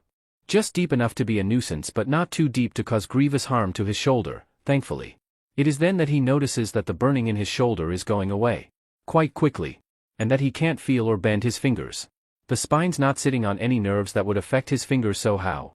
Oh, that's not good. He's finally figured out the guy's quirk. He saw the guy coating the spine with something before going to take a literal stab at Eraserhead. It must be a toxin of some kind. More than likely one that paralyzes the muscles, targeting the muscle group specifically. It just validates his decision of taking the stab from the spine instead of leaving it to Eraser. If it had struck where the criminal was aiming on the older man, it would have hit him square in the back. If it's a muscle paralyzer like Izuku thinks it is, it could have caused the main muscle of the torso, his heart, to stop. Well, that was close then. So he starts nervously, "How mad would you be if I told you I finally figured out the last guy's quirk? Because he technically used it on me?" Eraser stared at him for a long moment before huffing a loud sigh and pressing a hand to his eyes. "Oh, for the love of Dash," he sighs again before removing the hand to level a hard stare at Izuku. "Do you want to tell me now or later?" "I don't think there's enough time now. Police will definitely be here soon. It can wait." He used his good hand to wave him off, "Plus that one guy definitely needs some major medical attention. Should I be concerned that you'll be negatively affected by us leaving it until later?" "Nah. It won't kill me, if that's what you're worried about. Relax. It's not a lie. It won't kill him. He's about 98% sure he knows what's happening. And while it could have killed him in different circumstances, with the way they are now it won't. So there was nothing to really worry about right now. Except that Izuku probably needs to go hide somewhere. Police were definitely on the way from where he called them and he wasn't looking to get caught tonight. Or any night really. He awkwardly pushes himself up to stand, Eraserhead helping with a steady hand on his good elbow. He also passes the man's cell phone back to him. The little girl from earlier rushes up to them a moment later. She bows sharply at the waist, Thank you for saving me. I'm really glad you did. I was so scared I wouldn't be able to go home ever again like the scary man said. Izuku nodded, happy to have been able to help her, while Eraser kneels down to take a look at her. He checks her over for injuries but pauses when he gets to the band-aid on her knee. She notices him looking at it and gives him a wide smile. I'm okay now. Green One gave me the band-aid to help where I scraped my knee when they were taking me away. Look, it's even Ms. Joke. I love Ms. Joke. She's so funny and strong. I want to be a hero just like her when I grow up.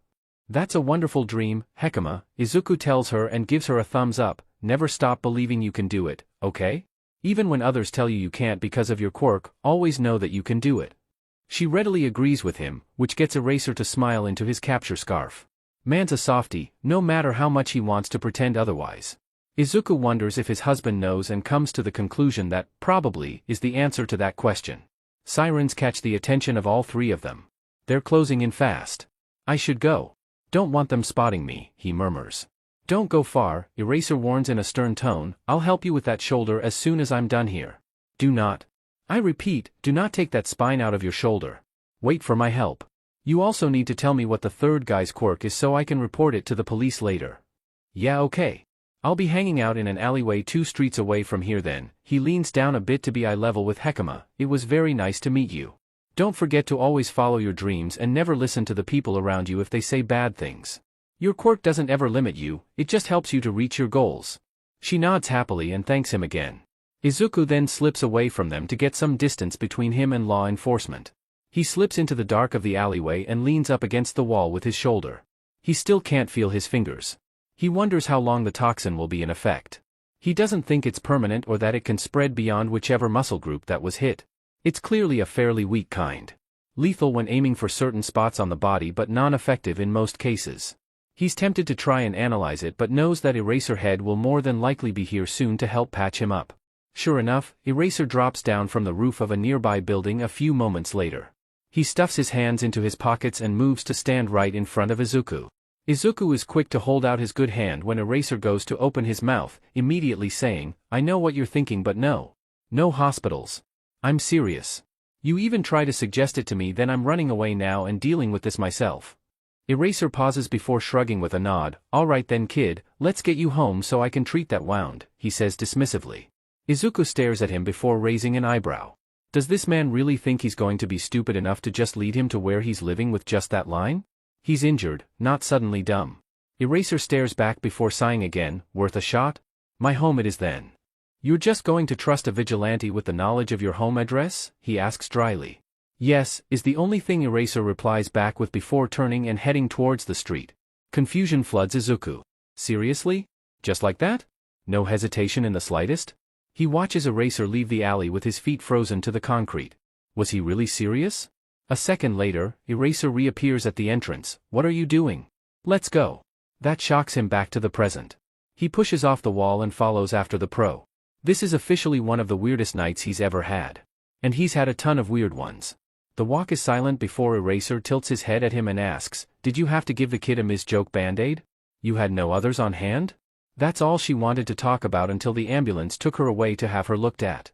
I mean I did have band-aids with other heroes on them, he shrugs his good shoulder, but I gave her the choice of which one she wanted.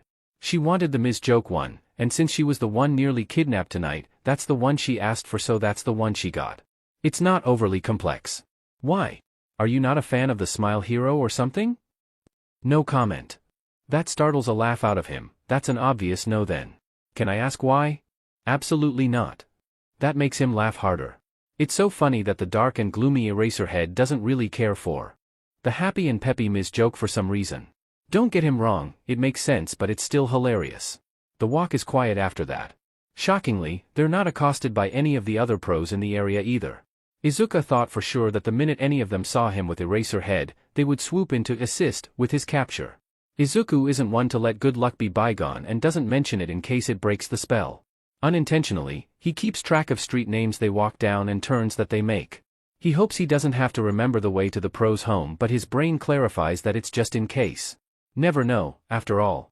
They eventually come to a modest house. A nice little two-story in a fairly nice suburban area. There was even a little pot of pretty pink flowers next to the front door. Cute.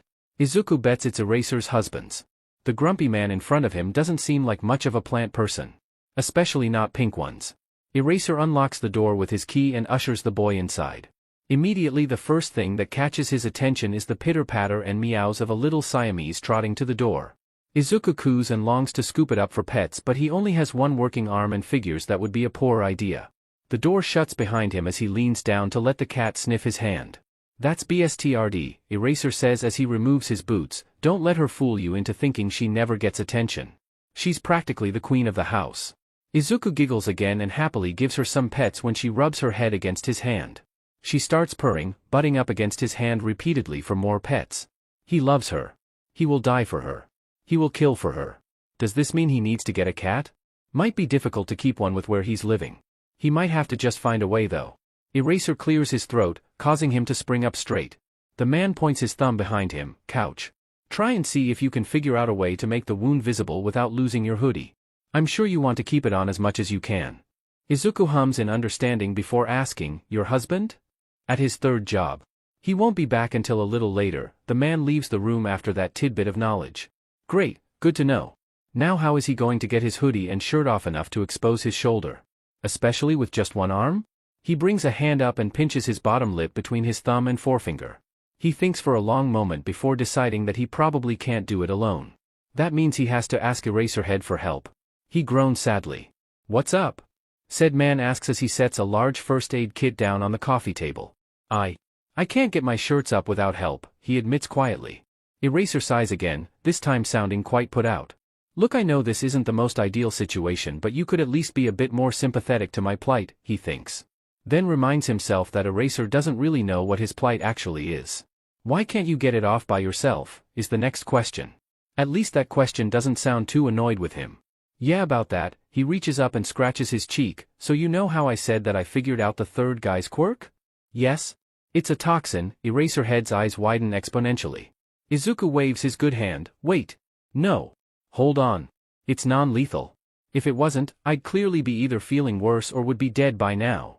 The older man relaxes just a slight bit. Izuku hardly notices as his mind takes over. I'm fairly certain he makes it in his mouth. Either there's some kind of sac that makes it or it's made in his saliva. Both are likely options, but a definite thing about it is that it's considered an emitter type. I know this because he hid from your sight to keep you from erasing his quirk. It's probably when he grabbed the spine off of his buddy. That means it's not mutation since erasure doesn't work on mutation types. All the toxin does is paralyze the muscle groups it hits. Deadly if you can hit the chest or back right to get the heart to stop or to get the diaphragm to stop moving, which means you stop breathing. In other words, in those cases you die. That's what he was trying to do with you, I'm guessing. I'm glad I interfered honestly. The only thing wrong with me is that my whole arm and shoulder are completely numb. Fair trade for you to keep your life, really. Despite the happy, carefree tone he gave Eraser when telling him that, the man doesn't seem to relax fully again. He blinks up at him. What? Your entire arm is completely numb and you're just telling me this now? Now that question definitely sounded angry. What's the big deal?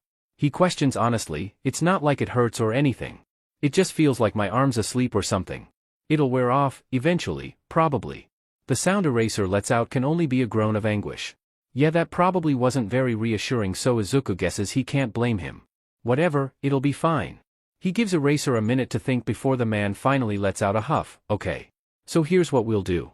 I'll put the spine out, then we'll get your shirt and sweatshirt up over the wound so it doesn't bleed on it more than it should. I'll assess the wound at that point to try and determine if there'll be any lasting effects and if it needs stitches or not. Can you even administer stitches? He asks him. Yes, his reply is reluctant. Do I want to? No. Would I prefer to take you to a hospital to have it done professionally and with healing quirks? Absolutely. But I don't care for hospitals either, and forcing you to go to one would make me a DMN hypocrite. And your husband would use it as an excuse to make you go to one next time you needed something like stitches. He guesses. Yes, that too. Surprisingly, that agreement is not reluctant. He gives him an agreement to his idea before turning to sit with his back to Eraser. He hopes the toxin that was covering the spine will at least make this pretty painless. The first aid kit is opened and a pair of tweezers are pulled out. They carefully grab the end of the spine. Eraserhead counts to 3 then yanks the spine out, quick and easy. It does give him a bit of pain but no more than he's used to experiencing while being a vigilante. After the spine is set aside, Eraser pulls his hoodie and undershirt up in one go. He carefully helps Izuku maneuver his numb arm out of the sleeve but doesn't take it off any further than that. It gives Eraser ample access to work and lets him keep his identity secret as well. Izuku can live with that. An antiseptic wipe was carefully run over the wound. It stings a bit but overall isn't that bad. He can't tell if it's just because of his high pain tolerance or if it's because his shoulder is numb. It's a blessing to be sure. Eraser murmurs something to himself about wishing help was here. Izuku sweats a bit at that. Was it really that bad? I keep forgetting to ask and my husband keeps having an aneurysm over it, but what pronouns do you use? He asks while he checks it. Well, that question sounds familiar. Now he's actually had time to think about it though, he and him preferably. Though I guess I don't mind them either. Eraser hums in understanding and continues checking the wound. I don't think it needs stitches, Eraserhead says after another minute of wiping the blood off the wound. The entry wound is pretty small and from what I can see it didn't do much damage to the muscle. Underneath. Maybe just a tight wrapping to ensure it'll clot. Well, that's good. Stitches are much harder to deal with than gauze and bandaging. Izuku will have to remember to check his medical supply stock when he gets back to his hideout.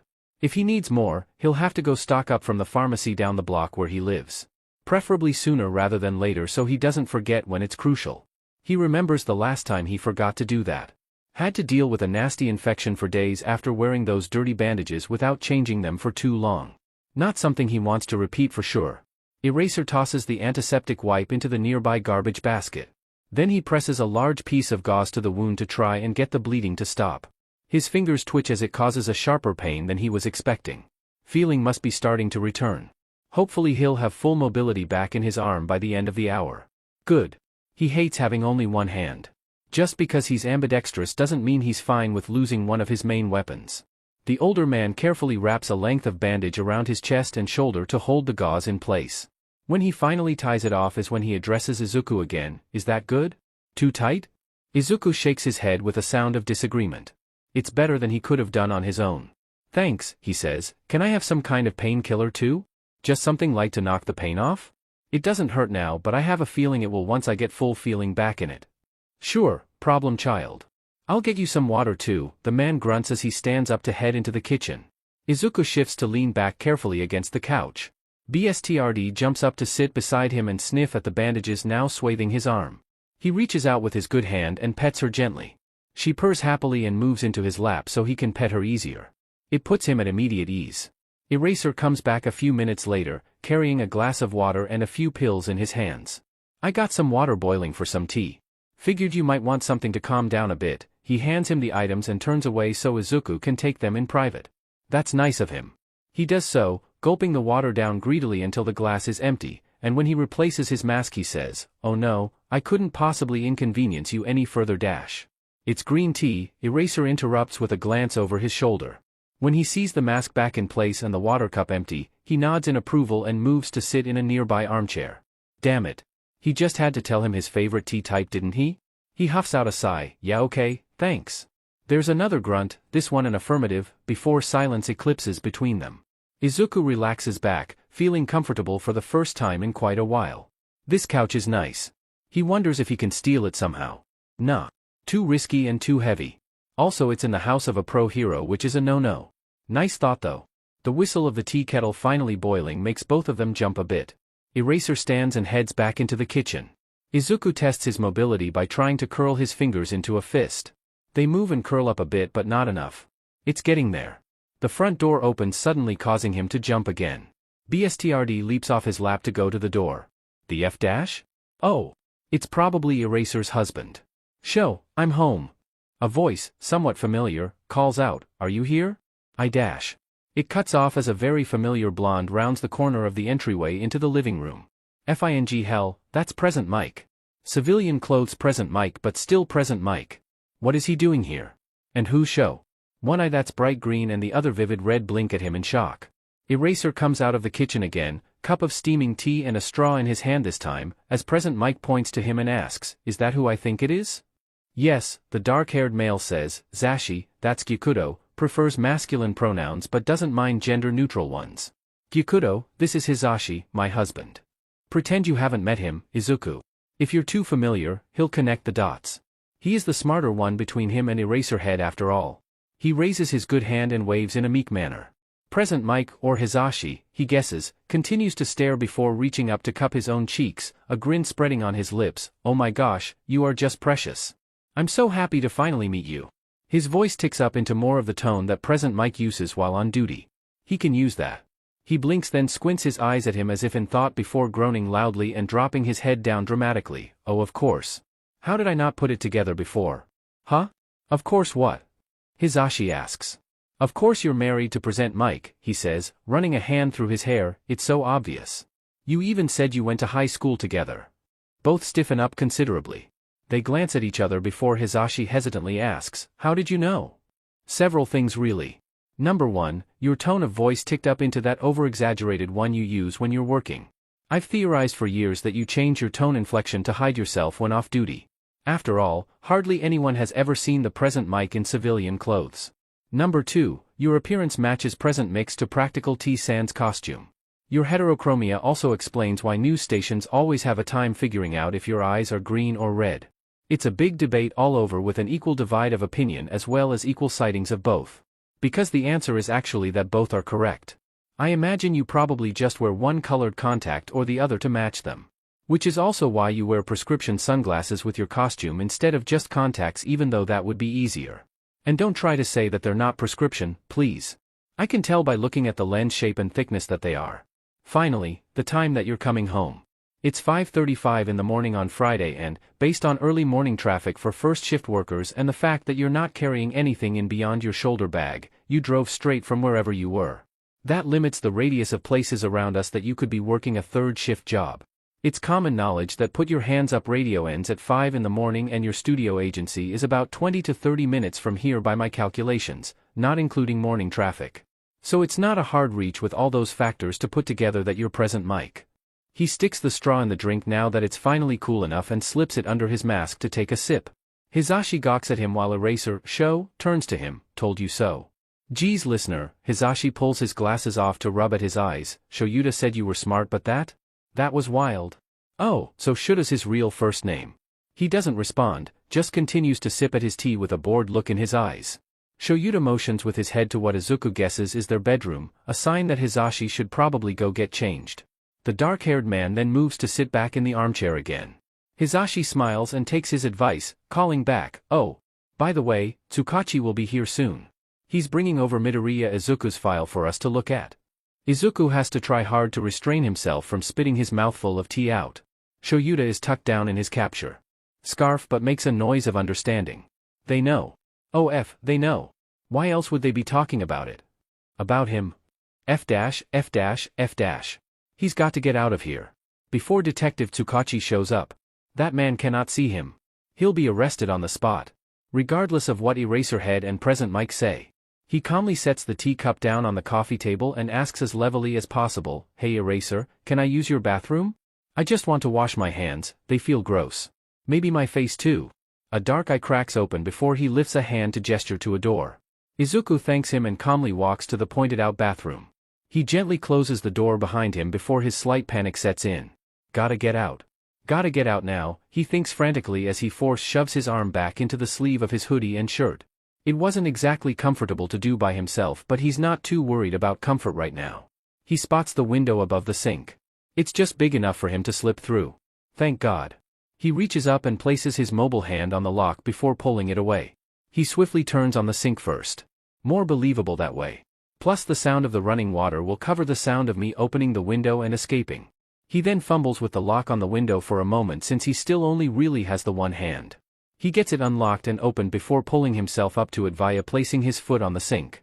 He's grateful Eraserhead didn't insist on him changing his shoes at the door. He jumps to shimmy his way out of the tiny window, biting back a yelp as he knocks his bad arm into the sill. It's fine, he's okay. He pulls himself the rest of the way out, closing the window back behind him. He jumps down off of the sill to the ground below and takes off. He clumsily vaults himself over the fence around their home. Then he's racing back towards the direction he thinks his hideout's in. Even if it's not, he's sure this is quite the way. He can find his way back when he has time to reorient himself to his surroundings in a safer place. The main point is that he's free. Hisashi is officially over the moon. Not only was his show really good tonight, but he came home to find a little green bunny on his couch. Shoyuta even confirmed that he finally got his preferred pronouns. This morning couldn't get better unless all of his students got perfect scores on the quiz he'll be grading in a little while. He resists the urge to squeal. Now that he's met him in person, he can see what Shoyuta means about the kid needing help. He's kind and oh so smart, but his eyes are haunted in a way that he's only seen on pros that have been on the front lines for decades. They have a spark in them, but it's a defiant one. One that says, I've seen the worst in the world and chosen to live in it anyway. Hisashi can only pray that mindset keeps up until they can help him. He doesn't want to see anything happen to the poor baby. He changes quickly into some comfy clothes before heading back into the living room. A knock at the door catches his attention as Shoyuta reopens his eyes from where he was probably dozing. Gyukudo, he asks his husband. Bathroom, Shoyuta explains while getting up to go get the door, said he wanted to wash his face and hands. That's good.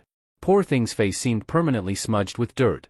He moves into the kitchen while Shoyuta greets Tsukachi. He uses the rest of the water the darker-haired man boiled for the bunny's tea for his own cup. His throat is actually doing pretty okay today.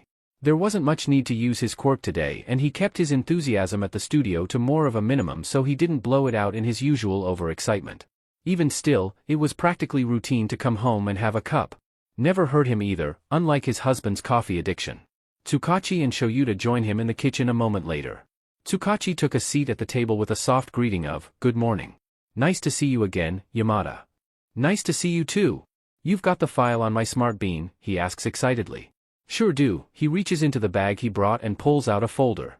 He sets it in front of him on the table as Shoyuta and Hisashi take a seat on the opposite side of the table. Hisashi reaches for it and pulls it closer. He hesitates for a second. What if it turns out this isn't the kid he saw? Would they be back to square one?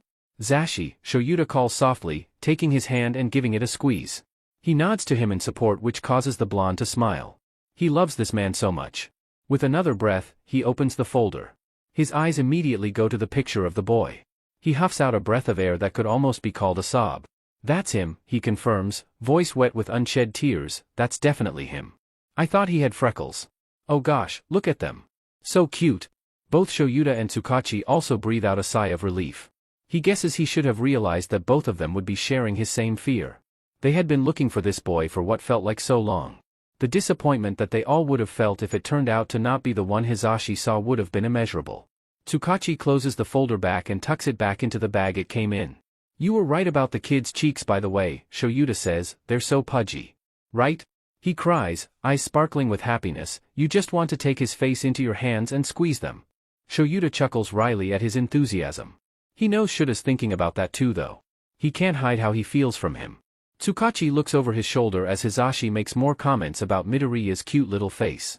"You guys know you have water running somewhere, right?" The detective inquires with a thumb thrown over his shoulder. "Oh right. I forgot to tell you at the door." "Gyukudo's here," Shoyuta says calmly. It takes a second for that to sink in. When it does, Tsukachi's eyes go wide. "I'm registering that as true, but Gyukudo is here? They're here?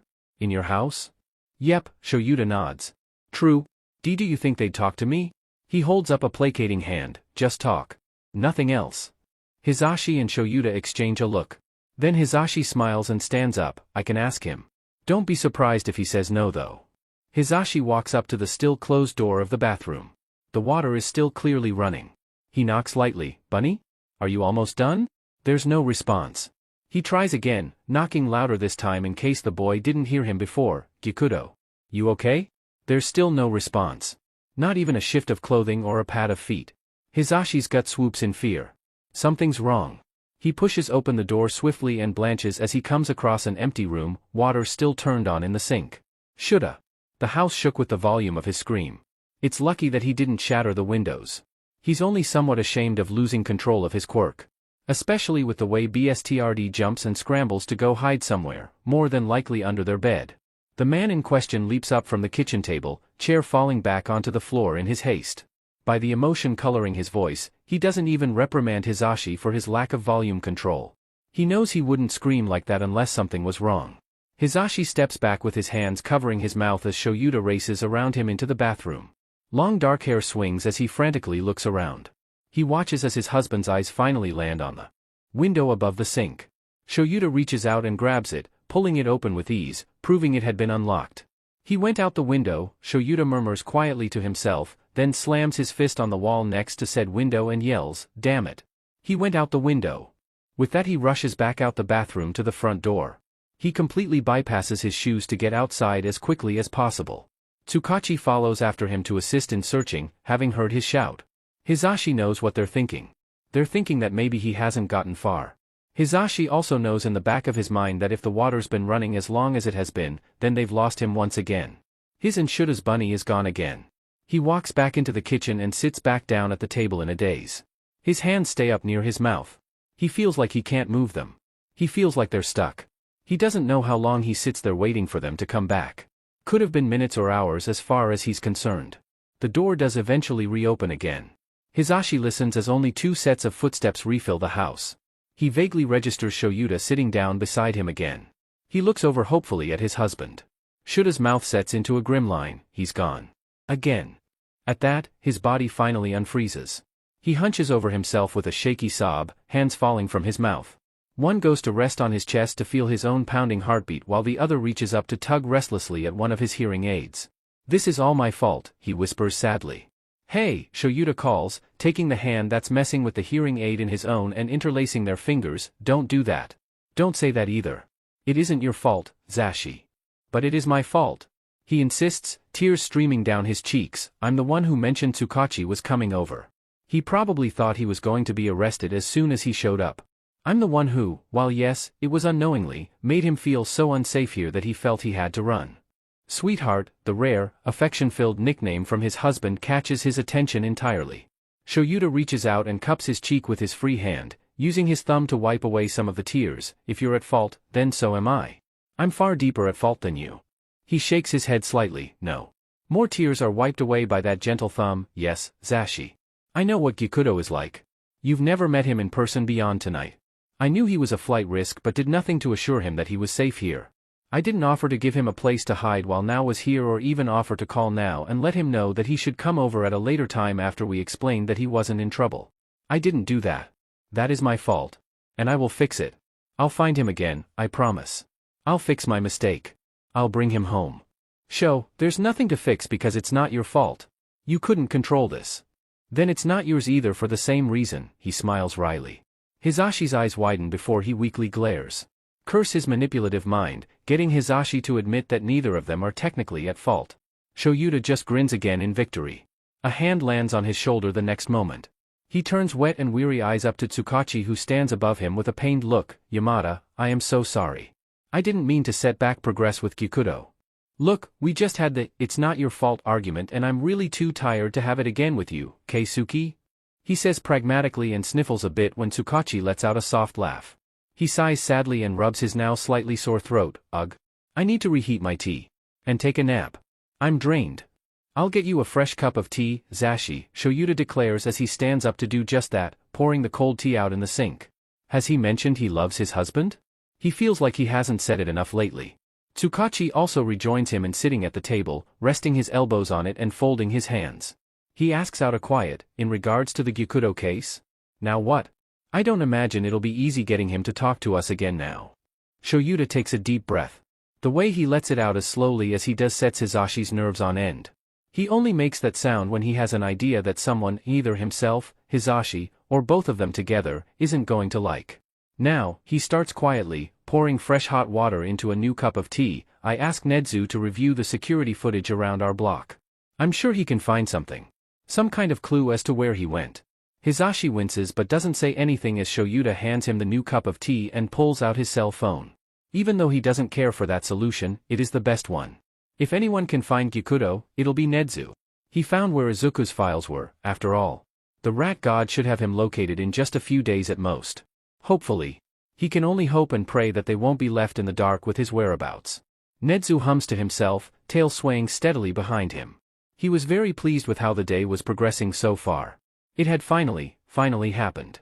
Finally Shurikuen had come to him asking him for his help with finding his little vigilante child he'd been so desperate about. To be quite honest, Nedu had been interested in this child since he first got wind of him. He decided, with quite a bit of logical back and forth with himself, that he would stay out of the case until Aizawa or Tsukachi or really anyone came to him to ask for his help. Even though he could have wrapped the case up in the course of a few days to a week at most, it was much more fun to watch his favorite humans try and solve it on their own. Only to eventually realize that they needed his help. He's had to scold himself a few times in order to remember to keep his paws out of the case until the time comes. Which he's happy to say is now. He giggles to himself gleefully as he types another input into his computer. He has a job to do after all. Finding the lost little rabbit of his heroics law and ethics teacher and his English teacher is now tip-top priority.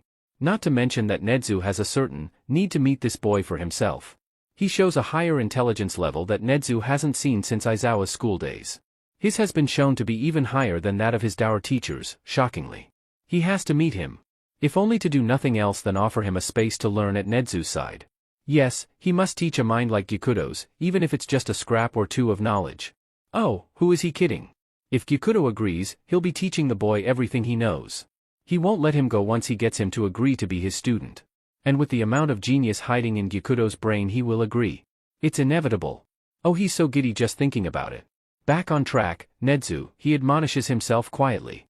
He clicks through the known information about Gyukudo before returning to the security cameras he had hacked into around Shoyuta and Yamada's address.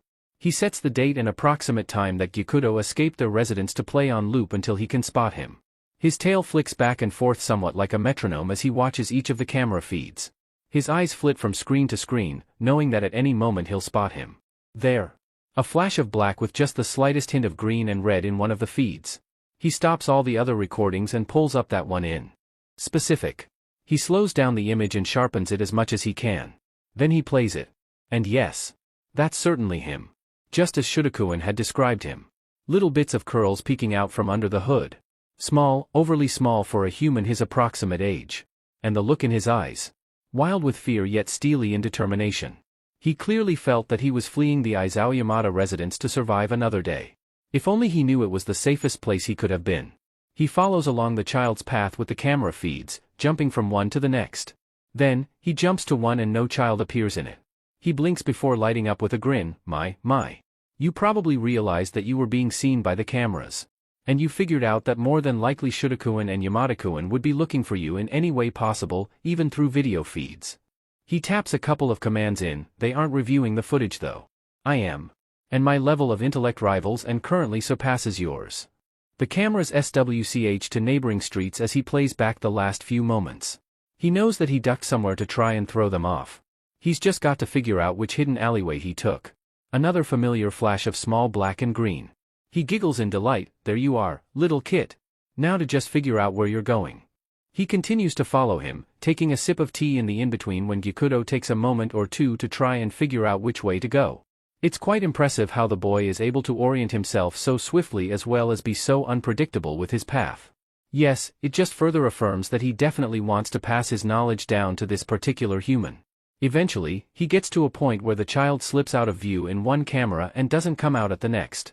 Nezu's ears twitch in curiosity. He returns to the other feed and takes note of the surroundings. No connecting streets. No alleyways. Where on earth did he go? He hums softly in intrigue. He pulls up a 3D map of the area and zooms into the area. He notes a ladder of a fire escape on an abandoned office building leading up to the rooftops that's just out of view of both cameras. He taps his fingertips together. Why move to the rooftops now? There were plenty of other opportunities to shift to higher ground which would have kept him out of sight much easier than now. His eyes catch sight of the underground schedule that Shudakuen had given him. He snatches it up and the district map underneath it. He compares them to the cameras Gyukudo passed. He notes the pattern of patrol rotations immediately. Ah. You stayed on the streets because anyone who would have stopped you from running was up high. You knew that the limelight pros in the area that night wouldn't pay a second thought to you. But an underground, even one about to come off shift, would. Clever. Another mark of failure on their society. That their main heroes were so focused on making large, flashy arrests that they couldn't be bothered to check on an unsupervised child at nearly 6 in the morning. Or if they did, all he would have to say was that he was out for an early morning run and they would be none the wiser. Very clever of the child. The placement of the last camera Gyukudo was seen nags at him for some reason. He compares it again to the district map. A fong-filled grin stretches across his face. The location is almost directly in the middle of the 3 districts Gyukudo is most active in. So you live there, he muses, either in the building or on top of it. On top is too obvious, so you're clearly living inside of it. My guess is that you get into it somehow from the roof or one of the windows on the fire escape. I wonder if you've ever gone out without that hood of yours up. Surely so. He pulls up the 2 cameras around the building. He sets the date and time for a week and a half earlier and lets it play, slow enough that he can catch any activity but fast enough to not get bored or a headache from the swift motion of multiple playing cameras. The child comes and goes for several days. But the hood is always up and the mask on. Nedu still can't catch a glimpse of his identity. Nedu growls in frustration, "Come now, kid. I know you must have had to leave your hideaway as yourself at some point. Even just for retrieving sustenance." The feed continues to run. Nedu keeps a close eye out. A flash of more curls than normal pops out in one frame. Quick as lightning, Nedu pulls the feed back a few seconds and pauses it. There's the boy, sweatshirt hood around his neck this time and mask straps not seen around his ears. In broad daylight too. Either overly confident or unknowing that the cameras in the area still worked. More than likely the latter. The boy doesn't strike him as egotistical in the slightest. The curls are vividly dark green and wild in their length. They're clearly not terribly unclean but certainly not well cared for either, able to clean them but not much else.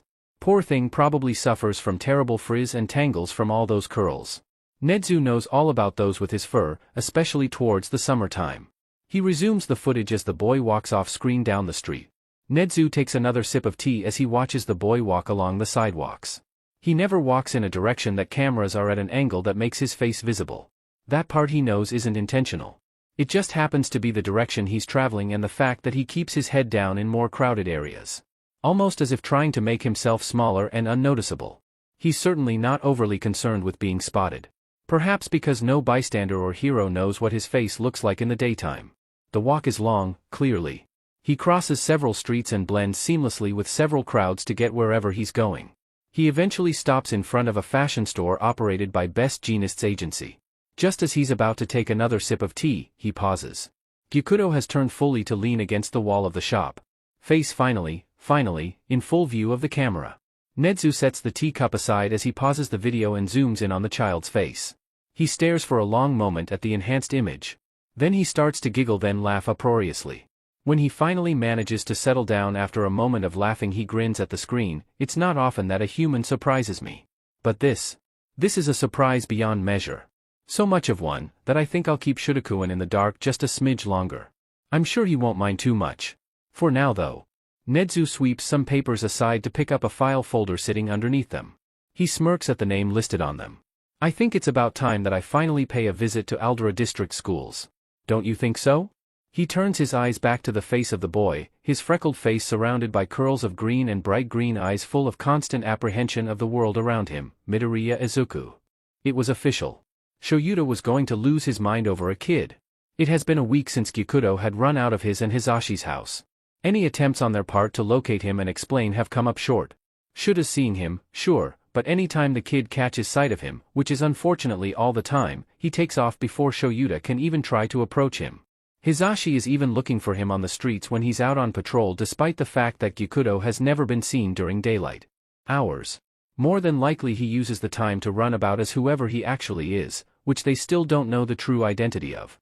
Shoyuta, in a desperation that he hasn't felt since pretty much his high school years, took a new tactic to try and get through to the kid after day 2 of not seeing them.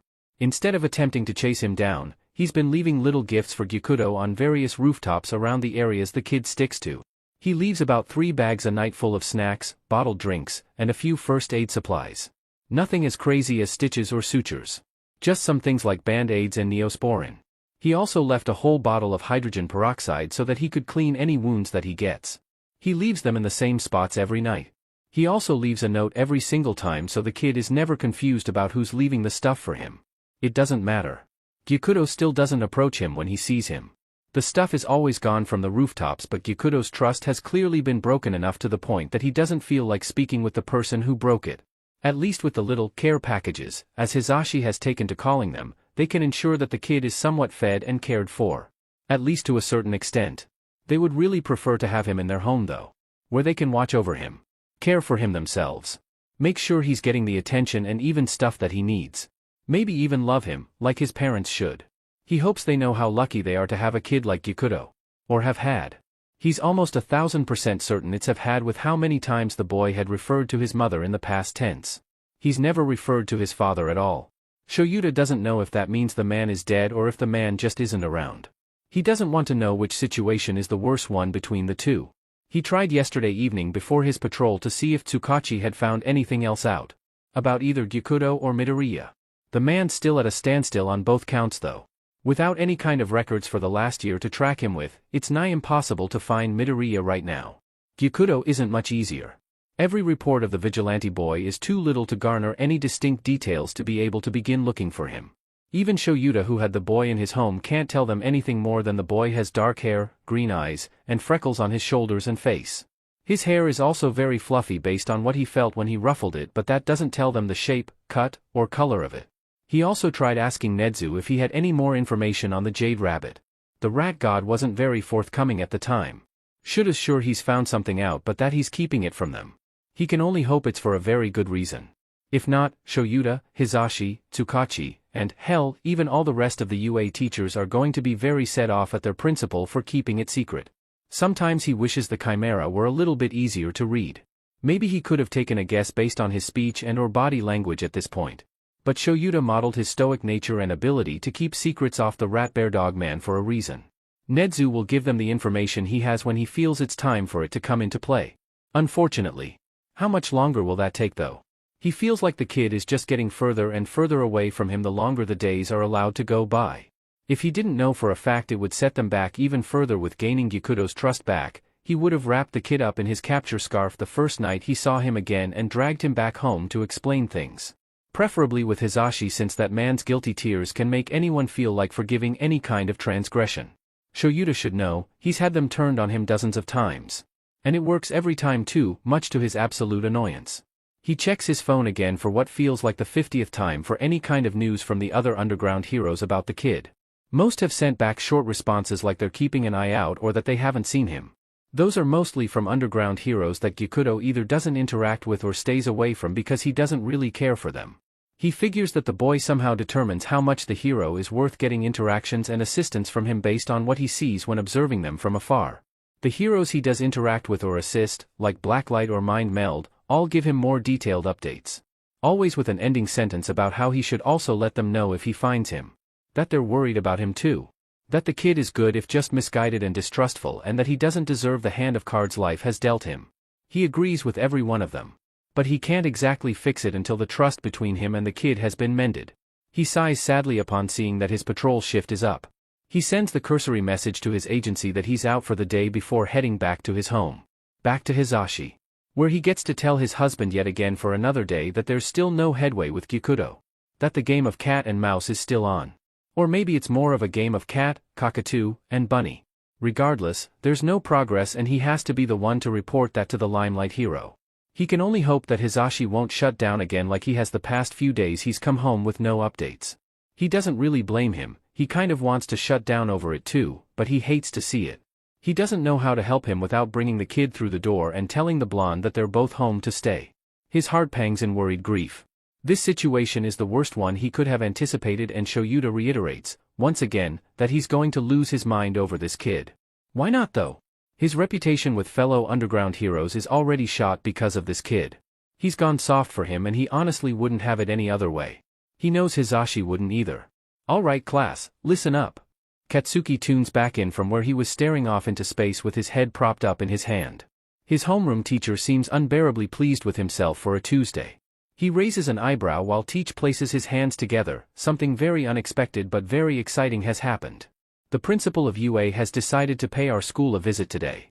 He'll be interviewing some of you as potential UA applicants. The room erupts into excited cheers. Even Katsuki can admit that his stomach swoops in excitement at the prospect of getting to meet the principal of the UA. It would really improve his chances of getting into the esteemed high school. Plus it's something to talk about with Izuku and Ijiru when they meet up after school today. The teacher goes on to say something about how the principal will be here more towards the end of the day to conduct the meetups. Katsuki is almost sure he'll get one. The whole school is now abuzz with excited energy from every class. Even lunch is more active than it normally is, and that's saying something about a middle school cafeteria. A couple of the extras who sat with him tried to get him in on the conversation. But he doesn't care or bother to respond. He'll get an interview. He knows he will. He's the best of the best here after all. By the near end of the school day, everyone in his class is getting antsy. None of their classmates have been called out for an interview yet. They're starting to worry a bit that their class will be skipped over. Everyone is chewing on pencils or tapping fingers against their desks nervously. Generally just unable to take notes over the sheer cloud of anxiety that's blanketed them. The teacher is luckily not that concerned by their lack of attention right now. Perhaps he's just as anxious over the lack of words for their class as well. Finally, the door opens. The secretary pokes her head in, happy as a clam at high tide. She calls out happily, "Bakuga-kun. The principal of UA has requested to speak to you." He grins in triumph. Finally. The rest of the class all cheer like the extras they are. The teacher instructs him to take his bag as well just in case the interview runs over and school lets out before he's back. He's fine with that. Slinging his backpack over his shoulder, he trudges out of the classroom. His classmates call well wishes to him but he doesn't really hear them. A personal interview with the principal of UA is all he's thinking about. He saunters into the meeting room, head held high. But stops short at the creature sitting in the chair. It smiles at him in an almost unnerving fashion. Wait, he thinks he remembers the nerd talking about the principal of UA before. Wasn't he some kind of high-intellect quirked animal? This must be what he meant. Ah, young Bakugu, yes? Come in. We have so much to discuss. The creature says in excitement, paws raising in the air. After all, am I a mouse, a bear, or a dog? I am Nedu, the principal. Of UA, that is. The creature, Nedu, lets out a giggle at that. Katsuki blinks before shutting the door with a scowl. You're fing weird. F-. Curse his lack of a brain-to-mouth filter. He didn't mean to say that. Instead of getting offended though, Nedu just starts cackling. Straight up cackling. Katsuki blinks again as Nedu reaches up to brush a paw against his eyes that were tearing up from laughing so hard. With a final, amused sigh, the UA principal turns a nearly too sharp grin to him. Of course I'm weird. Quirks are weird. Humans are weird. What is our world without the oddity of it, after all? Katsuki doesn't reply to that. He just moves to sit in the chair across from Nedu without another word. The smile softens down considerably before Nedu folds his paws together. Firstly, allow me to apologize for deceiving you. Ha? Deceiving him? What is Nedu talking about? We disguised these interviews to actually try and get to the root of a bigger issue possibly at play, Nedu explains carefully. We made it seem like it was just to interview possible applicants for our esteemed school, but in actuality we're trying to figure out if the school is allowing discriminatory actions to occur on grounds without trying to curb the issue. Or worse, actively encouraging it. Katsuki takes a moment to put that information together in his head. So, you're trying to find out if the school is putting favoritism into certain students and dismissing the rest? Yes and no. The favoritism part is correct. We believe, however, that they're doing much more than just dismissing the rest. We believe that several actions are being taken to ensure that students that don't meet up to their expectations are set up to fail. Allowing other students to bully them, possibly with the use of their quirks. Changing grades of assignments despite how well the student actually did, that one goes in both directions. Even writing students up for the slightest infraction, tardiness, disruption of class, and cheating on tests and assignments have all been brought up in these possible false infractions. Regardless of the fact that the student wasn't doing anything remotely wrong in the way they were written up, Katsuki guessed. Correct, Nedu nods. Well, I can tell you right now, that sheet definitely happens. All of it. Especially the false infractions and the downgrading of students they don't care for. Really now? You've seen it occur? Yeah, Katsuki leans back, balancing the chair on two legs. Some chick in my class was talking about a test that we had last week in history. It was with her friend, so I don't know exactly what was FING said. But I remember that she said at one point that she got question number 4 wrong. Even though she said she studied and she put down C as the answer because she thought that's what her textbook said. It was marked wrong. The thing is, I also marked C on that DMN question, and I got it right. May I ask what her quirk was, if you can recall? Nedu pulls a pen out of a pocket in his vest and opens up a notebook. I don't remember, to be honest. Some kind of transformation, I think. Maybe like, her hair color changing or something similar. So either she was marked incorrectly to lower her grade or you were marked incorrectly to raise yours. More than likely the first, since she mentioned reading it in her textbook. Nedu writes a note down in the book in front of him. Interesting. And the infraction situation? How do you know about that? He flushes a bit in embarrassment, reaching his hands down to rub them against the legs of his breathes to get rid of the excess sweat on them, a bad habit of his. My quirk, it's volatile sometimes, affects my aggression levels, gets me heated over things quicker than normal, and causes me to sweat a hell ton.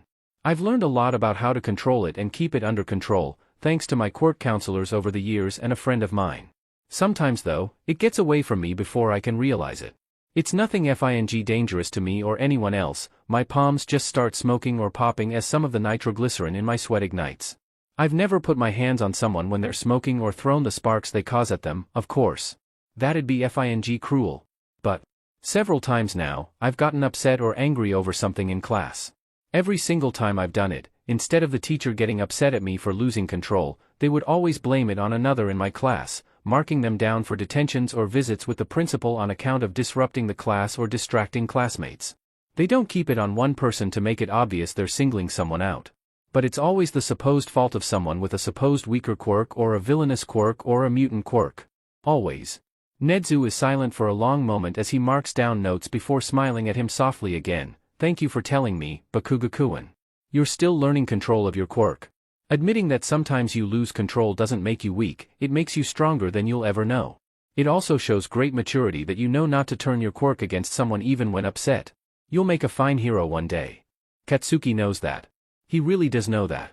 Yet it still fills him with an interesting kind of warmth to hear it from this particular mammal who means so much to him in regards to his future. Nedu closes the notebook before addressing him again. There's one last thing from you that I need from you, if you don't mind. Katsuki's eyebrows furrow at that, like, a signature or something? Not quite. Nedu pulls a folder that was sitting off to the side closer to himself. He opens it and pulls something out. It looks like a photograph. He slides it across the table to sit in front of him. Can you tell me what your relation is to the boy in this picture? Katsuki was confused. What did a picture of a boy have to do with anything about Aldera? He looks at it and his eyes widen in shock. That's Izuku. That's Izuku leaning against the best jeanist fashion shop up the street from Meaningful Memories. He looks back at Nedu in confusion. Why does he have a picture of the nerd? Nedu takes his stare for what it is, a question of confusion. We discovered many of the issues with Aldera Middle School, and even some with Aldera Primary School, when researching information about the boy in the picture. His file is littered with infractions against his record that make no sense. It was enough that I felt the need for action and a full investigation of the comings and goings of this education establishment. If it can even be called that, really. His mind sticks to one word. Research? Researching him for what? He asks. I have solid proof that the boy in the picture is very troubled and needs help. What? How? That didn't make sense. Izuku was many things, happy, kind, and overly generous just to name a few. Troubled wouldn't be a word he would use to describe him. Was his foster family not treating him well or something? The boy in the picture, one Midoriya Izuku, was falsely marked deceased by a very terrible police officer, Nedu says calmly but seriously, and Aldera was all too happy to wash their hands of him as soon as they got word that he was supposedly gone because they considered him not worth it. As a result of these awful people, we also believe that Midoriya-kun is most assuredly homeless and in need of a lot of assistance. His eyes go impossibly wider. His heart pounds so loud, he can hear it in his ears. Izuku is, what? He's homeless? But, the foster family. Did he lie to Katsuki about them? Why? Why would he do that? The fear and worry swamp his senses. Then it changes to the only thing his body really knows how to handle. Anger. How dare Izuku not tell him? Did he think he couldn't help him? And he was listed as being dead? What the F dash? For how long? Did he know that too? So, your relation with the boy in the picture, Bakuga-kun? Nedu asks again. A friend, he nearly spits out, at least I thought so. The mammal hums and nods, and did you know anything about his status? His homelessness? Anything of that sort? The anger roils worse in his chest, causing his palms to start smoking. No, I didn't. He told me he was living with some nice foster family after the death of Auntie Inko, his mom. I see. Thank you for your assistance on both matters, Bakuga-kun. I'll be in touch with the school should I need anything else. Please don't disclose anything that we spoke about to any other students and staff here for the time being. I apologize this took so long. I heard the school bell go off just a few moments ago. You should head home now, yes? Oh, he'll head out but it won't be home. It'll be straight to yell at that nerd. He stands up swiftly, grabbing his backpack off the floor. As he's storming out of the room, he hears Nedu speaking to someone on the phone, Shodakuin. I have some news for you. Perhaps you'd like to pay a visit to your little bunny rabbit at his home? I have a hunch he'll need a shoulder. Fing weird but principle of FINGUA. Telling people about bunny rabbits after telling people that their friends were actually considered by the country as dead thanks to idiotic fuckers. Any stragglers in Aldra pay him no mind and stay out of his way. Good. He's way too mad to deal with some extra trying to get his attention for some reason. The anger doesn't cool in the slightest on his way to the coffee shop to meet Izuku and Aizawa. If anything, it just becomes worse from how long it stews in him as he walks. Whoever said to take a walk if you're angry to settle yourself down was full of lies. At least when it comes to Katsuki. He gets to the coffee shop and spots the ever-familiar head of green hair talking to Vibrant Red. The boy smiles with so much ease at something the taller one said. His vision turns red. He storms up to them, growling out loudly, "You!" Both jump and turn to him. Izuku smiles brightly at the sight of him, "Hi Kaken." Aizawa also greets him but he doesn't really hear it from how furious he is. "What the F dash?" He screams as he approaches to get into Izuku's face. "Oh yeah, that really explains things, Katsuki. Great way to start out there." The smile falls in an instant. "Huh? What's going on? Why are you so upset? When were you going to FING tell me?" "Tell you what?" The smaller boy flinches when Katsuki's hand slams into the wall next to his face, palms smoking up a storm. "When were you going to FING? Tell me. That you were goddamn homeless?" The color drains from Izuku's face. Even Aizawa makes a sound of confusion. So the nerd hadn't told him either. He continues to glare at Izuku. He doesn't miss the look of pure fear. Wrong, wrong, so wrong. He shouldn't be afraid of him, not ever. He was his best friend. Since they were babies. Turning into stony coldness. "I don't see how that's any of your business," he mumbles out evenly. "Not my dash," he nearly chokes at that. "Not my business? It is my business when my friend is declared dead and living on the DMN streets." Dead? Now Izuku looks confused about that bit. "Who said I was dead? I'm pretty sure I'm still alive, after all. Apparently some dumbass police officer marked you down as dead after the incident with your mom and, since you weren't around in school or anything like that, no one could FING correct it otherwise." "Well that's news to me," he sasses under his breath before glaring back at Katsuki. "What do you want me to say? Huh? What was I supposed to FING do, Kaken?" The curse sounds so wrong coming from Izuku's mouth. The glare is sending shivers down his spine. Not fear. He won't be afraid. This is Izuku, there's nothing to fear. "Tell someone." He screams at him. "Who?" is the question that's screamed back. "I'm quirkless, in case you forgot. Businesses have the right to refuse me service if they know my quirk status because to them I'm defective and not worth it." Who was I supposed to tell? The police? They were clearly really excited to mark me down as dead to begin with. Teachers? Aldra FINGSCKED and even you know that. A friend? You're the only friend I've got and you would have never believed me about the sheet I saw that day Mom died. What about the heroes then, dumbass? You could have told them. The heroes were the ones who killed Mom. The exclamation is harsh, practically acid falling from his lips. Katsuki shakes his head and murmurs a quiet denial. "Yes." Izuku pushes on. "I watched as the heroes tossed her away like she meant nothing to go after the villain instead. From a roof 3 stories high, head first. She landed that way. Head first. They killed her, Katsuki. And still got nothing but praise for their capture of that villain. Meanwhile, Mom was just listed as an unfortunate accident. A wrong place, wrong time scenario. And apparently I was too." Katsuki shakes his head, his mind warring with him. You're lying. You have to be. Heroes wouldn't do that. But they did. Whether you can accept it or not, it still happened. Even if I hadn't believed you, you still could have told me." He insists. "After this shitshow? No FING thank you." He curls his hands into tight fists. "God, why are you being dash? Why am I being, what? What am I being? A nuisance? A waste of time? I get it. That's why I didn't even try this sheet to begin with. It was easier to just keep my mouth shut and live on the streets than worry myself to death on how I was going to be treated in the system. Of how I was going to continue being treated in school, regardless of what school I ended up going to. I don't even FING trust heroes anymore. There are good ones but most of them are in it just for themselves or the money and the fame. So tell me, what exactly am I being right now? Huh? You're being such a..." His mind searches for the correct word and only one comes to mind, though it's far from correct, such a Deku. All fight leaves them both in an instant at that. Katsuki's palms stop smoking immediately at the ice he just threw over their screaming match. Katsuki watches with wide eyes as emotions jump across Izuku's face. From cold anger to deep hurt, then gut-wrenching betrayal. I didn't mean that, he says quietly. I promise, Izuku. I didn't mean it. Izuku's eyes fill up with tears before he turns on his heel and sprints away from the coffee shop. Katsuki shouts his name. He thinks he hears Aizawa do the same. He's not worried about him right now. He's worried about Izuku. He's made a mistake. He's made a huge mistake. If only he could have kept his anger in check this one time. He continues calling out for Izuku, throwing out apologies with every other cry. The boy turned the corner into an alley. Katsuki desperately followed. When he did, he slumped in anguish. Izuku was nowhere to be found and the alleyway was a dead end. Where did he go? His heart sinks further as he looks around the alley, trying to see if there was somewhere he could be hiding. There's no such place. He collapses back against the wall of the alley. Aizawa joins him a second later, just standing next to him. I don't see him anywhere. What was all that about? What did you call him? He stays silent for a long moment before letting out a shaking breath and telling him, I effed up? I effed up so badly. I promised myself I would never call him that again. God, why did I fing do that? 'Cause you were upset. Katsuki scoffs, don't make excuses for me, shitty hair. I called him fing useless.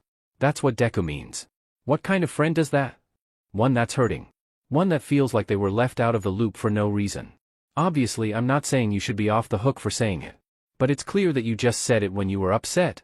Especially when you chased him down while shouting apologies and his name instead of just nerd, like you normally call him. Aizawa places a hand on his shoulder and squeezes it lightly. It'll be okay, bro.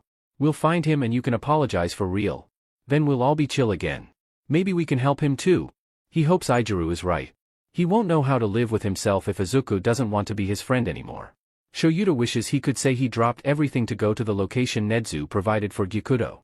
However, he is just a semi-functional adult that was doing semi-functional adult things. Mainly paperwork and grading, because that's a thing. And there was a lot of it. It's definitely a few days before he can get around to it. When he finally does get time to go, it's during his normal patrol hours. He will say he's not actually on patrol. He hopes to meet the kid inside or at least stake out until he can talk to him again. He was almost sure that Nedu would have given him the kid's identity too, but his boss kept quiet about it. It's another case where Shoyuta knows that Nedu knows something, but that it'll be more fun if Shoyuta discovers it himself. Fun for Nedu, just to have that clarification out there. He touches down on the street at the location sent. He pulls out his phone and calls Nedu. What am I looking for? Oh, you're at the location I sent you? You mean you can't see me standing here in one of your many hack street cameras? He asks back snarkily. There's a beat of silence. Shoyuta sighs as he realizes what the Chimera wants. Yes, Nedu, I am at the location you sent me. Excellent. Turn slightly to your right and then tell me if you see the traffic camera on the nearby light post. Shoyuta grits his teeth. Of course he's treating this like a game. He turns as instructed, knowing it was just better to play along, and gives Nedu an affirmative when he spots the camera. Good. Now do you see down the street in the same direction you're facing the camera sitting on the next light post? He looks down the street and spots it. Yeah, I see it. Is there a point to this? Yes. Between the two cameras, about 10 or so steps is an alley that has a fire escape. Head up it. Either search for an open window or try the roof access door. One of the two should let you into the building the fire escape is connected to. Your kit lives there. Shoyuta doesn't bother to correct him on the your kit part. He's thought of the kid as his and Hisashi's since almost the beginning, so it's not wholly incorrect. He makes his way over to the alley that Nedu told him about and hops up onto the fire escape. As he climbs towards the top of the building using it, he checks each window with a quick tug to see if any of them are unlocked and functional enough to open. None of them give. The roof access door, it is then. The door doesn't give any kind of resistance except for a squeaky hinge. It wasn't even locked. Shoyuta wonders if it even could still lock. The inside of the stairs leading down from the roof are relatively clean. It wouldn't be that strange if the building hadn't been abandoned for so long. Instead, it's a relatively big clue that someone is living here. Someone's cleaning them as if they're an entryway. There's even a pair of slippers sitting just inside the door. Because to Gyukudo, this is the front door of the place he calls home. It breaks his heart more than he'd ever admit. That this kid who deserves warmth and love treats an abandoned building as his home. He's glad Hisashi's not with him. The blonde would have started crying immediately as soon as he saw the slippers. Shoyuta steps carefully down the stairs, ensuring that his steps are quiet in the event Gyukudo is here resting or whatever it is that homeless vigilante kids do. The access entry stairs open up into a hallway. There's another set of stairs at the end that leads to the lower floors. It's blocked off currently by several pieces of what seem to be old furniture. A few desks and the seats of chairs. Some whole chairs as well. Several old cabinets. There's even a door leaning up against one side. No sign of the kid yet, if he's even here right now. There's 2 doors on the hallway's left and 2 open door frames on the right. More than likely the right side is a set of bathrooms, but the signs that are typically above the entrances are long gone. Shoyuta carefully approaches the nearest door on his left. He slides it open as quietly as possible. The room is smaller than he expected, but that might be because several more office furniture pieces have been shoved to the far side of the room. It's probably the pieces that couldn't fit out the door without the kid removing it entirely from the frame. The inside is packed full of various tools and scrap metal. There's also what appears to be half-finished weapons and armor in the making sitting on various surfaces and on the ground. The kid seems to be making his own support gear for his vigilante work. But Shuta's never seen him use any of it. He steps further into the room as he wonders why. He gets his answer as soon as he sees the wall of the room that it shares with the other room in the hall. There's several rudimentary blueprints pinned up to it. Alongside of it is a note that reads, "Need a welder to finish projects. EST price 10,000 yen. Replace soldering kit. EST price 4,100 yen. Important. See if Wanatabe-san has any cheaper material suppliers that she knows of." Beside it is another sheet of paper that has numbers written all over it. They've been crossed out and rewritten several times. Sometimes going down, others going up. Clearly the kid's been keeping track of his finances. His attention turns back to the blueprints, specifically those for the armor he's trying to build. It's certainly impressive too. Lightweight but well padded and full of protection implementations. Gyukudo would have little to worry about if he could finish it and if it worked to his written specifications. With the level of detail on the blueprint, it's almost certain it wouldn't fail either. Majima would have a fit if he could see this kid's work. Just another person Shoyuta will have to introduce him to when he gains his trust back. Namuri and Tensei will get first introductions though.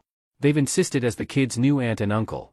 Maybe Shoyuta can also introduce him to Tensei's younger brother, Tenya. Both are about the same age. Tenya's uptight and strict personality would probably benefit from having a more chaotic soul like Gyukudo as a friend. He puts that thought on the back burner and heads out of the makeshift workshop. He remembers to close the door behind him and moves on to the second room. Once again, he opens the door quietly to not startle anyone inside. Once again, the room has no child in it. This is clearly where Gyukudo considers his living area though. In one corner is a bed, if it can be called that. Various blankets and pillows piled on the floor in an attempt to make something of a futon or a mattress. Several more blankets lay strewn near the end of it, clearly being the ones that Gyukudo uses to keep warm at night. Near it, also against the wall, are several stacks of clothes.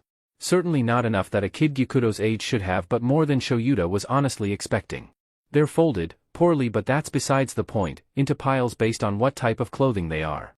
One stack of briefs, about 6 pairs. One of short-sleeved shirts, maybe 5. Several pairs of socks and a good pile of underwear, Shuta's not bothering to count those. About 13 long-sleeved shirts. And 5 hoodies. Shuta's sure there's a 6th that the kid's wearing right now. He believes the kid must be eternally cold due to the fact that he probably suffers from something like iron deficiency anemia thanks to his size and his diet. Next to the pile of clothes are a pile of books. A quick glance at them shows them to be school textbooks. They're older to be sure, but still in fairly good condition. There's a few that have several sticky note tabs sticking out of them every several pages. Only some of the textbooks seem untouched, but that may just be because Gyukudo hasn't gotten around to reading them yet. Not to mention the subject matter. There's a couple that make sense for the age that Shoyuta guesses the kid is at, but there are several that are above his grade level. Far above. Subjects like advanced calculus and trigonometry, university-level chemistry and biology, and even one on high-level mechanics and engineering. This must be how the kid keeps his mind so sharp. Shoyuta moves away from the clothes to the opposite side of the room. There's a small camp stove sitting on the ground with various pots and pans. There's also several food items sitting around. It's nothing perishable though. Just cans, snacks like granola bars, and a single loaf of bread. It's pretty fresh from what he can tell. A slight glance to the left shows a single table. Well, it's actually an old office desk that's been refashioned into a table. There's a few plates and cups sitting on top of it. Not many. And arranged in a certain fashion on the table. As if the kid had been working on something and was having something to eat while doing so. Shoyuta carefully approaches the table. There's notebooks and various sheets of paper scattered across the surface. The sheets of paper are various items that Gyukudo needs as well as their cost. Similar to the note about the need for a welder in his workshop area. He shifts those all to the side to focus on the open notebook. There's a pen sitting in the crevice of the spine. It's open to a new page with the basic information for some new hero named Necromancer, Necro for short. It seems his quirk, as far as the kid can tell from observation, lets others who make eye contact with him see the image of a deceased friend or family member. An interesting quirk to be sure. Very telling that they became a hero. Shoyuta is almost certain he faced backlash for wanting to become a hero with a quirk like that. He's sure that they faced some kind of discrimination for a villain's quirk too. Much like himself. The rough sketch of the hero is quite impressive too. Namiri would be drooling over the kid's art skills. God, he hopes he can introduce them soon. He travels backwards in the notebook, taking note of all the info the kid has on all the different heroes listed in it. Each one is also labeled at the top with a category: safe, caution, and do not interact. It's not hard to figure out what it's for. He eventually makes it to the first page and carefully closes the book, making sure the pen stays in the spine of the page that Gyukudo was working on, so he doesn't lose his place. His eyes slowly widen as he sees the front of the notebook. Hero analysis for the future survival, Midoriya Izuku. Midoriya Izuku. Gyukudo and Midoriya are the same person. No wonder Nedu kept it to himself for so long. He probably took great entertainment in knowing that Shoyuta would be so shocked to find out. He groans quietly to himself. He can't even be all that upset. Nedu did what he asked. He found Gyukudo. The fact that the child that he was looking for and the child Hisashi was looking for were the same person was just more entertainment for the Chimera. And less work for himself. He sighs softly and grabs the chair at the desk. He sits down in it heavily, crossing his arms with a slouch and tucking into his capture scarf to take a small nap. He'll wait here as long as he has to for Gyukudo, no, for Midoriya Izuku to return to the place he calls home. He'll apologize for making him feel afraid that night over a week ago. Then he'll give him an offer of a real home to come back to. Stupid, stupid, stupid. Izuku thinks to himself as he races back towards his hideaway. Why did I have to go and get myself shot by those DMN thugs? You accounted for the quirks. You accounted for the knives. So why the hell didn't you account for the DMN gun, Izuku? I'm still healing from being stabbed by an urchin spine too. Yeah, today and tonight was definitely not a good night for Izuku. First, his known metal supplier let him know that he was going to be away for the week to visit family. Okay, that's fine. No big deal. His projects can wait. Then, a new girl at the pharmacy he goes to for medical supplies refused him services for being quirkless. His fault. He should have known to go on Thursday when Matsui works. She never refuses him. So that's on him. Then, when he went to the grocery store to pick up some food, they were all out of his favorite kind of canned soup. And there's no way he's going to settle for anything other than the kind he likes, thank you very much. Then, patrol happened. He had run into no less than 2 attempted assaults, 6 drunken fights, 3 attempted muggings, and finally the robbery. For people of varying quirks attempting to rob a house in the lower end supposedly because the guy inside owed them money or a favor or something. He didn't really keep up with that. With no heroes around that he trusted and already a bit battered and bruised from previous altercations, he engaged them like the idiot he was. It had been going well until the last one standing pulled out a gun. Where did he even get a gun? Japan's gun laws are crazy insane. He probably had it smuggled in somehow. Regardless, now he's got a bullet wound. It luckily didn't hit anywhere important and wasn't life-threatening. In the abdomen, he feels black and blue all over, and he's fairly certain he's aggravated the stab wound from that urchin spine over a week ago. Lovely. He just wants to go home, patch up, eat something from his already meager stash of food, pray that the bullet isn't still lodged in his gut somewhere, also pray that he doesn't get an infection from any of his wounds, and go to bed. Is that too much to ask? Knowing Izuku's luck, probably. He finally rounds the corner to the fire escape ladder of his hideout with a sigh of relief. The small leap up onto it causes more pain than he was anticipating, both from his side and his shoulder. He weakly climbs the ladder as pain radiates across the wounds. When he makes it to the fire escape landing closest to the ground, he has to pause for a moment. He feels sick to his stomach. He breathes heavily, leaning against the wall and pressing his forehead to the cool bricks. Is this pain that's making him feel so sick? This has never happened before. His pain tolerance level is insane. Maybe he already has an infection on one of his wounds. Or it could be a quirk. Possibly a concussion? Ugh, his head does hurt, so, probably. He shakes his head. This isn't helping. He needs to focus on getting up to the roof, then getting his medical supplies out to take care of this. He pushes off of the wall heavily and starts the long trudge up the metal stairs of the fire escape. It takes him about twice as long to get up to the roof, but he's not really too upset about that. He still makes it to the roof access door after all. He pulls it open tiredly, exchanging his shoes for the slippers he keeps at the entrance of the door. He resists the urge to call out that he's home. This is no home. Just a place for him to hide from all the heroes of the world, old, new, and yet to come. He glances at the door of his workshop and briefly contemplates going to work on something. He can't finish anything until he gets that welder though, so he decides against it. He needs to patch up his wounds anyway. He trudges over to the door of his living space and opens it up. He doesn't even open his eyes as he steps inside and closes it behind him. He sighs deeply and leans against it, keeping a hand pressed tight against the wound in his abdomen. What the F dash, problem child? He shrieks and his eyes fly open. Has this happened before? He feels like it has. He catches sight of Eraserhead shooting to his feet from the chair he keeps at his table and racing over to him. Cold dread fills his body. What was he doing here? Eraser kneels down in front of him and looks him over with concern. He seems to take note of his bruised eye and cheekbone, minor cut on his left forearm, and his blood-covered hand. Eraser reaches up a hand and pulls his hood back, gently taking his mask off right after. Not unkindly, but it's definite proof that Eraser knows exactly who he is when he doesn't even shift at the sight of his hair and face.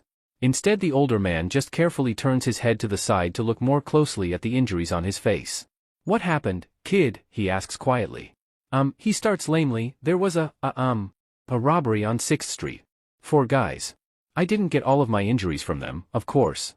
But they were, the main cause of most. Eraserhead, for his part, doesn't react or ask any questions. Just waits for him to go on with a steady hand on his shoulder. It makes Izuku feel warm for some reason. He hasn't felt this way in such a long time. He clears his throat and continues, of course I tried to stop them. And I did. Don't get me wrong.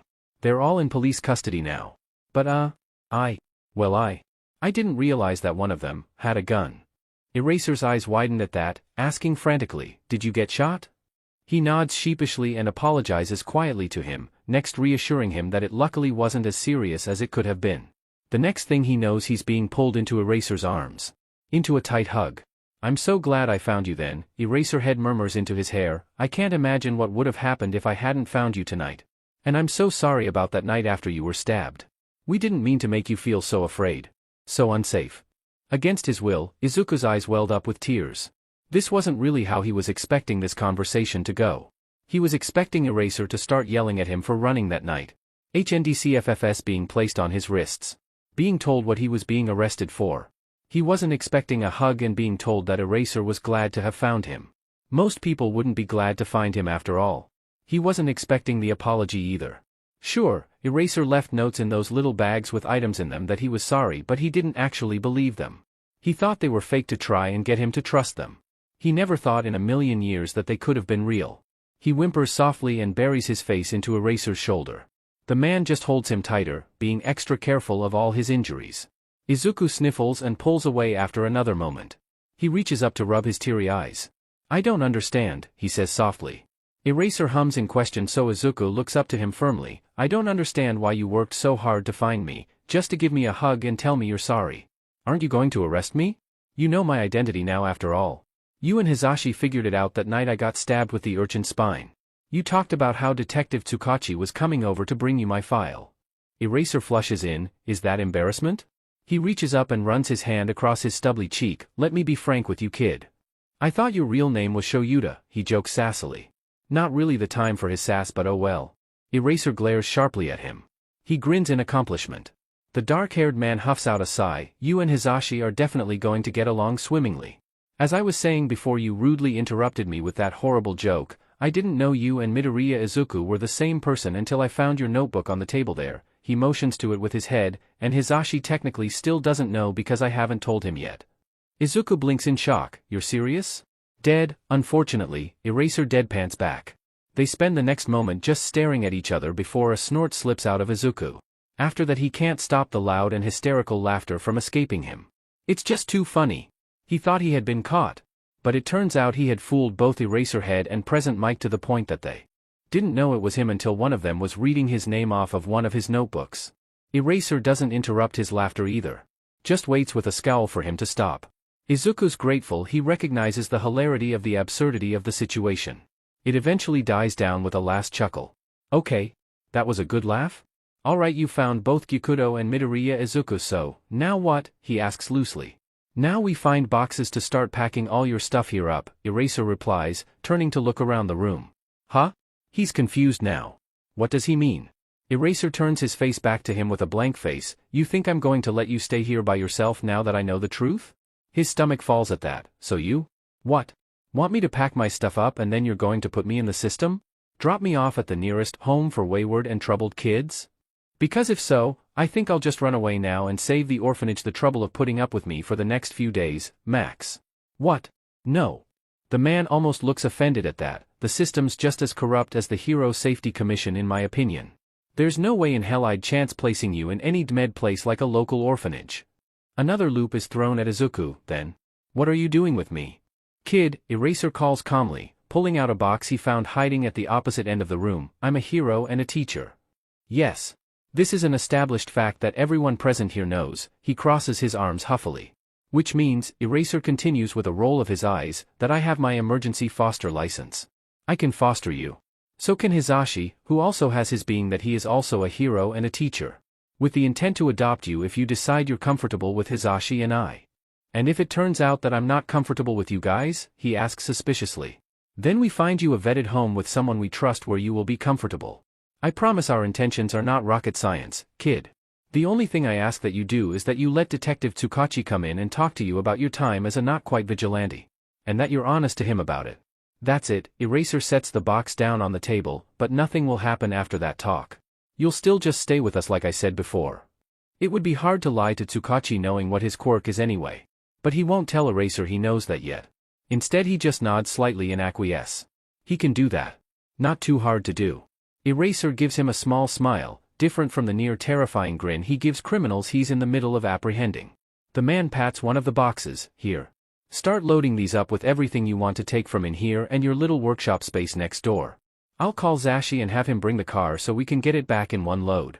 After I get off the phone with Zashi, I'll patch up your wounds again, both of them. We'll talk about whether we should take you to the hospital after we get all your stuff in the car. You're letting me take stuff from my workshop? He asks in shock. He's ignoring the hospital comment for now. It's going to be a no-go from him anyway. Of course, is the reply he gets as Eraser pulls his cell phone out. You've worked hard on that stuff. No need for it to go to waste now. I'll talk to the head of our support class at UA to see if he'd be willing to let you utilize the lab to finish your projects. Izuku looks at him with a new sort of star in his eyes. Even Mom hadn't been that supportive when he tinkered with things. She thought it was too much for him and it was too dangerous. To the point that he hid it any time he tried to do any kind of mechanical work even on their broken appliances. He's never had someone try and get him into an actual support lab to work on his projects. Warmth fills him again in a way that it hasn't in so long. Maybe this can work. He can make it work. He follows Eraser's instructions of packing the boxes with anything he wants to keep while the older man makes a call to his husband. This is the best opportunity he's had in a while after all. No point in wasting it. Hisashi will admit that when Shoyuta called him and said that he needed his help right away and to bring the car, he might have panicked just a little bit. He also might break many, no more than 5 he swears. Traffic laws in an attempt to get to the location Shoyuta sent him as fast as possible. What is that location anyway? A hospital? A clinic? The scene of some horrible villain attack where his husband lay beneath the rubble of some collapsed building waiting for rescue? Okay, so maybe his mind is going out of control but he can't help it. Shoyuta only says the words, I need your help, in dire situations. It also doesn't help that he was asleep when he called. His still slightly sleep-fogged brain is not doing him any favors right now. He stops the car at the sent location and jumps out. Searching around, he notices he's in an abandoned development area. Office buildings and other commercial locations were being put up here but crime was so heavy that it was abandoned halfway through. Nothing seems to be broken or collapsed. Everything's intact. There's no police, fire trucks, or ambulances anywhere that would normally symbolize a villain fight. Huh. So what is he and Shoyuta doing here? Zashi. He hears the man call, seemingly from a good bit of distance away. Shoyuta, he calls back, looking around for him but not seeing him. Up here. His eyes trail along the side of one of the buildings before finally catching sight of his husband standing on the fire escape at the very top. He stutters in shock before shouting up, What are you doing up there? Visiting. And now moving, is his response. What? What does that mean? Shoyuta makes a motion for him to come up as well, gesturing to the ladder at the bottom of the fire escape that's been pushed down to the ground. Hisashi blinks but does what he's bid. Even if this is one of the strangest things Shoyuta has ever asked of him. He meets his husband up on the roof of the building, the dark-haired man leaning up against the roof access door. This is quite nerve-wracking. Don't be too loud, Shoyuta tells him gently, he's still processing things. It might frighten him if you get overly loud. He makes a sound of questioning at him. Shoyuta doesn't give him a response. Just turns and enters the building. Hisashi follows him in quiet confusion. He notes the pair of shoes just inside the door and questions to himself why they seem familiar. Shoyuta stops at the bottom of the stairs and Hisashi joins him a second later. One of the two doors in the hallway opens and out steps a figure. Shoyuta grins at him. Got everything, problem child? I think I just need one more box. Hisashi's eyes lock with another pair of green, these dark and vivid and oh so familiar. The boy ducks his head with a bit of a blush. Hello, Hisashi, Present Mike. Hisashi stares with a gaping jaw for a long moment before a low squeal bubbles up in his throat. He turns to Shoyuta with wide eyes. You found the bean? Shoyuta nods in confirmation. The whine gets a bit louder before he reins it back in with a huge smile directed toward Shoyuta. How? Came here looking for Gyukudo. Did you find him too? Hisashi's hopeful now that they know their bean is okay.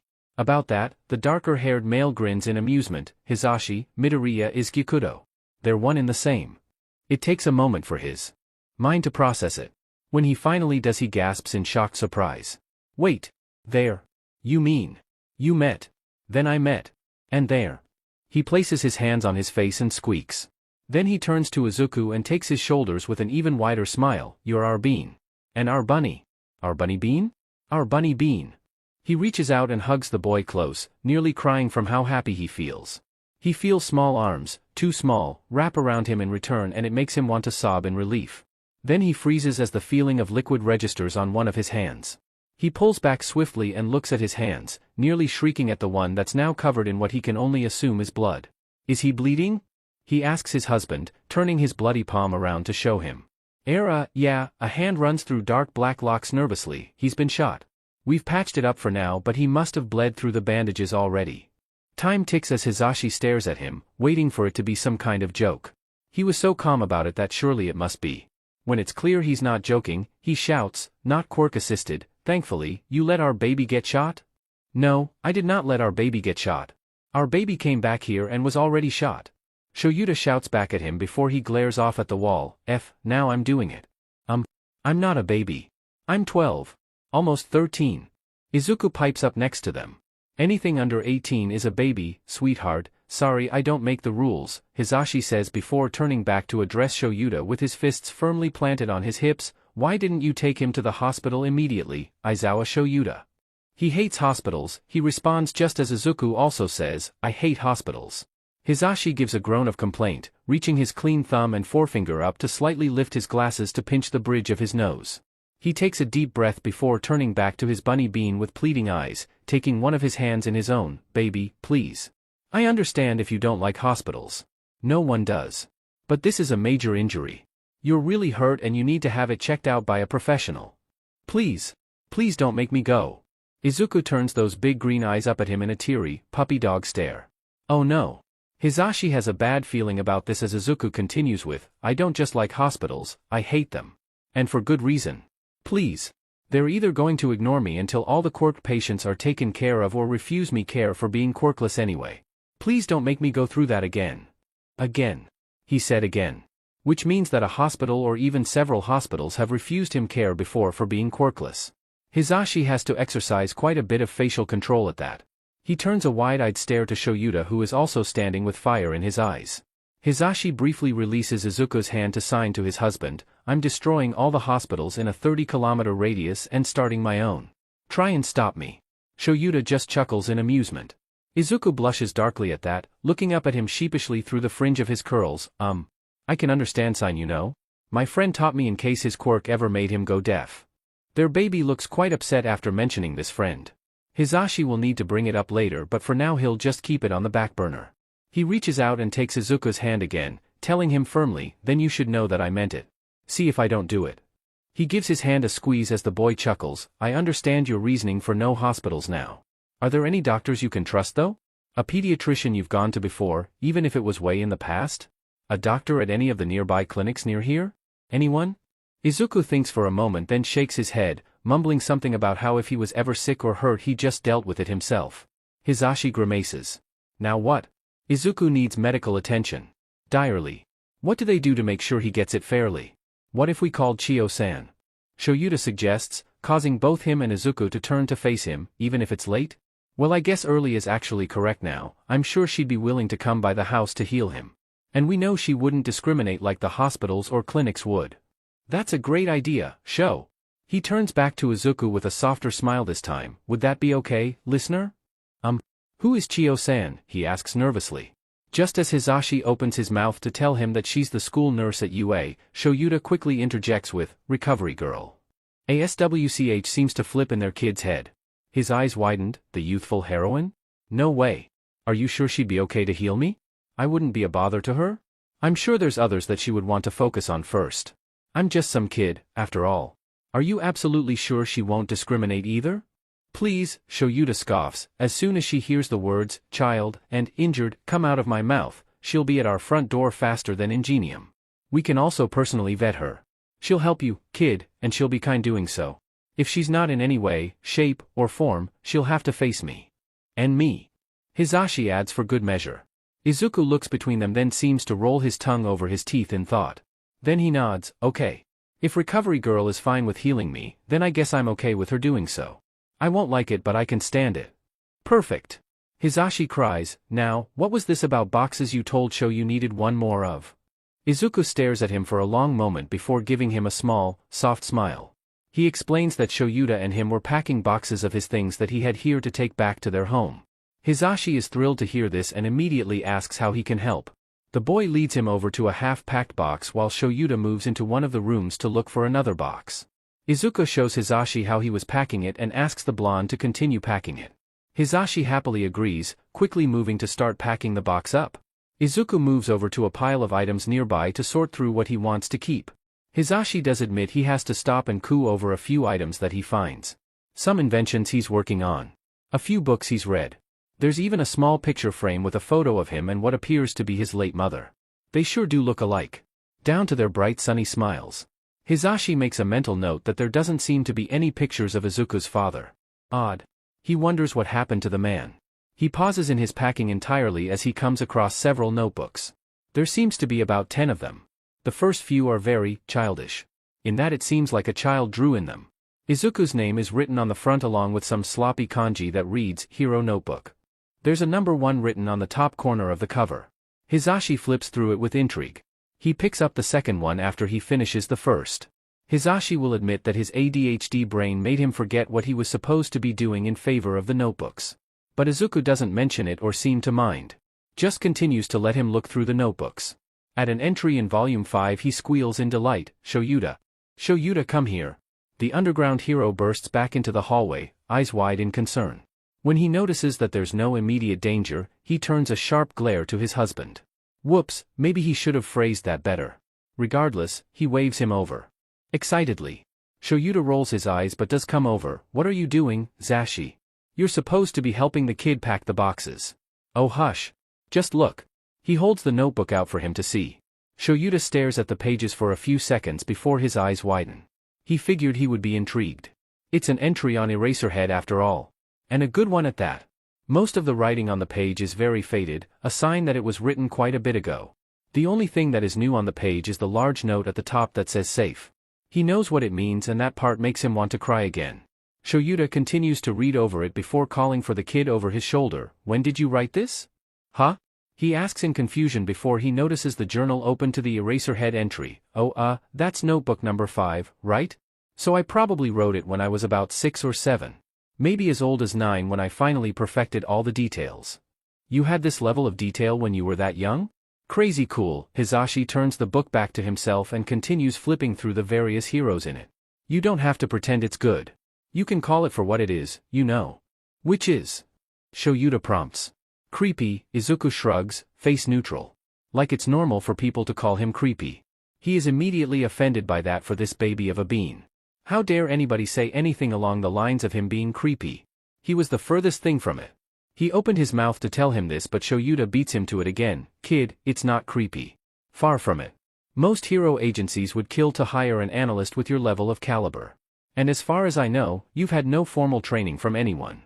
Izuku stares at both of them as if they had just given him the world on a silver platter. His voice is almost meek as he asks, really? Hisashi nods almost violently in confirmation. It's lucky he didn't give himself whiplash. Shoyuta gives something akin to an affirming grunt. Hisashi flips through the book for an entry that caught his eye before then turns it around to show the boy, look here, Bean. You clearly know your stuff. You noted that Midnight's quirk might mix with certain hormones that a person gives off to put them to sleep faster. Which is why it takes longer for people who aren't attracted to her to fall under her quirk, because they aren't giving off that herm.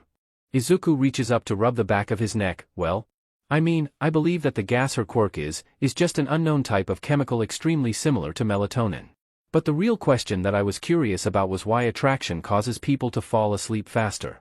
Dopamine is the main chemical that the brain makes in regards to the level of physical attraction for a person, so that's why I theorized that the dopamine a person gives off and the chemical in somnambulist mix to create basically a highly sped up and super-powered version of that melatonin that the brain can't ignore. The more dopamine, i.e. attraction, the more of that high-powered melatonin-like substance is produced and the stronger it gets. Which also explains why people will fall asleep anyway regardless of any attraction to her, since the brain produces a small amount of dopamine naturally without any outside factors. And why she only has the ability to put people to sleep and not force them into a coma. This is because the dopamine production stops as soon as the person goes into REM sleep. This also begs the question of if you could find alternate ways to force the mix without attraction. Dopamine is used in more than just attraction and arousal. It's the feel-good herm for everything. So I do wonder if something like a favorite meal or a happy memory could also trip somnambulists to work faster, since those would also produce the dopamine needed. Hisashi feels like he's staring at this child with stars in his eyes. The level of detail and scientific know-how this boy gives is astounding. He sighs in amazement and turns to his husband. Oh Sho, it's so much better on this side. Shoyuta smirks knowingly, and again I say, told you so. Huh? Izuku asks in confusion, finally snapping out of his rambling. Nothing, Bunny Bean. Don't worry. Hisashi waves him off with a smile. For now, let's finish getting this stuff all packed up to go home. I've got to make us lunch sometime soon. Especially since I'm fairly certain Sho skipped dinner last night and didn't get any breakfast this morning. Wasn't hungry, was the petulant reply from Shoyuta. No excuses. He sing-songs back to him, wagging a finger at him teasingly. One of these days I'm going to get you on a normal sleeping and eating schedule. Good luck with that. And down to 1 cup of coffee a day. He adds as a petty joke. Now you're just being cruel. The other man stalks off back into the room he was in before. Izuku starts giggling up a storm at that. Oh, Hisashi wants to bottle that sound up and keep it forever. It's so sweet. For now though, he'll settle for finishing up getting these boxes packed and down to the car. The faster they're done, the faster they can go home. All of them. Izuku blinks tiredly as he stares out the window of the car, watching the scenery pass by. Who knew packing up a few boxes, just 4 of them too, then ferrying them down a building could make someone so sleepy? The still bleeding wound in his side probably doesn't help with that fact either. He yawns with a bit of a stretch and winces as said wound pulls a bit. He makes a small groan and leans his forehead against the window. He glances towards the front out of the corner of his eye as Shoyuta hangs up the phone. Hisashi also glances over from his spot behind the wheel, asking, so what did she say? Exactly what I thought she would, Shoyuta responds, putting his phone away. She berated me for 2 minutes straight for not calling her before now. Then said she'd be over as soon as possible. She's pretty sure she'll arrive at the house about 5 or 10 minutes after us, at most. Perfect. That'll give us just enough time to get Aizu's boxes into the house and up to the guest room. He tilts his head a bit to let Izuku know he's talking to him. The guest room isn't really fitted for someone your age though. So we'll need to go shopping later. Shopping? Izuku's confused. For what? Well, all that's in there right now is a bed and a bedside table. So we'll need to get you a desk and chair. A dresser for your clothes. Maybe a bookshelf? Some curtains. Another set of sheets, just for you. Oh. You'll also need some more clothes, not too many luckily. Some more notebooks, pens and pencils. Hygiene stuff too. Soaps, brushes, combs, a toothbrush to keep in the bathroom. Need to get you some oil for those curls of yours too. They are suffering. We'll just make a day of it. He catches a glimpse of a bright smile on the blonde's face. I don't think I'll need that much, he argues as he sits back up to look at him. Of course you do, silly. You're going to be living with us for the foreseeable future. You need things that are yours for your room. Hisashi smiles then practically squeals with the next line, we should get you things like books and posters and plushies too. Those are so fun. What? Why does he need things like that? He opens his mouth to argue with him again but Shoyuta cuts him off, don't bother trying to fight him kid. When he gets something like this on his mind, he won't let it go until it happens. DMN straight. Hisashi chirps. Happily. Izuku slouches a bit at that. Shoyuta notices in the rearview mirror and reassures him that it won't be as bad as he's thinking it is. Izuku mentally disagrees wholeheartedly but he won't say anything for now. Instead he keeps quiet the whole rest of the way back to Shoyuta and Hisashi's home. When they arrive, he carefully gets out of the car as Shoyuta and Hisashi both move to the trunk. Hisashi opens it up and pulls one of the boxes out. Think you can get two, babe? Shoyuta grunts in affirmation and takes the current box. I can carry one, Izuku pipes up. Absolutely not.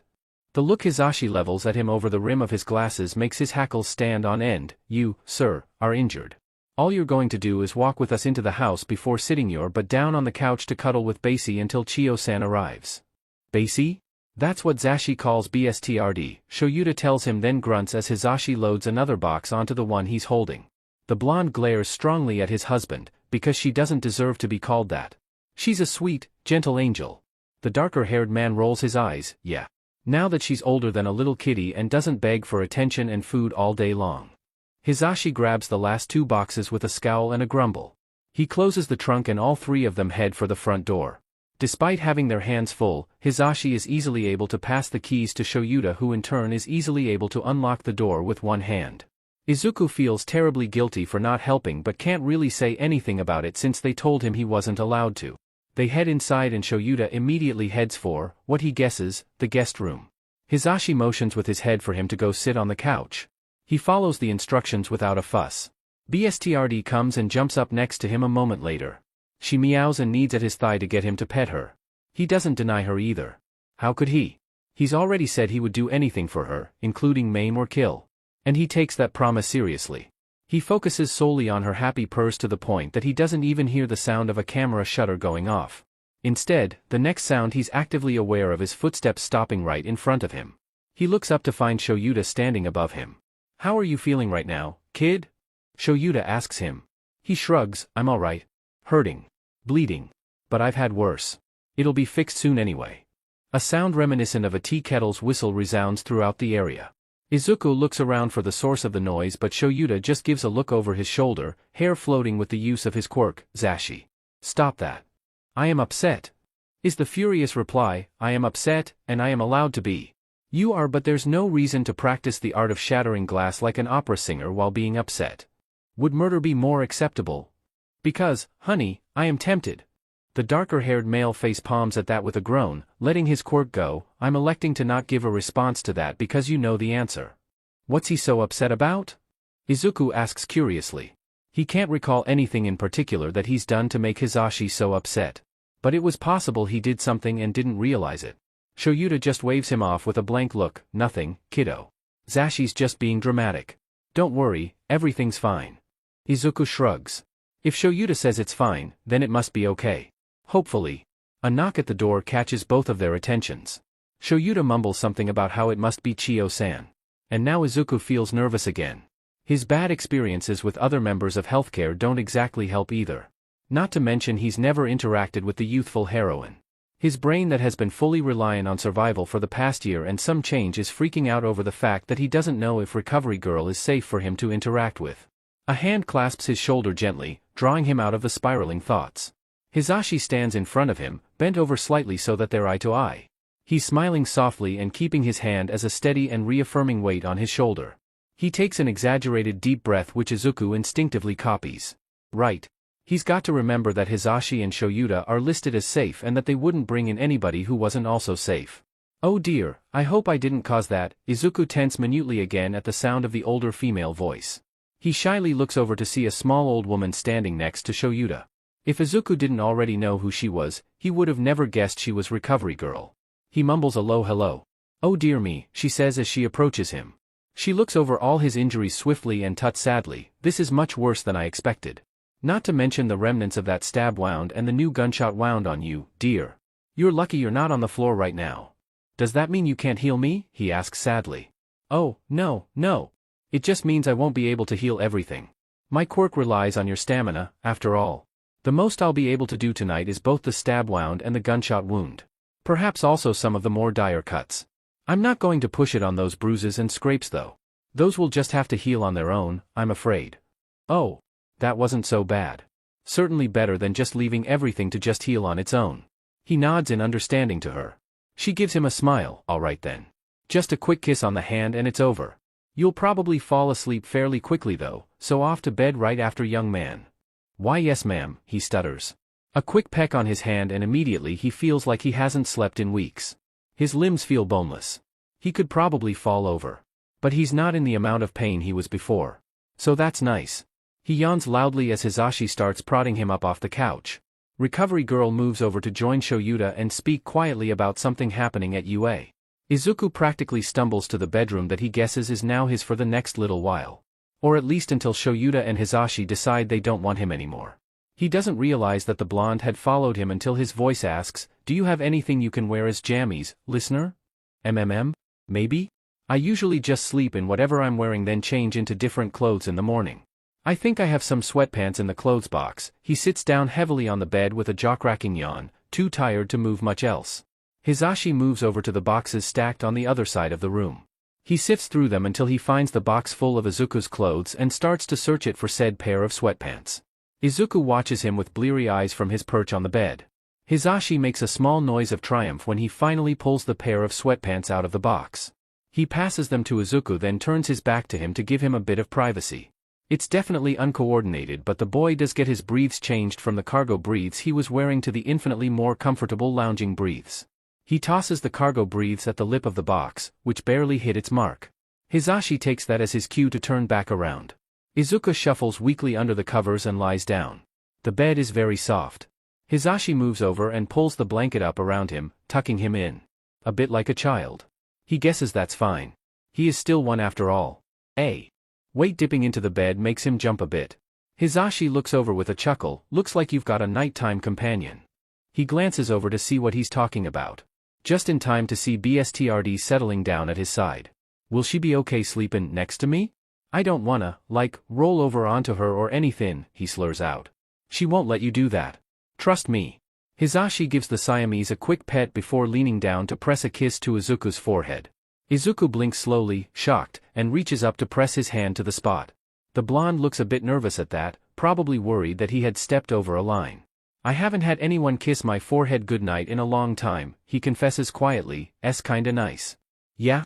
I'll remember that then. Hisashi reaches out and ruffles his curls gently. Good night, Bunny Bean. You sleep for as long as you need. Show and I will see you later in the day, 'kay? Night. With that final word and Hisashi's gentle touch still lingering in his hair, he closes his eyes and falls into a deep, warm sleep. Chiyo and Shoyuta wait until Hisashi and Izuku are in the guest room before turning to each other. She then swiftly and without any hesitation smacks him harshly in the knee with her cane. He grunts out in pain and bites his lip to stop from letting out a whine. She harumphs in satisfaction, "That's for waiting so long to call me. Because yelling at you over the phone was not enough. Do you have any idea what would have happened if he had waited until even an hour or two more to be treated? He was very lucky as is. The bullet grazed his large intestine but didn't puncture it, thankfully. Whether because whoever took that shot did not know how to handle a gun or because he happened to move into just the correct position, he was hit in the perfect way. A clean in and out. My work was mainly just repairing the torn muscles and busted blood vessels then stitching the whole back together. Regardless, don't go waiting again for wounds this serious next time, Aizawa Shoyuta, I mean it." "Yes, ma'am," he grumbles out in compliance, rubbing at his now sore knee.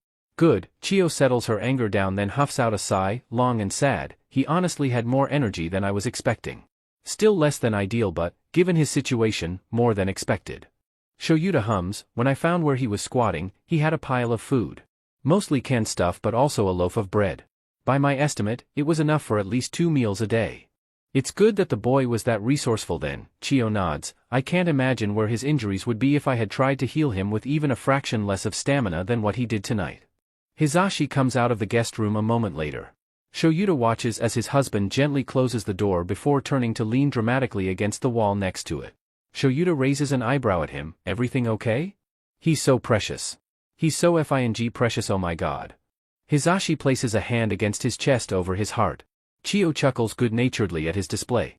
Shoyuta just rolls his eyes at the ridiculous love of his life. Hisashi gives another groan of cuteness overload before pushing off the wall to join them. So when should we conduct the interview with Suki and the little listener? He asks both of them. Shoyuta rolls his tongue over his teeth before looking to Chiyo for her advice. She drums her fingers against her cane before groaning in displeasure. I would recommend as soon as possible. It will be painful for him mentally. But the sooner we get his statement, the faster we can start the healing process. Not to mention therapy and all the magic that comes with it. Both he and Hisashi wince at that. That'll be a fun time for everyone, Shuta's sure of it. Tonight? Shoyuta asks his husband hesitantly. The blonde lets out a laugh that sounds very fake. Might as well, I guess. I would have preferred to let him settle a bit. But he'll probably be on edge until it happens if we prolong it. He'll constantly think that that's the day we'll get rid of him probably. Shoyuta agrees. It's more logical to just get it over with, I suppose. Then we can show him that we're serious about him just staying with us. Chiyo agrees before tapping her cane against the floor lightly. Now that we have that out of the way, I need to speak to the two of you on the best method to assist him as his new guardians. Just a few things. Dietary restrictions until we can get him back to a more healthy weight. Recommended exercises to help with bone and joint growth. Of course, I'm also going to recommend you bring him in at least every 2 weeks to see me to ensure he's on the right path to recovering physically. I can keep a check on how he's progressing. It's a good thing you work at the same school we teach at. Then, Shoyuta crosses his arms. Hisashi gives him a tap on the arm, a quick sign of affection between the two of them, while excusing himself to go make both of them something to eat. Shoyuta turns back to Chiyo. Should we go ahead and get him a session with Ryo? Even if it's just a preliminary one to see where he's at mentally? That would be wise, she nods in agreement. I guarantee his mental stability is skewed. It's not off or shattered, per se, but the poor thing jumped just at the sound of my voice after being led through a panic attack by Hisashi-kun. A child with good mental stability wouldn't have either of those things occurring. Alright, sounds good. Speaking of the school, I'd better message Nedu to tell him Hisashi and I won't be in today on account of sudden child acquisition. Shoyuta pulls out his phone and notices a new message. He pulls up the messaging app and reads it. His eyes widen slightly before he puts his phone back away with a blank glare. Never mind. He already knows, doesn't he? Chiyo chuckles. Yep. All hail the rat god. The sound of a snort of laughter rings from the kitchen. Also the smell of something delicious is starting to waft from it. His mouth waters. Oh right, he didn't eat last night or this morning yet. Food is a good idea right now. Very logical. What were they talking about before? Chiyo chuckles again and taps her cane against his leg, lightly this time. I'll write the list of diet and vitamin recommendations out for you, Shota-kun. That way you and Hisashi-kun can settle in for a nice lunch together before your new ward wakes up. Sounds good? He shakes his head to get out of the hunger stupor again. Yes. Right. Child.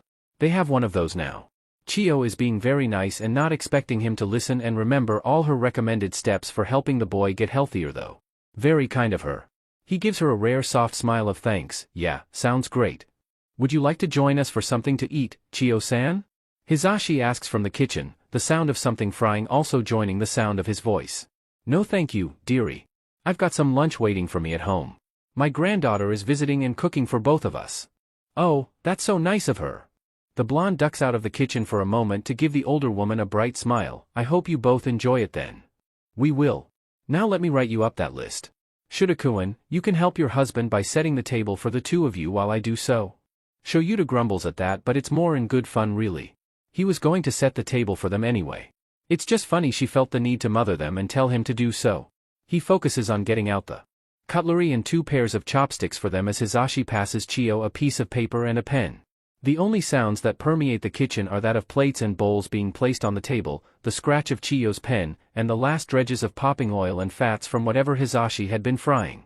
By the time they're all set to eat, Chiyo is handing the list to Shoyuta. Now try to stick to it as best as you can. A little deviation from it here and there won't hurt him, but I'd prefer to wait until we've got more meat on his bones before we switch his diet up to a more normal one for a boy his age, she tells them sternly. Shoyuta and Hisashi both read the list. The darker-haired male thinks he and his husband come to the same conclusion after they're finished. One of them will need to go to the grocery store after they finish eating. Shoyuta knows how that conversation is going to go. Shoyuta will claim basically, not it, and try to beg off due to tiredness from working. Hisashi will whine that he went last time, and the time before that, and the time before that, which is not wrong. So Shoyuta will get up and go do it despite the fact that he's only running on however many hours of sleep he managed to get yesterday. He thinks it's about 4? Whatever. He's handled it with less before. He'll be fine.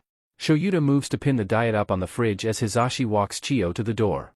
Shoyuta makes a brief final appearance to tell her goodbye. After the front door is closed and locked, both Shoyuta and Hisashi move back into the kitchen to eat. Shoyuta starts eating right away, starving after the night he's had. Hisashi waits for a moment, tapping his chopstick against the edge of his bowl, a special diet, medical checkups every 2 weeks for a good while, and probably several years of very rough therapy. Not to mention that we have to get used to a whole new body being in the house. Do you think we can handle it, Sho? Of course we can. Shoyuta takes another bite of his rice. As long as we've got each other for support, we can give that kid a loving home. And a slice of happiness. I'm sure of it. Hisashi stares at him before smiling. Yeah, you're right. Sorry. New parent jitters, I guess. Foster parent. Still has the word parent in it. Hisashi smirks. Shut up and eat your food. It's going to get cold. Shoyuta snips while gesturing to the blonde's food with his chopsticks. Though he's fighting a smile himself. They can do this. As long as they've got the kid and each other. They'll be just fine and twice as happy. When Izuku wakes up, he's warm. And he's very confused about it. He's never been warm after waking up. Well, not in the past almost year and a half anyway. His tiny bed in his hideout never keeps him warm enough during the time he sleeps. Unless it's the dead of summer, and in those cases he wakes up sweltering in his skin. What month is it? Has he disassociated so badly that he's missed several months of awareness? That's never happened before, but Izuku wouldn't put his mind past it. He squints upwards at the ceiling. He then reaches up a hand to rub at his eye, hoping to clear the blurry vision he's currently suffering from. It has to be blurry, right? The ceiling of his hideaway isn't that color. Is it? No, he's certain now that it's not. The ceiling of his hideaway is white, not this soft beige that he's seeing. He blinks harshly and attempts to sit up. A weight on his chest impedes him though. He makes a small sound of confusion and glances down. Laying on his chest, happily purring away and dead asleep, is a cat. When did he get a cat? How did he get a cat up a fire escape? He shifts again, finally managing to sit up. The cat rolls off down his chest into his lap and gives off a chirping meow as they wake. Izuku blinks down at them. It looks like Shoyuta and Hisashi's cat. Oh sheet. It is Shoyuta and Hisashi's cat. The whole morning rushes back to him in an instant and he remembers that he agreed to stay with them. Oof, that's a lot to take in fully at once. BSTRD pips another meow at him, batting at his face curiously as he just stared out at the wall blankly for a moment. He runs a hand over her in a heavy pet. She purrs happily at the feeling before rolling off him as he nudges her. He stands in a slight stumble, grogginess still weighing him down. He yawns as he pads out of the bedroom. The living room is empty, so he turns the corner to go to the kitchen. He glances down and sees BSTRD trotting next to him, brushing his ankle anytime it comes close enough to her. He smiles at her and heads into the kitchen. He pauses to watch as Hisashi practically dances around the kitchen to put things away in the cabinets. Izuku guesses that they must have had something to eat while he was asleep and now the limiter was cleaning up. He briefly wonders where Shuta's gone. To take a nap, maybe? BSTRD rushes around him to meow happily up at Hisashi and demand something to eat. He turns at the sound of her before giving a grin to the preteen now haunting the kitchen entrance. Well, good morning, sunshine. Isn't it afternoon? He slurs out. Yep. About 2. You've been asleep for around 9 hours now. Honestly, I wasn't expecting you up for another hour or so. Chiyo-san said she healed quite a bit on you. The blonde turns to lean against the counter, hand coming down to pet BSTRD's head as she stretches up to rest her paws on his thigh. He sinks down into a chair at the kitchen table with a grunt of acknowledgement. He reaches up to rub at his eye again with a yawn, asking through it, WH ta? Hisashi's brows furrow and it takes him a moment to realize what he's asking. Oh. Sho? He ran to the grocery store. You're on a diet for the next little while and we need ingredients to ensure we can make the stuff you can eat. A diet? He whines. Yep. He chuckles as BSTRD moves from him to hop up onto the table to demand more pets out of Izuku. Cans of beans, soup, and some vegetables as well as loaf of bread aren't exactly the healthiest thing for you to eat all the time, Bunny Bean. We've got to supplement your diet until you're back up to a healthy weight. Then we can go back to more normal foods. But I tried so hard to eat normal and healthy. He cries, I had vegetables, proteins, and grains. I tried. Sweetheart, no, that's not why we're doing it. We don't think you didn't try. We know why you ate the way you did and we're so proud of you for doing so. You're a lot healthier than most kids who ended up on the streets. But there's just some vitamins and minerals you were missing. Like what? Calcium, just as one example. Hisashi pushes up his glasses patiently. Without a regular amount of calcium in your diet, you're very likely to break a bone as they slowly get more brittle over time. When was the last time you had any milk? Or yogurt? Cheese or anything like that? I had a cheeseburger 2 weeks ago from some American-themed restaurant. It was a treat to myself when I finally saved up the money for it. He doesn't mention how he immediately felt sick over it about 2 hours after eating. 2 weeks ago is the key part of the sentence there, listener. I promise this diet is not the end of the world. It's not bad at all and it won't last forever. It's just for a little while. We've pinned it up on the fridge, if you'd like to read it. Hisashi points over to the piece of paper pinned to the fridge via a magnet. It's also got a list of supplementary vitamins that you'll need to take for a bit too. Izuku gets up and moves to stand in front of the fridge, reading the list. Oh, it really isn't that bad. A recommendation to stay away from fried foods and large portions for a bit. That might have been why he felt sick after the cheeseburger. Have at least 1 serving of a high-protein meat with each meal, a serving or 2 of fruits a day, and at least a pint of cream milk or a serving of yogurt a day as well. Good thing he's not lactose intolerant. What about the vitamins listed? Do you know what I'd have to take them for? He remembers a few of them from his personal studies, like C and D, but not all of them. Hisashi's eyes squint a bit in discomfort. Honestly, no. I'm no good at that stuff. It'd be best to ask Chiyo-san for a full explanation of each one when you have a checkup with her. I do know that the B12 listed is for replenishing red blood cells just from what I remember from health and nutrition class back in high school. Should help you with your recent injuries and your anemia.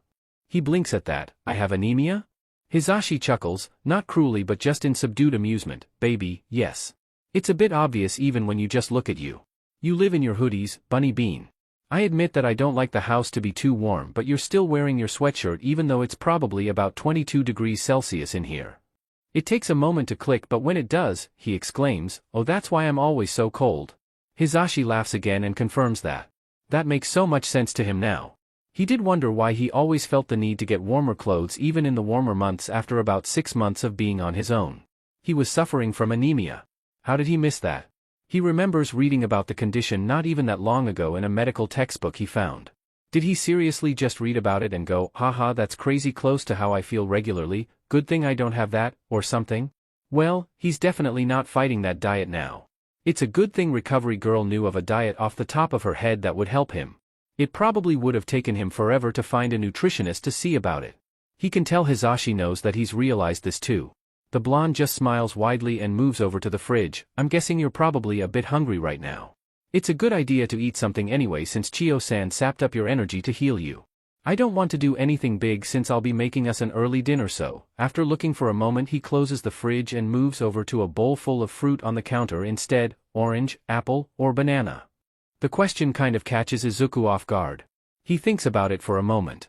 It's been quite a while since he's had any of those food items. Fruits in general were rare for him out of the streets. Apple, he eventually settles on, remembering that they're both crisp and sweet.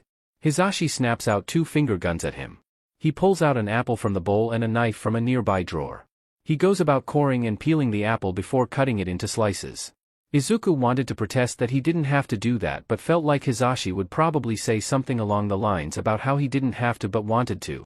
So he just sat patiently, waiting for the man to finish. Soon, a plate full of apple slices and a glass of water are set down in front of him. Hisashi also grabs BSTRD and sets her down on the floor so she's not sniffing at the plate of food. He thanks Hisashi for the food. Just as he's about to pick up one of the slices, one of the blonde's hands covers his own. He looks up at him in confusion.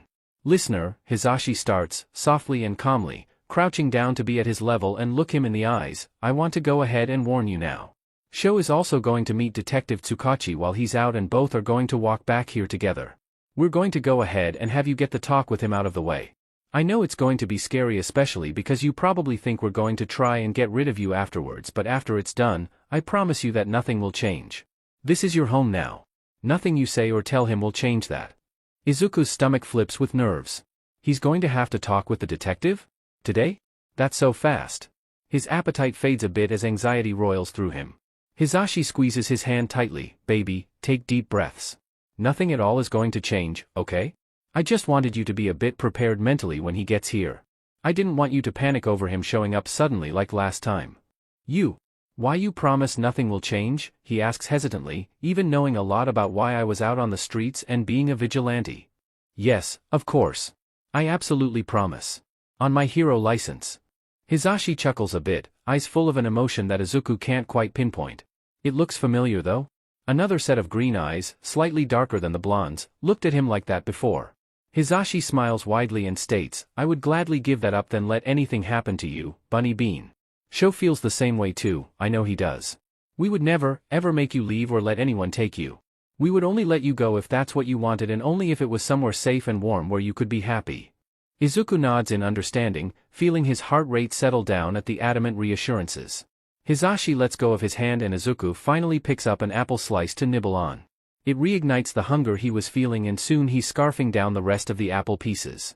Meanwhile, Hisashi tells him random stories about things that he and Shoyuta had done during their high school years together. Izuku can't help but laugh when Hisashi tells him the story how they first met at UA's sports festival in their second year, at how Hisashi had cockily believed that Shoyuta was an easy target in the finals only to be beaten into the ground within minutes of their match starting. It's more than amusing to say the least. Hisashi was right. He can do this. He's been assured over and over that everything will be fine. He decides to trust them for now on this. If it turns out that they're correct, maybe he'll trust them even more later on. Tsukachi will admit, he was having a good morning. He wrapped up a very volatile case the night before and actually got to go home somewhat early. Makoto said she had had a good day at school. They both got to sit down and have a nice meal together for once in a long while. Then he went to bed and got a nice, full 9 hours of sleep for once with no interruptions on a new case. He even got to get up and have some coffee at home before going back into the precinct instead of having to stop and buy it on the way. It was nice. Then Aizawa calls and says he needs to come by his and Mick's home to talk to Gyukudo. This doesn't ruin it, per se. He's mostly extremely confused. The boy ran out on them that night over a week ago when he heard that Tsukachi was coming over. How on earth did the two find him and convince him to come back to their home? Guess that's a question for when he gets there. Aizawa decided that they would meet at the corner near a local grocery store that the other man would be visiting to pick up some ingredients and other food items. Then they would both walk to the home the Erasure hero shared with the voice hero. Tsukachi is waiting on the corner where Aizawa said they would meet, reviewing his questions. He had so many for the boy, but he knew he should limit himself so as to not make the literal child uncomfortable. Well, more uncomfortable than would be average for a conversation/interrogation like this one. He sighs as he finally decides on which questions he's going to ask when Aizawa finally joins him. The hero is carrying multiple bags in his arms and greets him softly, "Thanks for coming, now." "Sure, am I allowed to ask how you got this meeting to occur?" he asks skeptically. "You can. But it's probably better to wait until we get there to explain," the man replies easily. True. The passive part of his quirk immediately starts doing its job. Well, that's interesting. What's so groundbreaking that it's better to wait for the explanation? He doesn't push it and instead quietly follows Aizawa towards his home. When they get to the front door, Aizawa pulls out his keys and says, "Zashi's probably warned the kid you're coming." He's got a bit of a weird mental state that makes him distrustful of adults in general, but especially heroes and police officers to an extreme level. "I'm just warning you now, he may not cooperate easily, which will make your job harder, but please don't push him too hard on some things. We're still trying to fully gain his trust." True. It shouldn't surprise him. It doesn't really. The kid had run out of the Yamada Aizawa home via a window in the bathroom when just hearing that he was coming over last time. For the kid to know he'll actually have to talk to Tsukachi probably has him freaking out a bit. He reminds himself that Aizawa is right. He needs to play a little bit nicer than normal. While this is somewhat of an interrogation, it's more of an interrogation to see who harmed Gyukudo and how to help him. The boy isn't going to trust him because he has no reason to. And that's fine. He's allowed after the year he's had. He takes a deep breath to steady himself and nods to Aizawa in understanding. The other man returns the nod and opens the door, calling out that he's home. Yamada's voice calls back that they're in the kitchen. Aizawa swiftly heads that way and voices are heard as he assumes Yamada and Aizawa move to put away the groceries. Tsukachi makes his way into the kitchen, wary of the skittish child they have in there. Then he freezes in the doorway. "You've got to be fing kidding me," he groans tiredly. Because sitting at the kitchen table, drinking a glass of water, is Midoriya Izuku.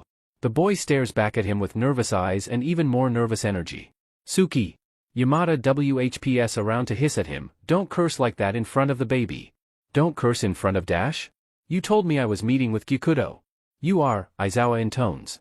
True. What? What does? Oh no. He pulled a Nedu, didn't he? Aizawa gives off that horrifying grin of his. Now, meet Midoriya Izuku, also known as Gyukudo. Tsukachi is going to have an aneurysm. Or commit murder. One of the two. He lets out an extremely frustrated sigh. Is this also the reason why Nedu hasn't called to tell me Midoriya had been found? Aizawa shrugs, probably. You know he finds our struggles entertaining. True. Unfortunately. He huffs out another breath and pinches the bridge of his nose. It's okay. It's fine. He can do this. He moves over to sit in the chair across from the boy. The boy he just learned is both legally deceased thanks to the stupidity of some officers at his place of work and also apparently a high-profile vigilante. Alright then, Izuku, he starts, we've never met in person but I'm Detective Tsukachi Naomasa. It's nice to finally meet you. The boy mumbles a half-hearted return of the sentiment. Tsukachi nods, let's get right to the nitty-gritty of it. Aizawa and Yamada have asked me to come in and interview you. I'll be recording the whole process on this tape recorder. He pulls said tape recorder out of his BRST pocket to set on the table for the boy to see, to be referred back to in the future and be used in the event we can make a case that can go to court. If you need a break at any time, we can stop for a bit. Don't feel pressured to force yourself to give answers right away if you need a minute to think about it.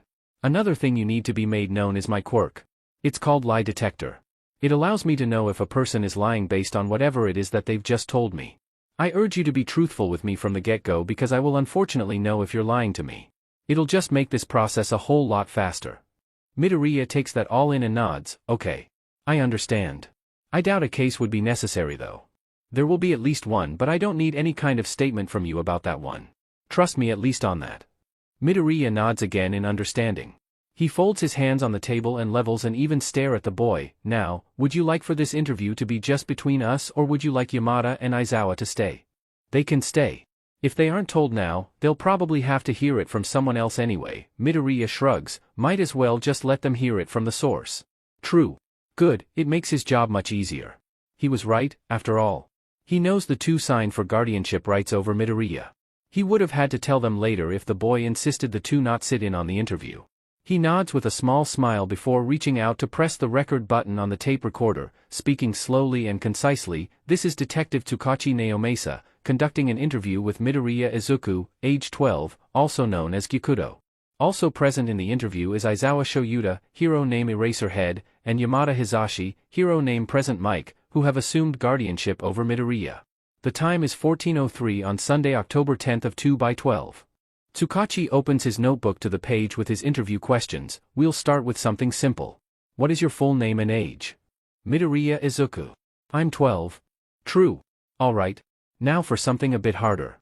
What was the day that you became an orphan? Hard to forget, really. July 20th of 2/11. True. And how did it occur exactly? I was out with my mom, we were shopping for something. I don't remember exactly what now but I had noticed a hero battle going on a few streets over. I broke away from her to go watch the action. I was really obsessed with watching them. She called to me to try and get me to come back but I didn't listen. I watched the fight at the sidelines like all the other bystanders and then followed as the hero and villain both headed back towards where Mom and I first were. She died there. I saw it happen. True. How did she die? Tsukachi pressed. I can't tell you. Oh boy, he's already reached resistance. There are only 4 questions in. He just told them he saw it happen. Now he's saying he can't tell them? He thinks the boy is just being flippant or purposely uncooperative. Midoriya-san, please, I really need you to cooperate dash. Detective, Midoriya interrupts, face oddly set into a fierce determination, listen to me carefully, I'll say it again, I can't tell you. Tsukachi jolts as he realizes what the boy wanted him to see. Wanted him to hear. Aizawa sighs like a disappointed parent beside him, he kind of is now, kid, come on. Don't be difficult. Aizawa. He's telling the truth. He can feel the confusion rolling off the other 2 adults in waves. Hell, he's confused himself. He asks Midoriya to explain what he means. The kid leans back and crosses his arms over his chest. What I mean is, if I tell you, it would upset every single balance of the world as we know it. And I refuse to be the one who lights the fuse to that bomb. It's a heavy sentence. And it all rings, true. Tsukachi swallows heavily at that. Okay. Do you have any other family? He asks next. No. My grandparents both passed away either before I was born or when I was really little. I didn't even really know any of them. My parents were both only children. So no aunts or uncles either. True. What about your father? There was no mention of him in your file except from when you were very young. The kid takes a deep breath, almost in a way that seems like a mindless recitation. He lives in America after my parents' very amicable divorce when I was 5 and wants nothing to do with me due to my quirk status. Tsukachi jolts back at his quirk's response to that. What the F dash? Yamada notices and asks him what's wrong. I don't really know, he admits honestly. I've never had a sentence come back through my quirk as both the truth and a lie before. What? It came back, both? Yamada blinked at him in confusion. Even Aizawa raises an eyebrow in shocked confusion. He's very confused too. Midoriya doesn't look shocked by that though. Odd. Unless... Midoriya, do you know why that is? He asks off a hunch. I have a theory, he says. It's true that that's what I've been told my whole life since he was gone. But it also registers as a lie because I don't believe it. He was right. Aizawa did say that the kid had an amazing ability with determining quirks and figuring out how they work. True. You don't believe it? No. The truth is, I don't know what happened to him. Not really. But I do have another theory based on my memories of that time. The child, oh god, he's a child, he shouldn't have possibly highly accurate theories on his quirk without years of training. How smart is this kid? Reaches up to tap his chin, eyes closed in thought. It was after my doctor's appointment, the one where they diagnosed me quirkless. Hate that word by the way. Diagnosed. As if me not having a quirk makes me ill somehow. Anyways, it was maybe 3 or 4 weeks later. My father was very displeased, we'll say, that I hadn't developed a quirk and now showed that I would never develop one at all. He was angry, all the time. After a few days of his non-stop anger, Mom asked me to stay out of his path whenever he was home. To just stay in my room until he went to bed or left. She was afraid he would get violent if he saw me, I think. She was right. True. His breath hitches but Midoriya doesn't seem to notice, just continues. I happened to be heading to my room one afternoon after finishing a snack in the kitchen. Usually my father came home like clockwork, it could always be expected he would be home at that exact same time every day. Not a minute later or earlier. Not that day though. He came home a few minutes early after a rough day at work. I was already a disappointment and now I was clearly in the way. So he hit me. True. Do you remember how? Can't forget it even if I wanted to. I was 5 years old and the memory of it is still burned into my brain. He backhanded me across the face. Midoriya takes his right hand and copies the motion of a swift backhanded strike, then taps his right cheek. 3 of his nails cut my cheek. His knuckle caught my nose and fractured it. My lip was split and my right eye was black too. But the worst part? He was going to do more than that. True, oh god, he feels a bit sick. How could it get worse? Do you know how he was going to do worse? My father's quirk was fire breath. He could exhale literal flames. He held me by the shoulders and tried to breathe his fire directly into my face. I think he was trying to kill me with it. He only didn't get the chance because my mom used her own quirk on him. Attraction of small objects. She targeted his nose bone with it and forced him to turn his head by pulling it with her quirk. She broke it in the process. He was really sad about that too. Oh god, he shouldn't have asked. It's worse. It's way worse and it's all ringing, true. What dash, he clears his throat to regain a bit of his composure. What happened next? She rushed over and pushed him off of me. She told me to go to my room and stay there until she came to get me. I had just been hurt by my own father, so I thought it best to listen, immediately. That's where my full fact information ends. The rest of this is just speculation based on what I could hear, not what I could see. True. Alright, and what's your theory based on your speculation? The kid starts to look nervous, fidgeting a bit. You know, maybe we don't want to do this. Can I get away with saying he left and joined up with villains in America instead? Lie. Sorry, but we're already on this train now. Better ride it all the way to the station. Midoriya bites his lip, almost harshly, before muttering out a soft apology under his breath, though Tsukachi doesn't know if it's for him for lying or for his deceased mother. I think my mom killed him. Tsukachi is floored. Out of everything Midoriya could have said and be true, that was not what he was expecting. He takes it back. He doesn't want to be on this train. He'd rather risk jumping out of it while it's moving. Anything is better than this. Are you serious, kiddo? Aizawa hesitantly asks. Tsukachi is rather shocked that even his unshakable persona has been rattled by this. It's ringing true, so I'd say that he's dead serious, Tsukachi says almost hysterically before Midoriya can reply to the erasure hero. Can you tell me why you think that? Midoriya is silent for a moment. That's fine. Tsukachi knows he probably needs a minute to gather his thoughts. Eventually, he sighs and starts up the story again. When I went and hid in my room, I didn't move away from my door. I was afraid he would try to hurt Mom next. It was probably more dangerous, but I couldn't help but press my ear against it, trying to hear what was going on. There was screaming. A lot of screaming, but nothing discernible enough to know what was being said. It went on for several minutes before, all of a sudden, there was a crash, then a loud thud. It sounded a bit like this: Midoriya takes his foot and stomps it harshly on the ground. The sound is ringing. It would probably be even more so to a 5-year-old. It was louder than that, of course, but I could definitely tell that it was something heavy hitting the floor. It was quiet for a long moment, then the front door opened and shut. I thought maybe my father had left, but I didn't dare leave to check. I had been told to stay put until Mom came to get me. I wasn't about to disobey and risk another face full of fire. Thank you very much. The boy's sass returned for a moment at that last sentence. Tsukachi was actually thrilled to see it, but knew he had to keep Midoriya on track. True. Then what happened? About 2 hours passed of nothing but silence. Then the front door opened and shut again. There was no screaming this time. There was no talking at all, actually. Just the soft sounds of sock-covered feet walking around the house. I knew it couldn't be my father. He didn't take off his shoes before the whole thing went down, and he always regularly took them off in his bedroom anyway to make sure they stayed clean and polished for work. True. And you knew for certain it wasn't him? Midoriya nods. Yep. I learned to know what his footsteps sounded like when he left in the morning and got home from work, so I wouldn't be out of my room at the same time that he was home. His fancy leather work shoes made a very specific sound when he walked. I hadn't heard them leave, but I hadn't heard them return either. Listening for the footsteps of your abuser. One of the big signs of a kid living in that kind of household. True. So it had to be your mother, he confirms with the information given to him. Right. When I was little, I thought it was strange that she didn't come get me right away after everything calmed down. When she finally did tell me it was safe to come out, another hour later, I thought the way the house smelled was even stranger. What did it smell like? Yamada asks. Tsukachi himself was about to ask, but he's a bit glad that someone else did. This is the wildest interview/interrogation he's ever done. Well, no, not ever. But it's still pretty up there. Bleach. Like someone had poured every bottle of bleach product we owned everywhere.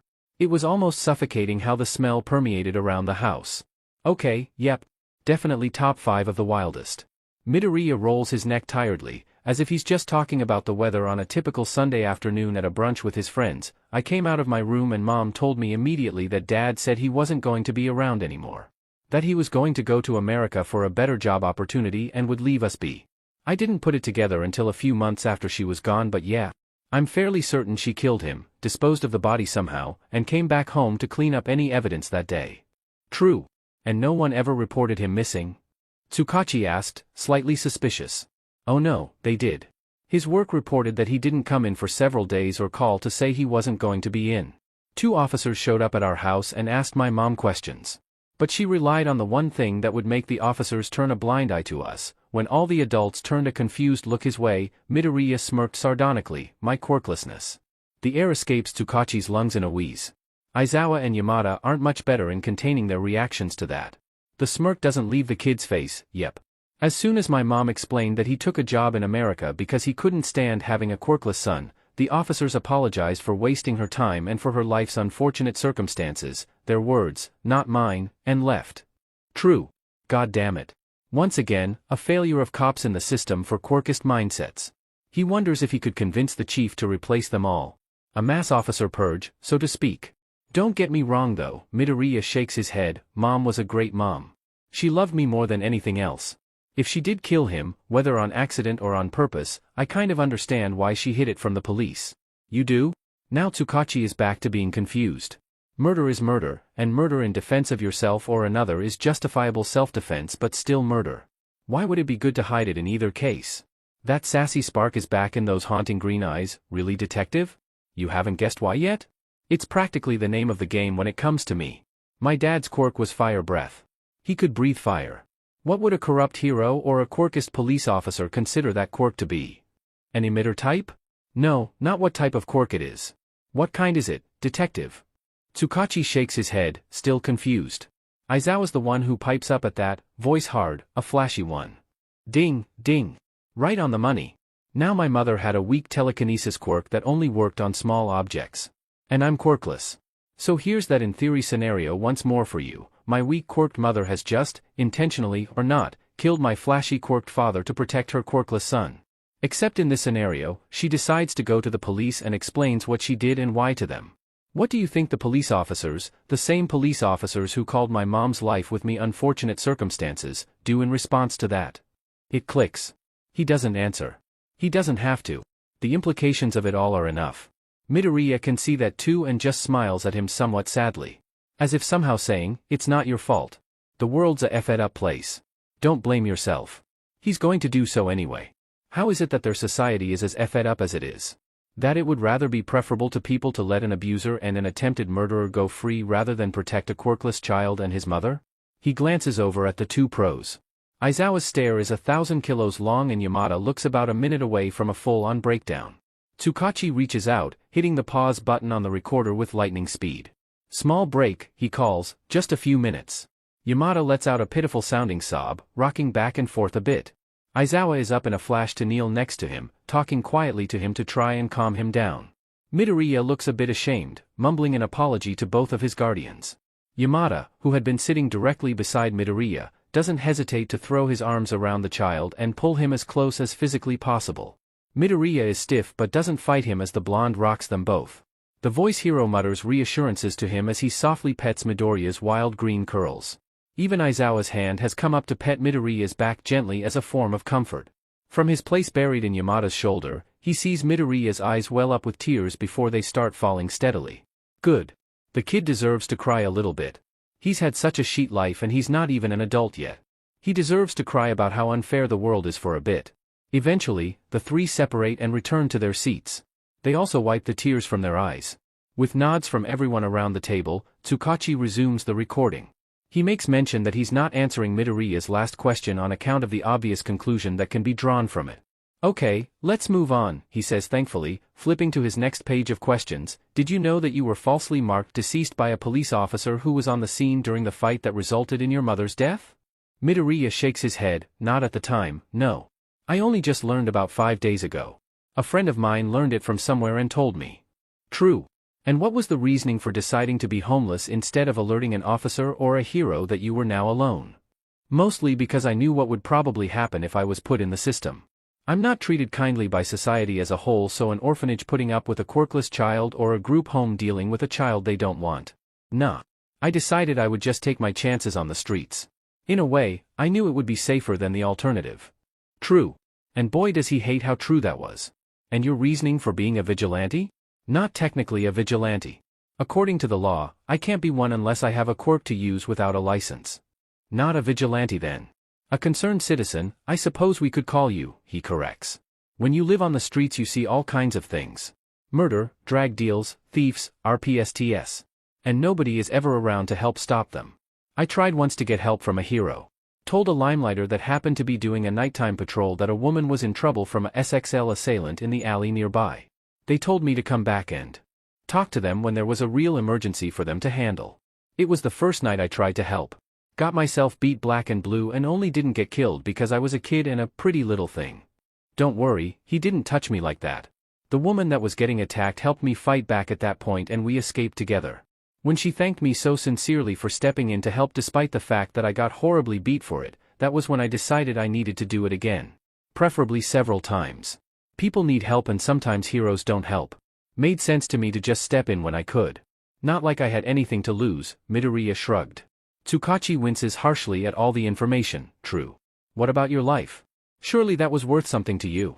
Midoriya's voice is nonchalant as he replies with, no, not really. Everyone expects me to be dead by 18 or a little after anyways. At least then I would have died fighting instead of just laying down to wait to be killed. The detective has to work very hard not to let his mind blue screen at that. His quirk whispers again that the boy is telling the truth, but it's hard to even focus on that right now with the swell of emotions that are filling him once more. Damn it, he's going to get attached to the kid, isn't he?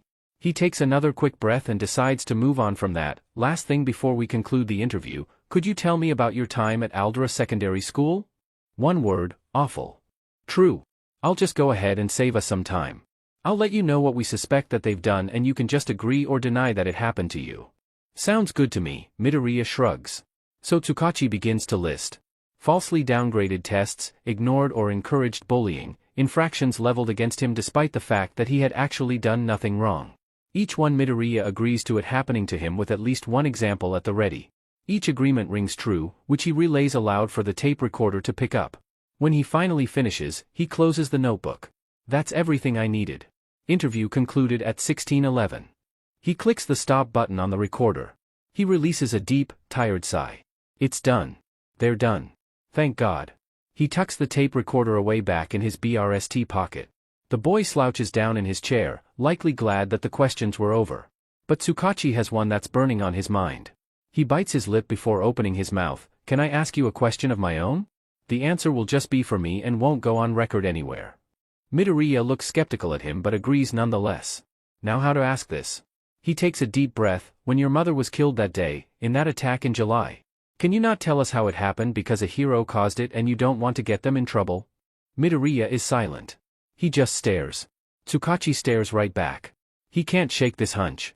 How would reporting that a villain killed your mother would upset the very balance of the world as they knew it? No, it had to be a hero. No, of course not, Midoriya says evenly after another moment of silence. Lie. He's lying. It was a hero. One that probably has enough power to turn the community against one traumatized child should it be dragged into the light. That's why Midoriya is telling the truth when he says he can't tell them. If he did, the repercussions would more than likely be against him, not the hero in question. OF. He gives no indication outwardly what his quirk said in response to that. Yamada and Aizawa both seek it out on his face or his body language, but he's had years of practice keeping the indicating twitches down when he wants. He bids the three of them farewell and leaves without another word. Aizawa walks him to the door as Yamada moves to wrap an arm around the kid's shoulders. Aizawa asks him to tell him if Midoriya was lying with that last question. Tsukachi just stares him dead in the eyes and tells him he won't say. He doesn't want either Yamada or Aizawa getting involved. Just in case. For now he'll head back to the station to archive the recorded interview. Then he'll do a little bit of his own investigation into the heroes on scene during Midoriya Inko's death. Perhaps he can figure out exactly which hero was responsible. Or at least get a deeper understanding of what happened that day. The kid deserves it after how badly his choice of employment screwed up the first time around. He really was attached to the kid now, wasn't he? Izuku, for all intents and purposes after the interview, basically shuts down. Hisashi can see it in the way that their bean curls up tightly on the couch with BSTRD, eyes glassy and distant. He hates that. He hasn't responded at all to his and Shuta's questions or small talk to him. He's clearly disassociating. Poor thing. BSTRD is doing her best to calm the boy down. She's taken to grooming his face while purring up a storm to try and comfort him. Hisashi knows from his own attacks that Izuku will only come out of it when he's ready. They all just have to be patient and wait for that moment. In the meantime, he and Shoyuta settle down on either side of the tight ball that is Midoriya Izuku on the couch. Hisashi next to his head and Shoyuta down by his feet. Both have pulled out grading, agency paperwork, and other menial distractions to work on while they wait. Hisashi decides to grade some of his first year's essays. They only get about 45 minutes in before Shoyuta turns to glare at Hisashi after he's groaned for what feels like the millionth time. The blonde notices and asks him what's up. Seriously? A dark brow raises high. You keep groaning. Stop it. It's distracting. Hisashi gasps in mock offense. It is not. I groan all the time when grading essays, you know that. And I can't help it. Some of these are just atrocious. They're first years, Zashi. That doesn't matter. If you don't know what verb tense to put in a sentence, don't just guess. Ask me for help. I'm a teacher, that's what I'm there for. Listen to this, listen. He flips back a few pages, and reads off the essay, Cementos running to be placing the wall between the villain and us to protect us. Atrocious. Shoyuta winces at the butchered English and nods in agreement. Verb tense is off for three things, not just one, also the sentence sounds better if you swch the nouns.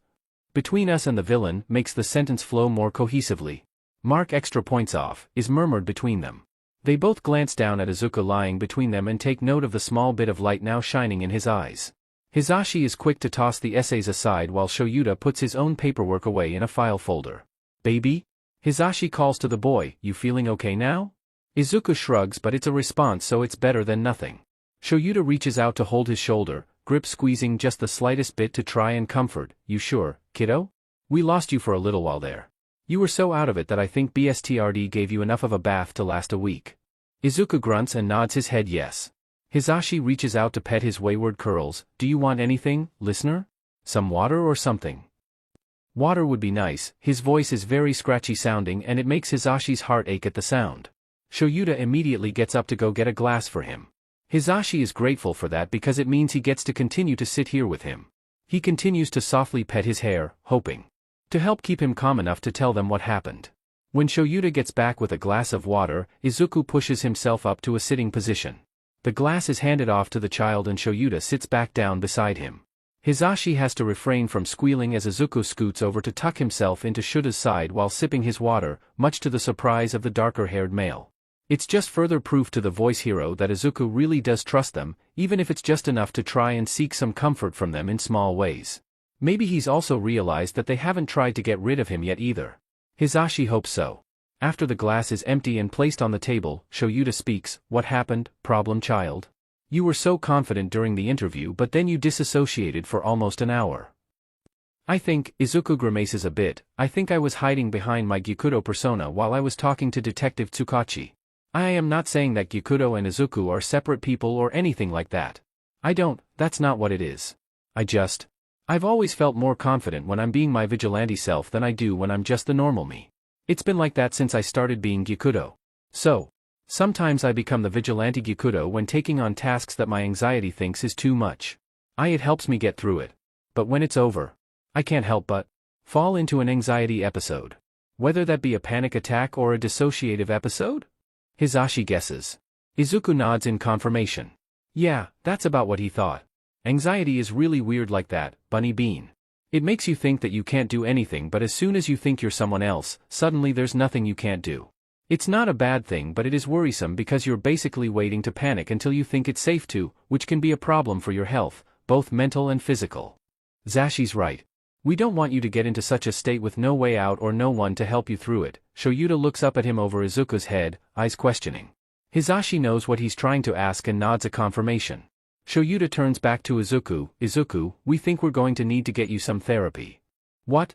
Izuku's head snaps up at that, eyes filled with something akin to betrayal. No. I'm fine. I don't need therapy. I don't need some stranger telling me how bad my life is and how fed up my brain's gotten. I already know. I don't need drags pumped into me until I'm a literal unfeeling zombie either. Hisashi's brows scrunch up at that. That's an odd way to phrase it. Sweetheart, therapy is not like that at all. I promise. Shoyuta and I both attend therapy to help us be the best heroes we can be. All it does is give us a peace of mind over everything that we see on the daily. Shoyuta nods in agreement. What? But, you guys are pros. Why do you need to go to therapy? Isn't it just for people who are, extremely mentally ill? Now Izuku looks confused, eyes flitting between the both of them as if searching for where either of them are lying to him. Shoyuta takes over from there. Kid, you've been a vigilante for a while now. You've seen up close and personal what heroes do every single day. You've said so yourself. Murderers, assaulters, robbers, traffickers, drag users, all of these things are the norm for us as heroes. But it doesn't make it any easier on our mental states just because it's something we see every day. That's right. Hisashi agrees with a soft smile. Some situations that happen are really scary or really hard to deal with emotionally. Even or especially for heroes. Therapy is a place we can go to talk about how it makes us feel and all the things still stuck in our minds and hearts about those particular cases. We can talk about anything that was too scary or too sad or too filled with rage to think about at the time. About all the things that we didn't do and wish we had done. And getting the affirmation again for the 100th that doing the best you can in some situations sometimes means that not everybody is going to be saved at the end of the day. It's a sad reality but a true one. And it's not your fault as long as you've done your very best. Hisashi reaches out and ruffles his hair again. That's the kind of therapy we want for you. A place that you can go to talk about the things that made you sad. Or angry. Or scared. Or even happy. Sometimes happy memories and thoughts need a quick glance through by a therapist as well. Shoyuta reaches out and knocks Izuku's shoulder lightly with his knuckles. Plus we're not just going to stick you with some stranger. You're our kid now. That would be illogical. We're going to try and get you an appointment with Hound Dog. Izuku's eyes widen exponentially at that. Hound Dog's a therapist? As in the hunting dog hero? Really? Licensed and trained, especially so in therapy and counseling for minors. That's why he's the guidance counselor at UA. Hisashi chirps with a thumbs up. He's really good at what he does too. The boy looked down at his socked feet, brow furrowed in deep thought. I'll be honest, that doesn't sound like the kind of therapy my school was going to try and put me in. They made it seem like I would be locked away forever in a mental hospital and pumped full of a million drags to make it to where I couldn't feel anything at all anymore.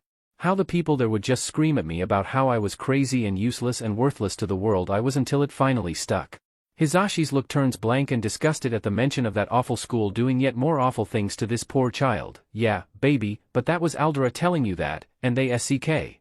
Izuku giggles at that while Shoyuta rolls his eyes at his dramatics. The man should be used to it by now, honestly.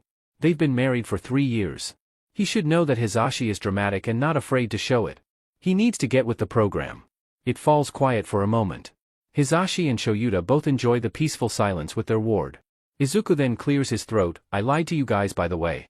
A quick glance at each other shows that neither of them know what he's talking about. About what, Bunny Bean? Hisashi questions. I'm not almost 13. I just turned 12 in July. July the 15th. EY. July birthdays for the win.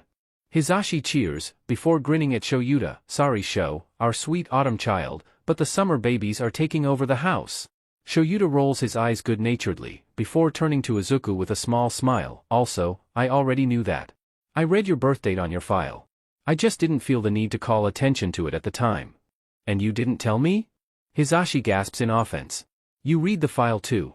Not my fault you didn't pay attention to the birthdate on it. The glare Shoyuta levels at him would make normal people shiver. Hisashi is not a normal person and the glare just causes him to grin widely.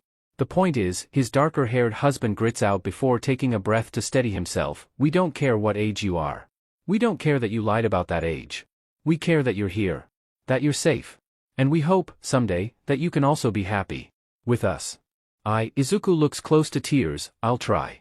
That's all we ask, Shoyuta tells him while ruffling his hair this time. It's strange but Hisashi can tell right here and now that this is what their family is supposed to be. This is what their family was supposed to look like from the beginning. His gruff and dour but secretly soft and squishy husband. This child who is far smarter than he looks yet has had the whole world against him until now. And Hisashi. This is bliss. And hopefully, their journey as a family has just begun. Izuku resists the urge to dig his heels into the ground. Hisashi's hand is tight, but not restrictive, more a comforting weight, on his wrist as the man pulls him along deeper into the crowded shopping area. Do we have to go shopping? He asks again for the 5th time that morning, or at least do I have to go shopping? Couldn't I have just stayed at home? I could have kept BSTRD company. Really, was it even necessary at all? The two even took time off just to do this. Well, they actually took a whole week off so they could all settle into him being at the house, but same thing. Bunny, for the 5th time, yes you need to come shopping with us. I'm not sure what your style is or what you would like. I don't want to just bring home a bunch of stuff and you end up not liking it. That's not fair to you. Hisashi explains again, patiently. I told you kid, once Hisashi gets stuck on something like this, he doesn't let it go, Shoyuta says as he follows behind them, hands deep in his pockets. Why did you insist that I had to come though? You and Hisashi could have gone alone. Izuku turns his head back to level him a glare, because if I have to suffer through this, so do you. Shoyuta glares right back at him, growling out a mumble of, gremlin problem child. Izuku smirks and sticks his tongue out at him which just causes Shoyuta to roll his eyes. Izuku can somewhat say that it seems more fun than anything else.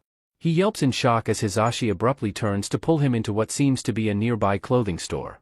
He hears Shoyuta snicker behind him but the man still dutifully trails behind. The blonde stops and finally lets him go to put his hands on his hips. Okay. We'll start with clothes.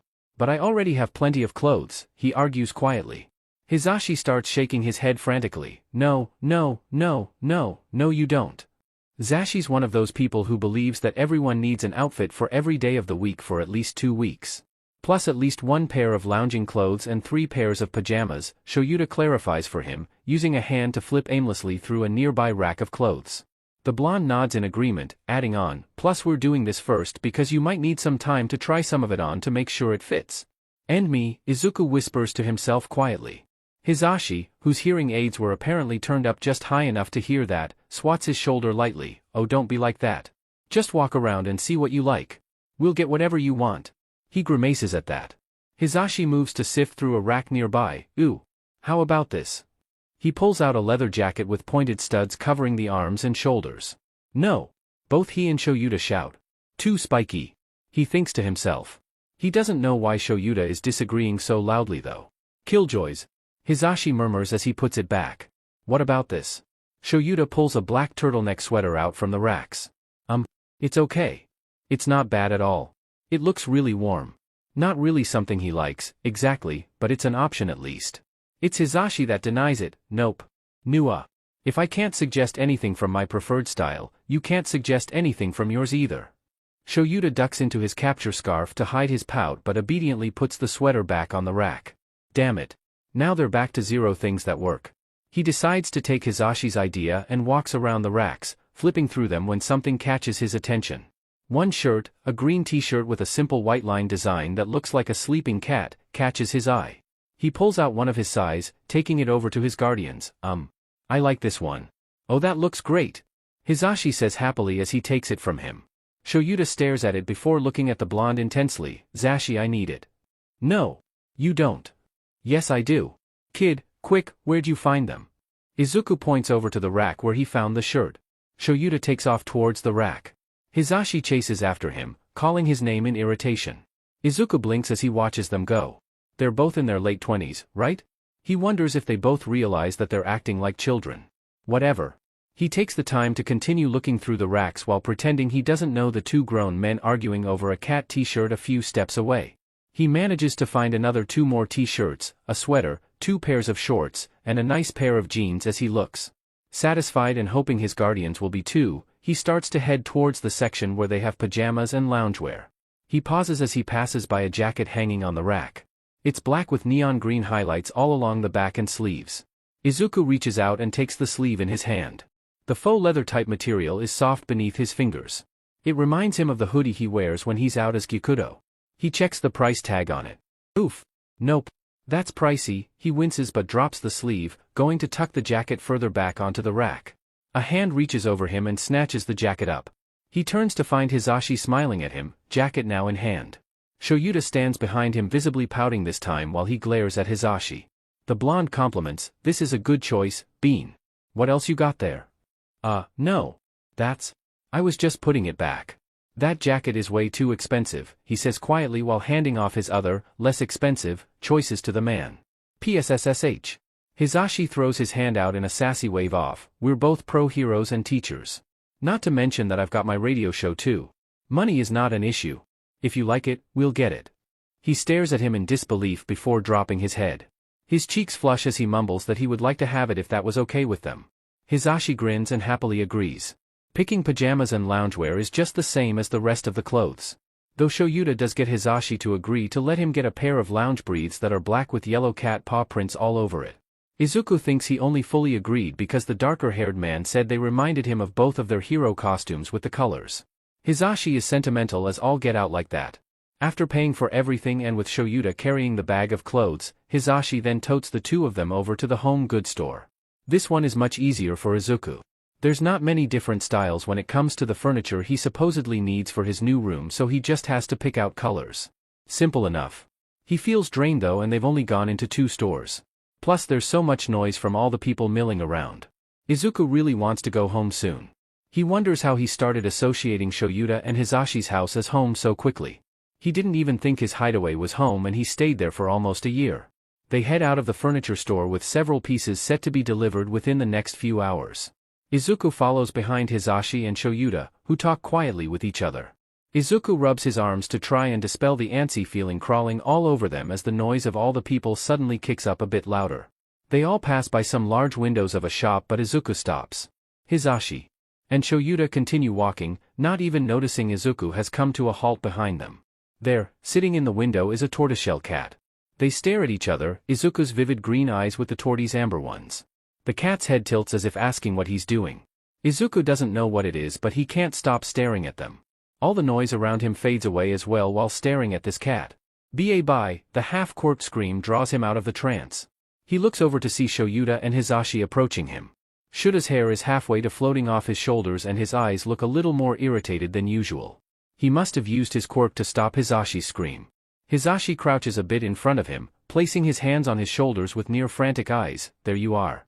I turned around to see if you wanted to get something to eat and you were gone. If you wanted to go look at something you should have just told us. I am sorry, he stutters out, looking down shyly.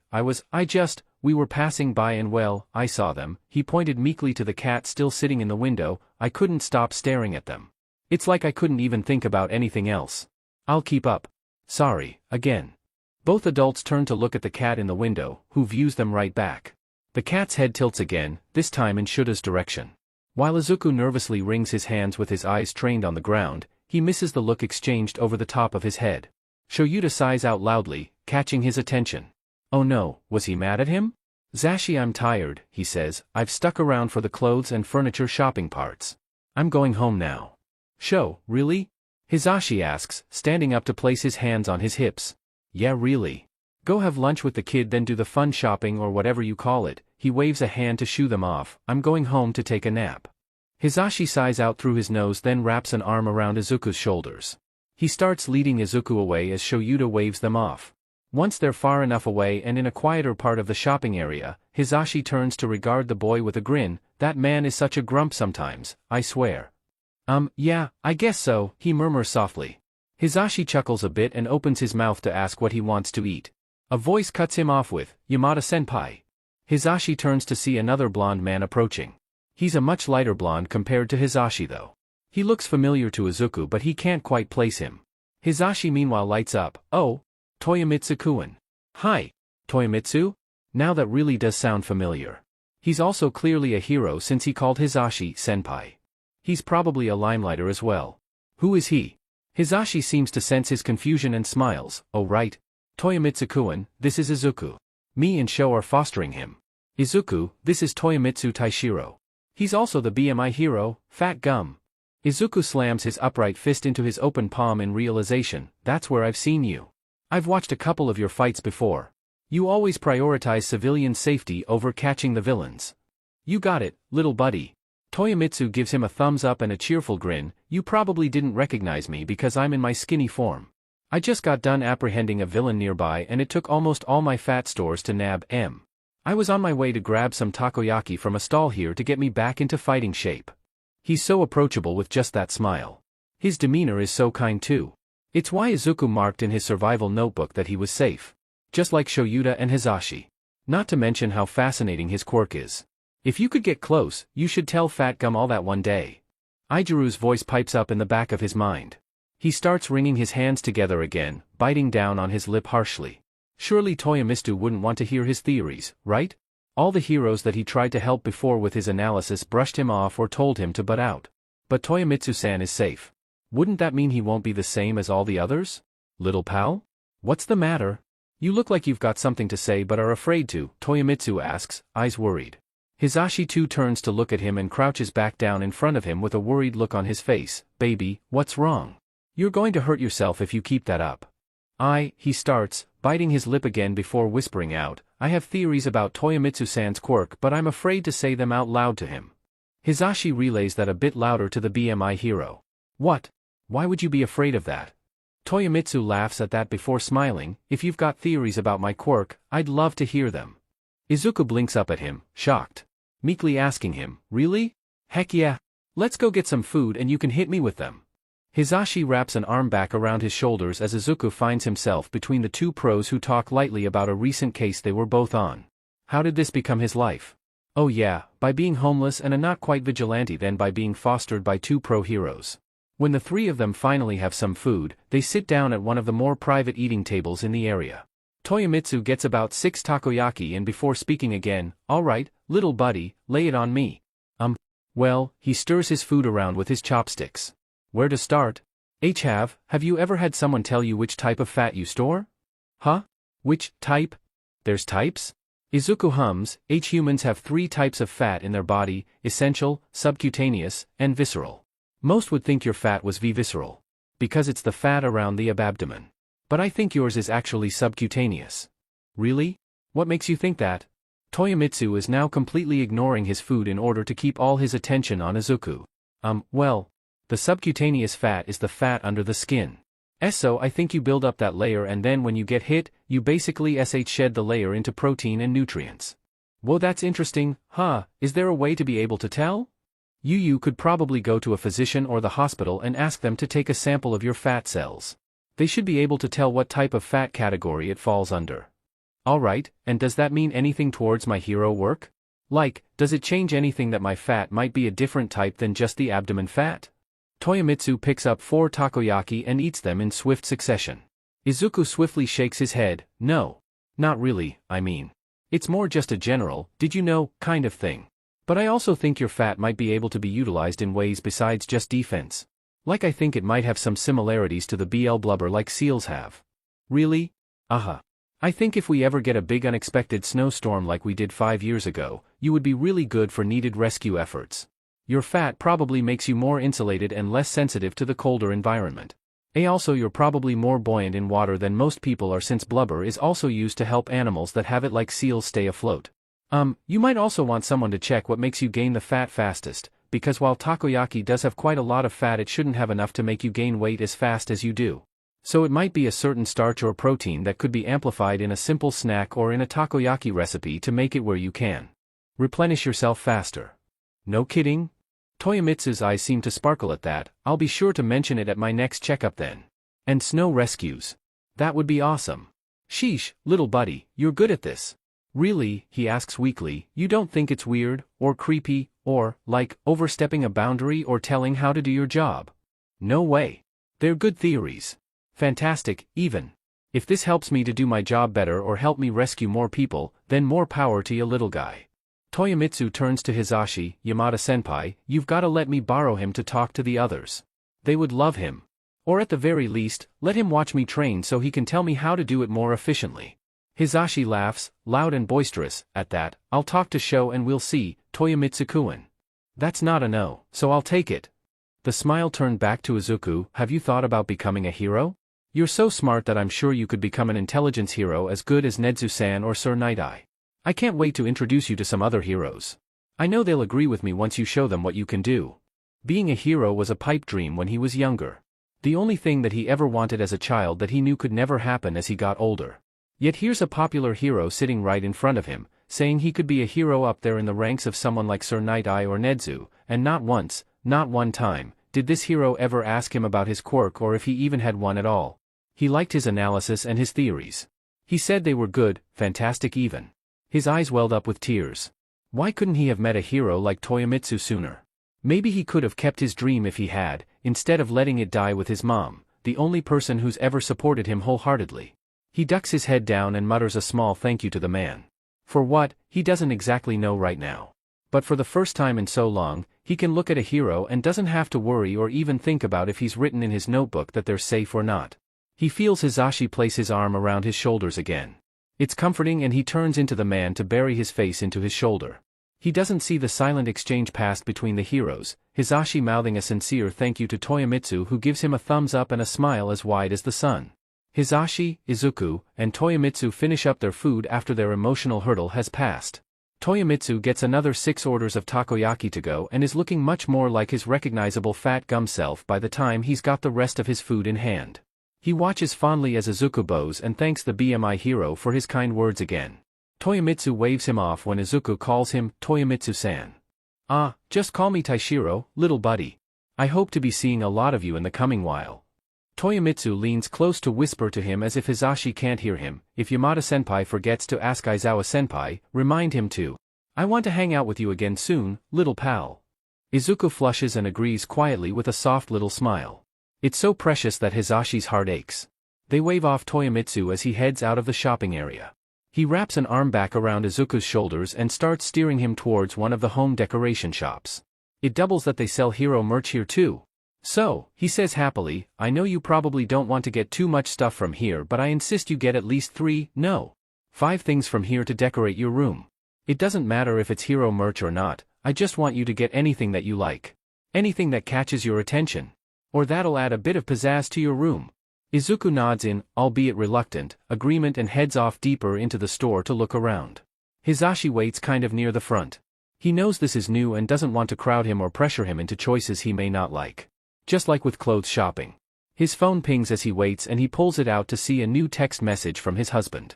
He smirks lightly at the picture that's been sent of BSTRD grooming the head of tortoiseshell cat that Izuku had a staring contest with who sits as if the answer to life has just been given to them. It has a caption of, I think they like each other.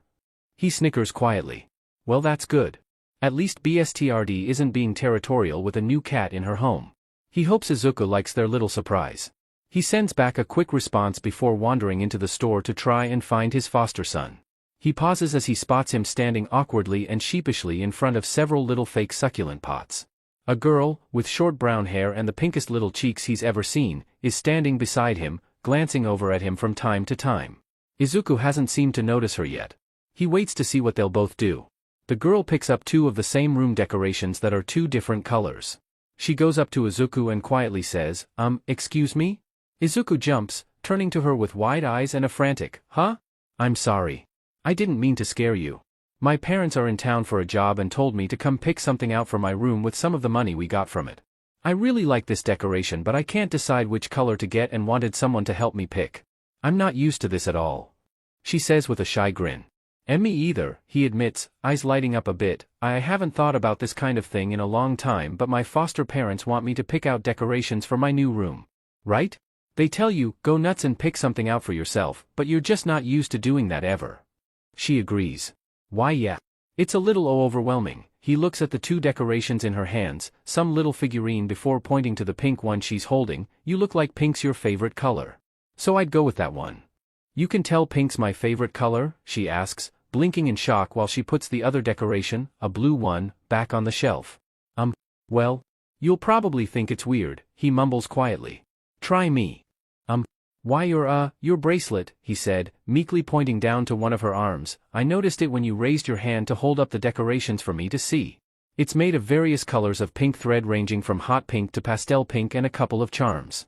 The threads are a bit frayed though and the charms have been worn down to the point that you can tell they were painted but can't tell what the paint job was on them. Which means that you don't take it off very often or, if you do, you put it back on practically right away. Not to mention that the clasp on it is brand new which means it's been replaced recently. It's clearly a well-loved item, probably a gift from your mother or your best friend. Both of them would make you a bracelet like that with your favorite color or colors to make sure you were happy with it. So I guessed your favorite color is pink." The girl shifts her sleeve up, showing off the bracelet in full. Hisashi can see his bunny bean was right. The threads are fraying and the charms are all worn. She looks back to him with stars in her eyes. "You're so good at that.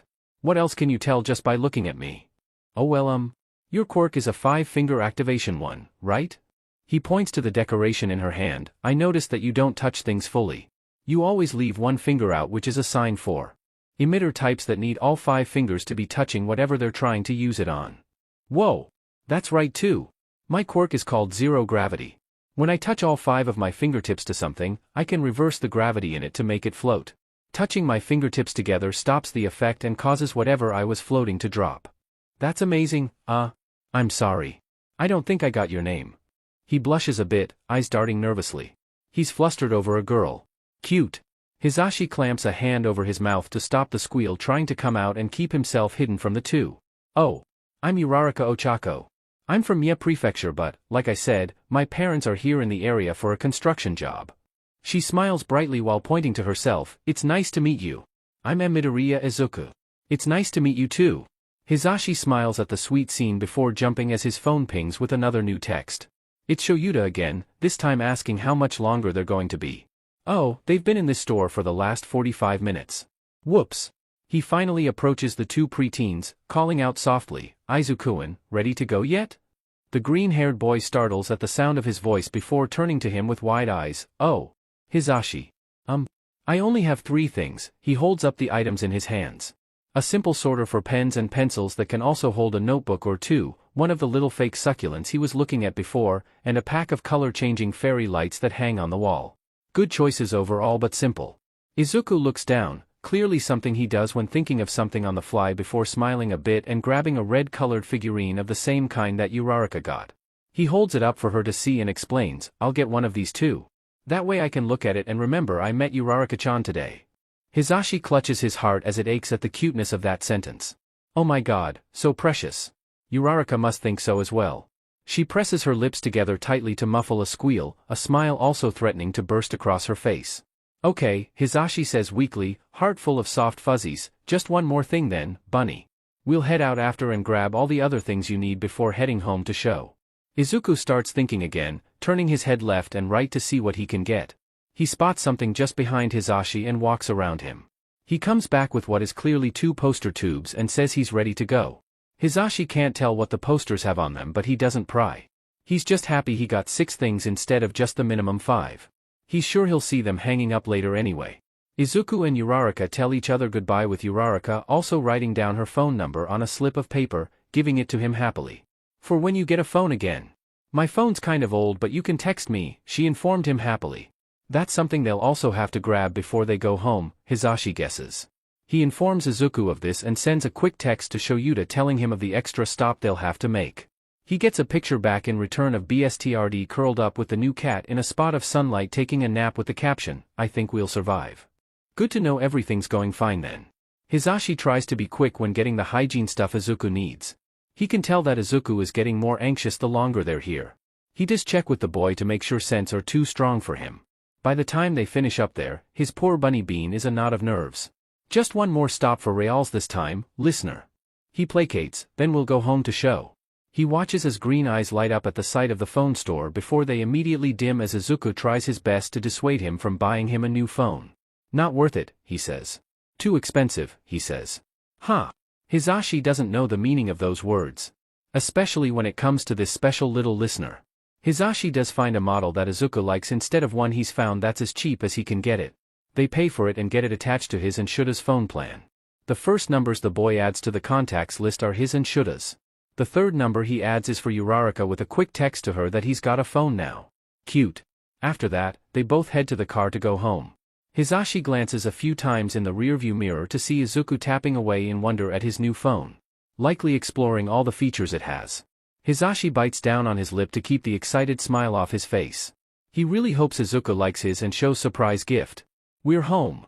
Hisashi calls out as Izuku follows. He luckily was able to pull himself away from his new phone, a phone. He has a phone. To help the blonde man get all their bags in. Welcome back, Shoyuta replies before saying, problem child, come here. Confused, Izuku takes his shoes off at the door and does as he's bid. He comes to stand behind Shoyuta as the man bends over to pick something up off the floor. BSTRD sits beside him and watches the darker-haired man with curious eyes. The man spins around and swiftly shoves whatever he picked up into his arms. Izuku stumbles at the sudden weight added to him but gets his arms around it just as he looks down at what it is. Amber eyes stare back at him. It's the same cat that he had a staring contest with at the shopping plaza. The cat notices who's holding them and starts purring immediately. He looks up at his guardians, now very confused. Hisashi giggles happily then shouts out, surprise. What? He asks befuddled. We saw the way you were staring at her. So when we split off, I adopted her for you. We were looking to get another cat anyway, Shoyuta shrugs. His eyes widened, she's mine. That's right, Bunny Bean. She's your kitty now. You'll have to help take good care of her, okay? The grin can't seem to leave Hisashi's face. He continues to stare with wide eyes and a dumbfounded expression. He just can't seem to believe it. The cat, she apparently, butts her head up against his chin with a searching meow. He finally snaps out of his astonishment and snuggles her closer to his chest and neck. He loves her. Just as much as he loves BSTRD. But to know she's his? It's something more entirely. He questions aloud what they should name her. We should call her Window, Shoyuta says as a suggestion, since we found her in a window. No. Izuku immediately shouts, squeezing the cat just a bit tighter, Hisashi. Tell Shoyuta he's not allowed to name the cat Window. He's absolutely correct. After the failure of a name for our first cat, your naming rights have been redacted, Shoyuta. Taken away. Gone. Hisashi agrees. Shoyuta doesn't pout per se but he does turn his head away with a harumph like an upset child. Izuku holds her up in front of him. She blinks back at him before using a paw to boop his nose. He chuckles before saying, Hiya. Oh, I like it. It means nimble, yeah? Perfect for a little lady such as she. Hisashi gives him 2 thumbs up of approval. It's not as good as Window, but it'll work. Izuku turns to glare at Shoyuta for that very uncalled for comment. Then he takes Hiya over to the couch to sit with her in his lap. He remembers he didn't wear socks today and tucks his left foot under his right. Baby? Hisashi hesitantly asks, coming to stand by the couch as Shoyuta moves to sit beside him. Why do you do that? Do what? Izuku asks back, running a hand through Haya's silky fur. I've noticed that you always tuck your left foot under your right when sitting down. Especially if you're not wearing socks, the blonde points down to his feet. Izuku tenses up at that. Shoyuta notices and turns a suspicious glare onto him. Is there a reason you do it, problem child? And no. Izuku denies immediately before his eyes start darting around. I mean, yes. But You guys don't have to worry about it. It was just something stupid I did when I was younger. It's just not that pretty to look at, is all. What do you mean by that, Bunny? Hisashi moves to sit on his other side, both adults giving him his full attention. Izuku winces. Should he tell them? He's told them about everything else. There's really not a point to hide it. He just really doesn't want to have to listen to his guardians tell him that he was stupid for doing it. Katsuki certainly didn't have any problems reminding him when he saw it. He knows it was just because his best friend was really worried and doesn't want him to do it again. But still, he might as well tell them, he guesses. When I was 6, I had a really bad day at school. One of my teachers had accused me of lying and some of the bullies were really bad. Not Kaken, though. Never Kaken, but he didn't do anything to stop them either. He just stayed quiet on the sidelines and watched it happen because he was afraid of what reputation he would get if he was seen helping the quirkless kid. Kaken? Izuku flinches again, my best friend. Or, maybe a former best friend. We're fighting right now. I'm sure he hates me now too. What's the fight about? Hisashi requests, voice level and kind. He's the one who told me I was considered dead. I've been lying to him about where I was living. He wasn't very happy with me. I wasn't very happy with him when he told me I should have gotten help from the heroes or gone to the police instead of staying homeless. So, a fight. Hisashi hums and nods in understanding. He doesn't ask any other questions in regards to Katsuki, so Izuku continues his story. Anyway, it was a really bad day and for some reason all I could focus on was the doctor's appointment where they told me I was quirkless. I kept remembering that the doctor said the reason that I didn't have a quirk was because I had an extra joint in my little toe. So 6-year-old me decided that the best way for me to get a quirk was to Shoyuta prompts softly. Izuku grimaces before moving his right foot to the side and raising his left, showing off his mutilated pinky toe. Was to cut the extra joint off, he finishes lamely. They stare for a long moment before Hisashi sighs sadly, oh baby. I know. It was stupid. It hurt like hell and bled everywhere, but luckily my mom found me before I could do the other one. I never tried again either. I promise. Izuku shakes his head, shoulders hunching up around his ears. Oh, kiddo. We weren't worried about that. We're sad for you. That you felt like your only way to fit in with the world was to cut off your own toe. No one should ever feel that way, Shoyuta insists firmly, squeezing Izuku's shoulder in comfort. It wasn't stupid either. You were a little kid thinking little kid thoughts. You had a problem and thought you could fix it, but it turns out that wasn't the way to fix it and you hurt yourself instead. You just made a mistake because you didn't know any better. That's all. It doesn't and won't ever make you stupid. Izuku sks in a deep breath at that. He tucks his face into Haya's fur, mumbling quietly, okay. Hisashi spends the next few minutes petting his hair while he calms back down. When the trembling finally stops, he was trembling. When did that happen? When did he start? Hisashi speaks again, can I go back to your Kaken situation for a sec? Sure. Izuku's voice is very quiet now. Now, from what you just told me, I'm gathering that you two aren't actually having a full-blown fight. You're having a spat. An argument. A misunderstanding. It seems like you two just needed some time away from each other to cool down. And now, you guys just need to meet and talk. And apologize for everything you guys said to one another, Hisashi coolly tells him. You think that would fix it? Really? Izuku asks skeptically, trying to keep his hope down. Really? Hisashi nods. If he wasn't your friend he wouldn't have been so upset about your situation to begin with. It sounds like he just didn't know how to handle it at the time and resorted to anger. Just like you did. It's normal, especially for you preteens and your new and exciting hormones. Izuku scrunches his nose at that. Then his mind goes back to focusing on what Hisashi said. If he's right, then he and Katsuki should be fine if they just talk. We meet up every Tuesday, he tells them softly, at Meaningful Memories with another friend of ours. Oh. I know the place. You should go tomorrow then. Hisashi tells him, he might be there hoping to talk to you. Okay. Keep your phone on you and text us when you get there and when you're getting ready to leave. Got it. Shoyuta tells him sternly but in a parental kind of way that makes Izuku feel warm. Yes sir, Izuku replies easily. It was easy enough after all. And it's nice to know the two of them care. Hisashi muses about seeing if they have a spare key to give him and gets up to go on a hunt for one. Shoyuta leans over to pick up the television remote, turning it on to some kind of nature documentary. Izuku guesses he probably uses them to fall asleep sometimes. The colors of the animals are very pretty and the voice of the narrator is soothing, so Izuku doesn't mind. Haya doesn't either as she just curls up in Izuku's lap. Problem child? Shoyuta suddenly asks. He hums, not turning away from the documentary. Have you told your friend that you're a vigilante? Izuku jolts at that, the color draining from his face. No. No, he did not. He turns to Shoyuta with a sheepish look. What's the likelihood of an internet tutorial existing for how to break it to your best friend that you're secretly a vigilante? Slim to none, Shoyuta tells him honestly, face lighting up in a near horrifying grin. Oh, he's so effed? Katsuki is not having a good day. He hasn't had a good several days.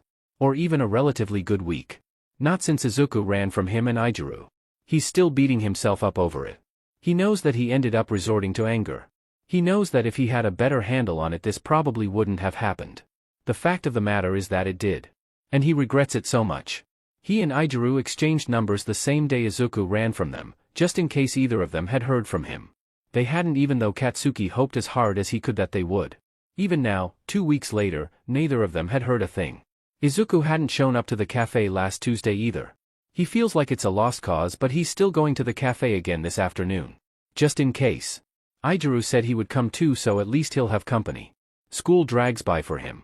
Much like it did last Tuesday. He knows it's the anxiety and anticipation of leaving to see if Izuku's there. How does the other boy deal with it all the time? It SCKS. The release bell finally does ring though, and Katsuki sends a quick text to Aijuru that he's on his way to the coffee shop. He gets a text back as soon as he's finished putting on his outdoor shoes of a confirmation and a promise that the red-headed boy will meet him there as soon as he can.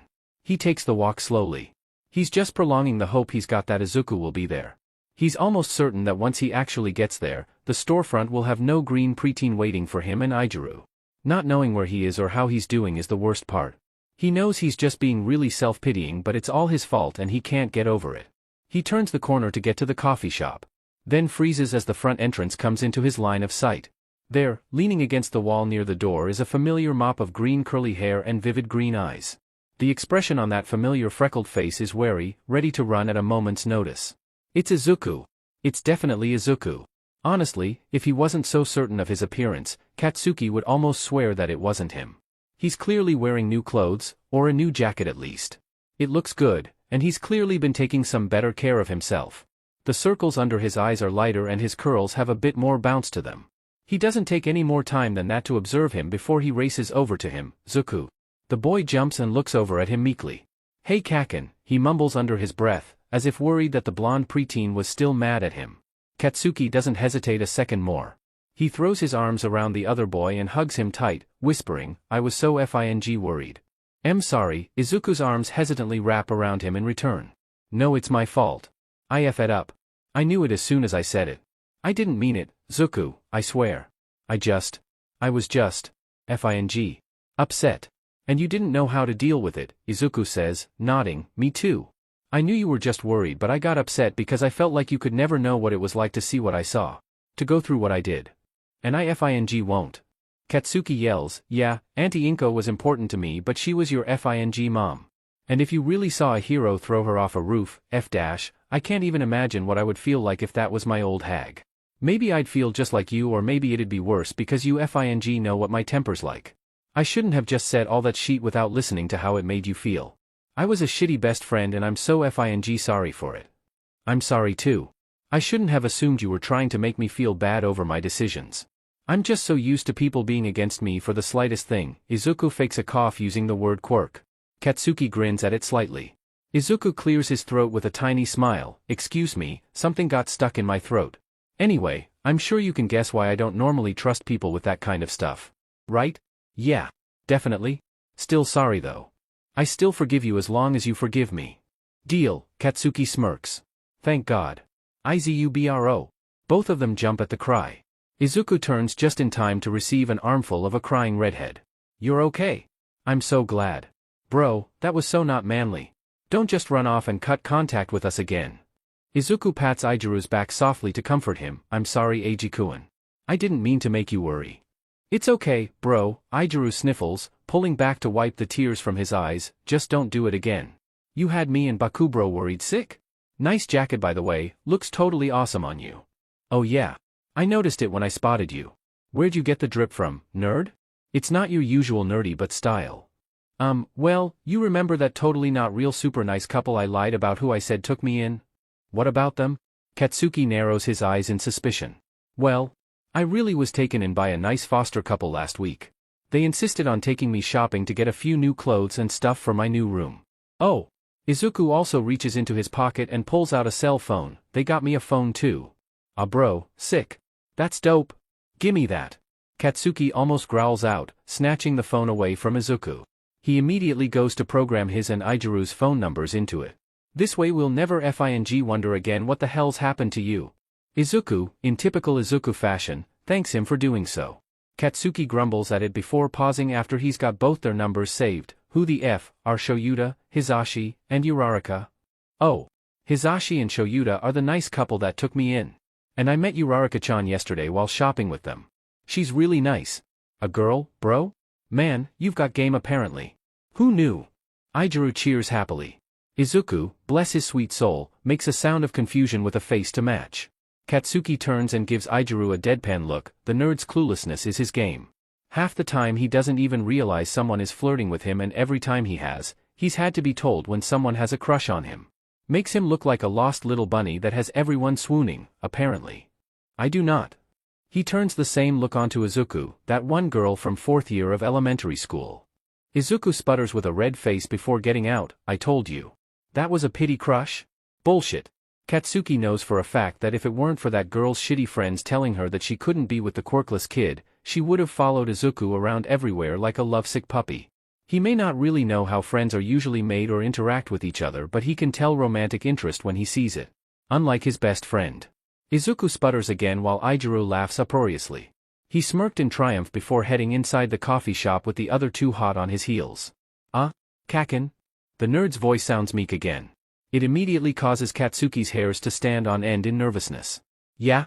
He asks back almost hesitantly. I have something else to tell you. Please don't get mad though. That just sounds worse to be quite honest. Oh god. What the F is it now? I sorta, kind of, became a not quite vigilante while I was homeless. Katsuki's voice dies for a moment before he gets it back to finally get the question out. You became a what now? A not quite vigilante? Izuku grins nervously. Katsuki presses 2 fingers to his temple to stave off the rising migraine. And what exactly does that mean, Izuku? Oh shit, he used my real name, Izuku murmurs to himself. The green-haired preteen lets out a sigh, squeezing his eyes shut and forcing out in one fast breath. I may have fought crime during the night as a vigilante called Gyukudo, which is how I met my foster family because one of them is an underground pro-hero and I only can't be charged for it because I don't have a quirk. Katsuki just blinks at him, astounded by what he's hearing. Apparently Izuku wasn't done though, as he quickly adds, also that's how I met Eiji. Aijiru's eyes go wide before he turns to Izuku to whisper, I didn't know we were telling him this today, man. Izuku grimaces, sorry. My foster family said I had to come clean so that Kaken didn't have to worry as much about me anymore. And since I didn't have your number before now, I couldn't warn you that this was happening. Really, I'm so sorry. Katsuki blinks again before taking a deep breath. Don't get mad. You remember what happened the last time you got mad, he thinks to himself. Then he nods, okay. Okay? Yeah. Okay. Any other? Life-changing secrets I need to know about? He asks tensely. No. I don't think so. Oh. Katsuki tenses again before relaxing when Izuku turns to Aijiru. I did get to meet Fat Gum. What? No way. Aijiru looks starry-eyed as he crowds Izuku's space. How was it? How was he? Was he awesome? Yeah. He took all of my theories and suggestions to heart and even said he'd introduce me to some more heroes so I can offer them suggestions too. Bro, that's so awesome. The redhead reaches out to bump Izuku's shoulder with his fist, and I told you your Rambly theory stuff was cool. Not to mention you get to meet more awesome heroes. I'm sure Fat Gum knows all the best ones who are super nice. Yeah. Izuku says softly. It's so full of hope that Katsuki is realizing he hasn't heard since way before he found Izuku by accident while walking down the street those months ago. He smiles softly to himself. Things are finally looking up. For him and Izuku both, it seems. Izuku can admit that this isn't a good idea. He tried to fight off the urge for as long as he could. He tried to be good but ultimately he failed. Which is how he finds himself donning his Gyukudo hoodie and mask late into Thursday night. It had been a fairly stressful day, with Shoyuta and Hisashi telling him that they would be going to UA High tomorrow so Nedu, the principal, he's going to meet the principal of UA, can give him an aptitude test to see where he is in terms of school. They'll then be looking into nearby schooling options after that to see where he can attend that will meet his academic needs. Finally, a meal will be occurring between the three of them, Shoyuta and Hisashi's friends Namuri and Tensei's younger brother. He's fairly certain Tensei is a pro-hero like Hisashi, he just hasn't figured out which one. Point is he's stressing the F out and he needs to not be doing that anymore.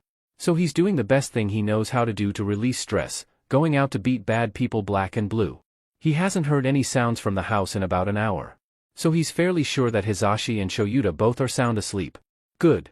That makes it easier for him to get out and in the house undetected. How long should he be gone for?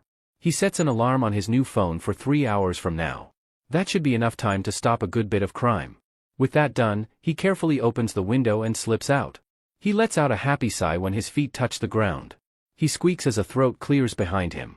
He looks over his shoulder to see Shoyuta in a t-shirt and sweatpants standing behind him with his arms crossed. He curses quietly under his breath. "What do you think you're doing?" The older man asks him. Walk? I'm walking? Out for a walk. He replies hesitantly. A dark brow raises. You want to try that again? I'm anxious, Izuku admits. So you decided to go for a walk? Yes. Shoyuta reaches up to pinch the bridge of his nose with a disappointed sigh. Oh no, that's worse than anger. Kid, Shoyuta starts, causing Izuku to tense. If you wanted to go out as Gyukudo, you should have just asked me. Wait. You'd just let me go do vigilante work? If I asked? The boy's voice is incredulous. It certainly can't be that easy. Right? Yes.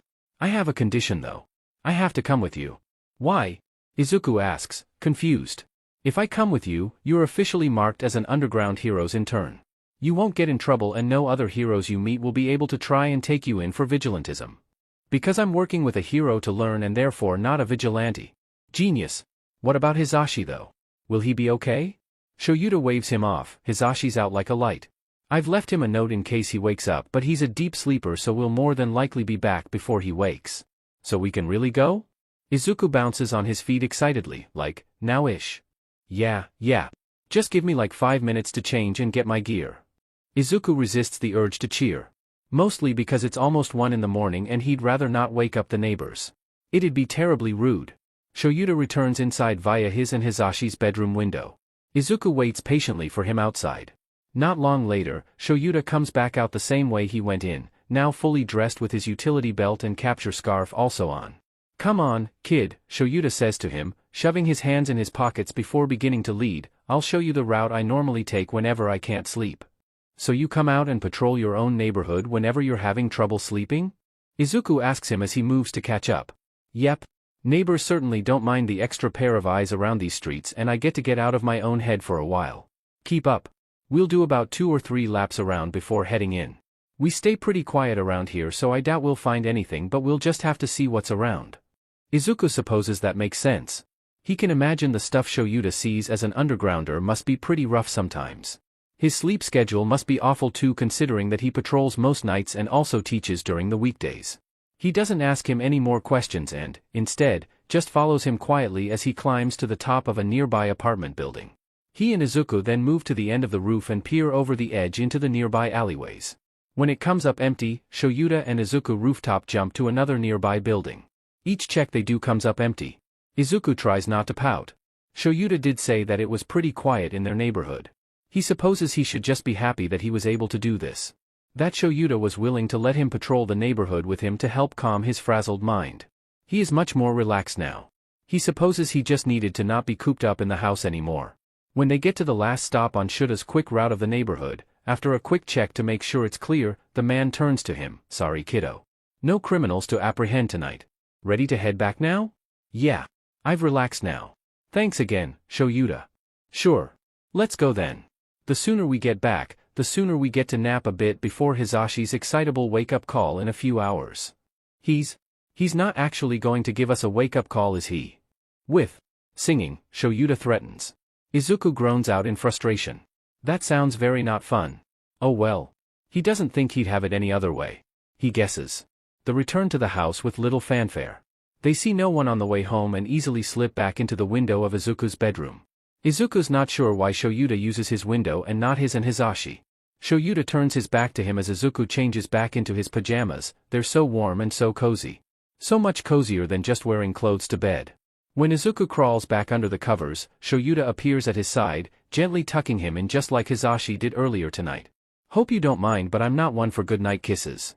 Even my husband has to demand them from me, he jokes. That's okay. Thanks for tucking me in, Shoyuta. And taking me out on patrol. I feel much better now, he replies tiredly. Good to hear. Now get some sleep, problem child. Izuku hums in understanding and snuggles down deeper into the blankets. Shoyuta doesn't leave immediately, just watches him as he starts to fall asleep. He's just drifting off fully when he feels something press against his forehead. He forces his nearly closed eyes to focus just enough to see Shoyuta moving to lean back up. The older man whispers a soft goodnight. Izuku smiles slightly. Not one for goodnight kisses, his butt. Hisashi's not nervous. If anyone asks, he's not. He's only taking their new child with his husband to meet their coworkers, especially Namiri, who is Izuku's basic aunt, then taking him to see their boss so that the genius animal amalgamation can give him an aptitude test. Then take him to meet Hound Dog for just an initial meeting before his first session with the hunting dog hero. Clear, concise, easy. So he's not nervous at all. Okay, he's a little nervous. Especially because they haven't really told Namiri about Izuku yet. And she hates not being told about things. His hands are clenched tightly on the steering wheel as he drives. A squeeze to his knee causes him to jump. He glances over at Shoyuta, who's giving him a look. He knows what that look means. It'll be all right. We're in this together. All three of us. He's right. He knows he is. He just can't get out of his head about all this. He'll be fine as soon as they can get it all over with. He pulls up to UA and parks in the staff parking lot. He takes a deep breath as they all get out of the car. Izuku is staring up at the UA building with wide eyes full of stars. Hisashi can't help but smile at it. Precious. Alrighty, you two. Let's get this over with, he chirps, hopefully cheerfully enough. Izuku nods and follows after them as they head for the entrance. Just stay calm, Hisashi. Everything will be fine. He slaps his typical present mic grin on his face as Shoyuta shoves his hands in his pockets. They look fairly normal to how they normally act while at school. It's the beginning of school before classes start, so there are students milling about everywhere. All the students turn to watch the child following them through the school. Some of them then turn to murmur and mutter with their friends about him. He can tell it's making Izuku nervous, so he reaches back and holds out his hand with a smile in a gesture of comfort. Shockingly, Izuku latches onto it right away with his own, moving to almost tuck into his side. Hisashi smiles at him gently, whispering softly, "It's okay. You're all right. You're with us, remember, listener?" Izuku nods but doesn't verbally reply. That's okay. Hisashi knows he's probably really overwhelmed. He and Izuku don't let each other's hands go as they walk. They make it to the teacher's lounge where he can hear the other teachers/heroes milling about inside. Shoyuta nods at him and he nods back. Then Shoyuta opens the door. Everyone stops and turns to take in the sight of them. He watches as one by one all their eyes drop to the child pressed into his side, holding his hand tightly. It's quiet. Then Namiri squeals. Izuku jumps and melds himself even closer than before, somehow. The R-rated hero leaps to her heeled feet and rushes over to them, crying out, "A baby." Namiri, he's almost a teenager, Shoyuta sighs. A bae. B, she insists to him firmly. She then leans down to be eye to eye with Izuku. "Hi sweetheart. I'm Kayama Namiri, or the heroine Midnight. And you are?" Izuku's eyes dart about before he mutters out shyly, "Midoriya Izuku."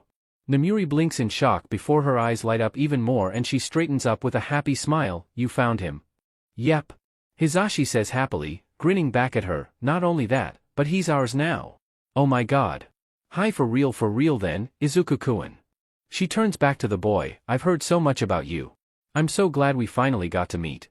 And forget about everything I just said with my name. You call me Auntie Namiri or Aunt Nemi, okay?" Izuku stares with wide eyes. "Okay. Don't hog him, Kayama-san." 13 calls behind her, coming over to them. "Hi there, Midoriya-kun. I'm 13. The space hero. This is going to sound strange, but what pronouns do you prefer? I've heard so much of the media refer to you in different ways, but I just want to make sure I'm getting it right when talking with you." "That's so nice of you. I go by they and she, but I prefer they the most. I also prefer my hero name more than my civilian one, so just call me 13, okay?" "Yes, okay, MX, 13. God bless his baby for being so courteous to people and their preferences. He's too good for this world." "Me next," Snipe pipes up. "Nice to meet you, lil partner. I'm Snipe. The gunslinger hero. Nice to meet you." Izuku's tense shoulders relax a bit. "That's good." Hisashi gives a small wave for the others to keep introducing themselves, figuring out that Izuku is getting more comfortable as he's getting to put names to faces. Vlad King catches the motion and stands up, giving a tusky grin to Izuku, Kensekijiru.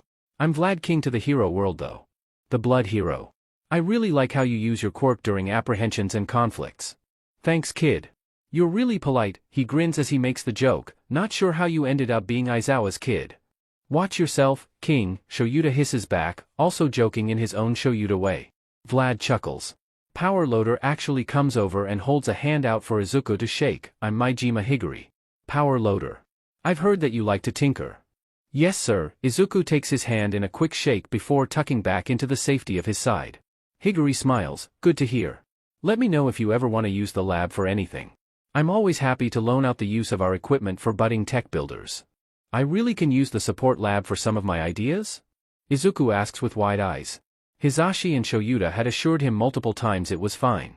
But Hisashi supposes hearing it from the actual support course teacher and head of the support lab was a huge difference.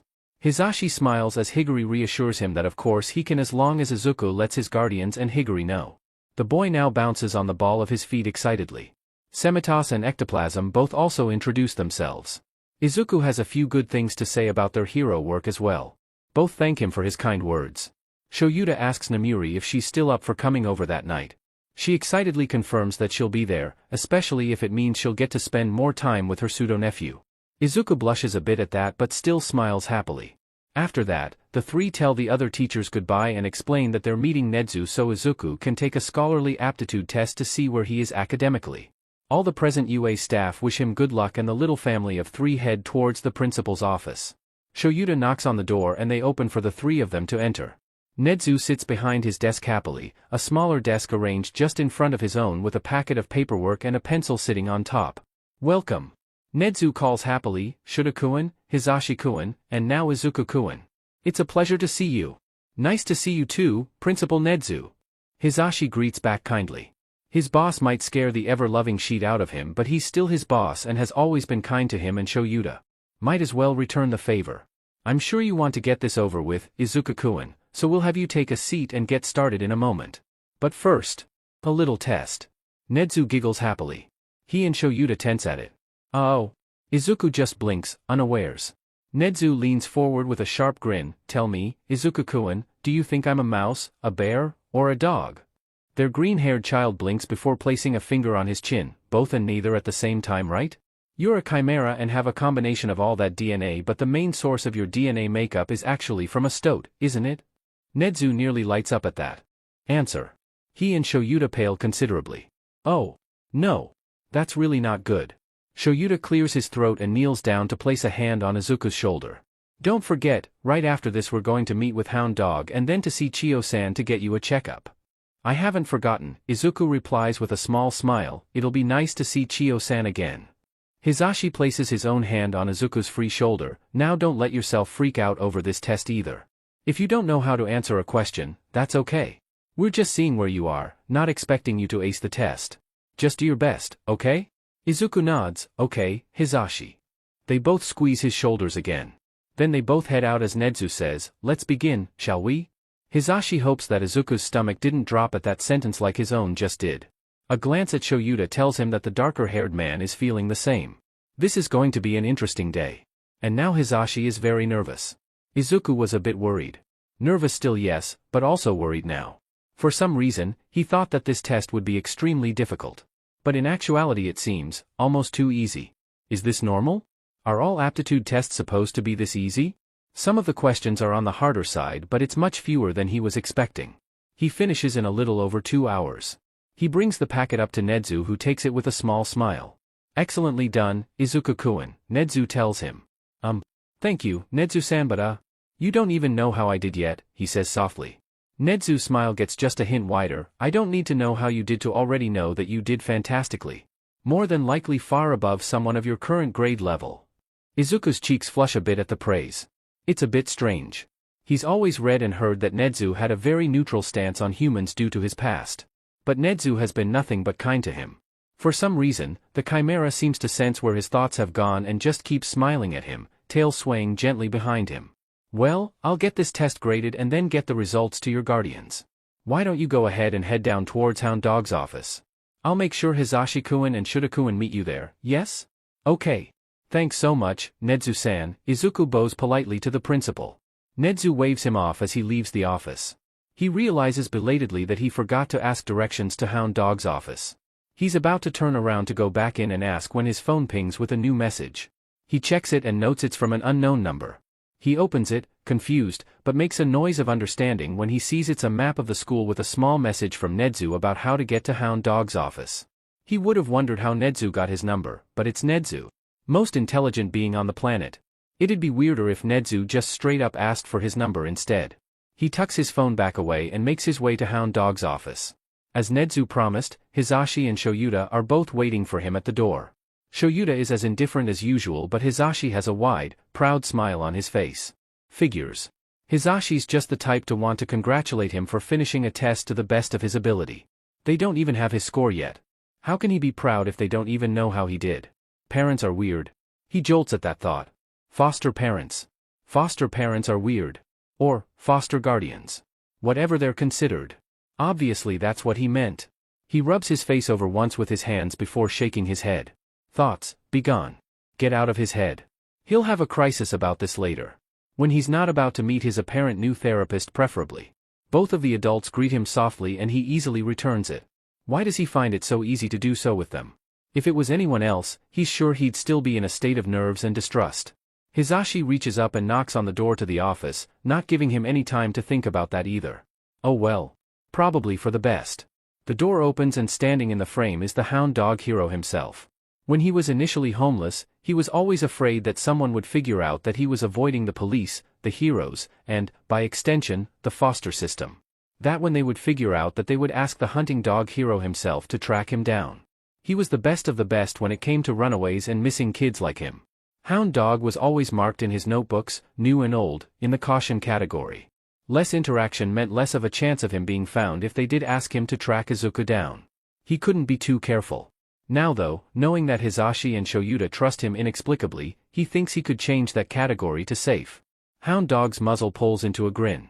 It's not scary at all, just, clearly happy. It's very nice to meet you, Izuku-kun. Yamada and Aizawa have told me quite a bit about you, he says gently. Good things, I hope. He tries to joke but ends up meaning it seriously. Nothing but, Hound Dog assures him, I'm Inui Ryo. You can either refer to me with either of those names or just stick to Hound Dog, if that makes you more comfortable. Yes, okay. Thank you, Inui-san. Sure. Come inside, all of you. Inui gestures to them to come in. Izuku follows the instructions with Shoyuta and Hisashi right on his heels. They all sit on a sofa set in front of Inui's desk. Inui sits in front of them at the desk. Luckily it doesn't feel like those times where Izuku and his mom had to sit in front of the principal of Aldera to listen to all the trouble Izuku had caused them. Inui picks up a clipboard from his desk and props a pair of reading glasses on his nose. Izuku didn't know he needed those. Inui explains that they're just going to do an initial reading of his mental state. Inui will ask him questions and Izuku will answer to the best of his ability.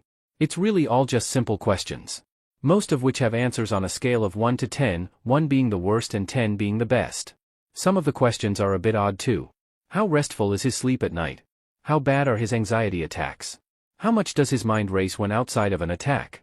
Does he feel exhausted or awake during the day? He also asks questions that need him to estimate a number based on his experiences. How many attacks does he have a month? How often, if at all, does he have depressive episodes? What is the number of times a week that he's woken up by nightmares, if at all? Izuku answers all of them to the best of his ability unhesitatingly. There's a couple that he's a bit ashamed to admit but knows that Shoyuta and Hisashi won't judge him for it. That Inui won't either because he's a professional. At the end, Inui smiles again. Alright, that was the last question. Thank you for your honesty in all of them, Izuku-kun. What I'll do now is figure out what the best course of action is for your sessions and we'll start meeting again regularly. What do you think is the best day for this? Any day that's not Tuesday, I guess. I meet with my friends those days for coffee and to catch up. How about Thursday then? That way you can take Wednesday to relax before having to come in here to talk to me. Izuku nods. That sounds good. Excellent. That's everything for today then, and you three need to get to Chiyo-san soon. I'll see you next Thursday, Izuku-kun? See you next Thursday, Inui-san. Shoyuta and Hisashi both thank Inui as they stand up, with bows and everything. After that, the three of them head out and down the hall towards the school's infirmary. Chio greets them happily when they walk in. Her visit is a simple affair. She weights him, measures his height and the width of some of his appendages, checks his reflexes, and takes a little bit of blood to check for any diseases or disorders that he might be suffering from, as well as to check his vitamin levels more thoroughly. He's happy to note that he's gained 1/4 kilogram since she last saw him.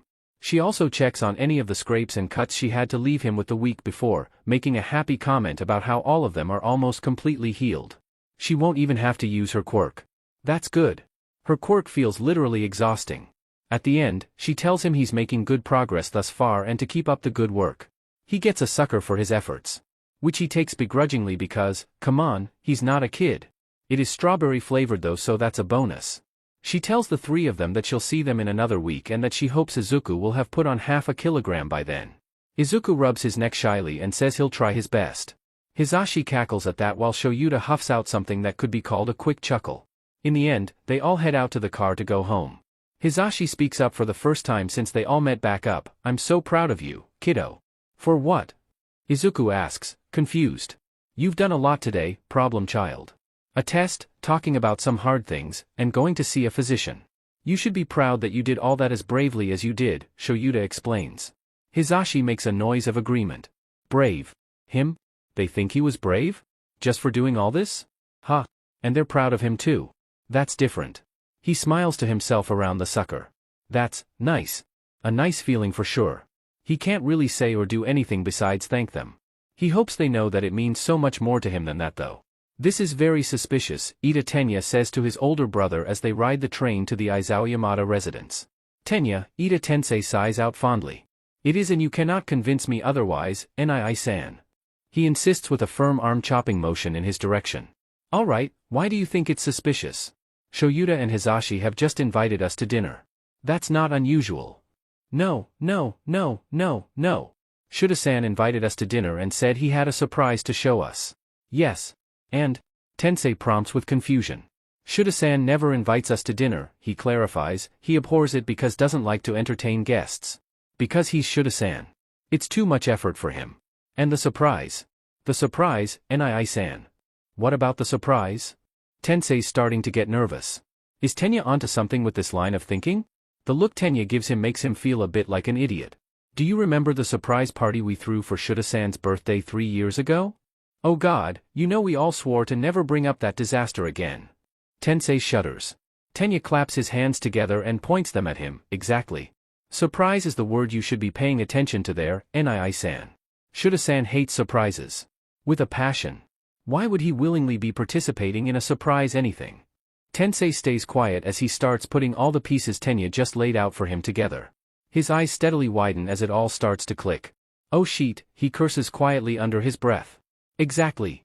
Tenya exclaims, "Now you understand. Should we be afraid?" "I feel like we should be afraid." "I don't know," Tenya says. Tensei looks at his younger brother in fear.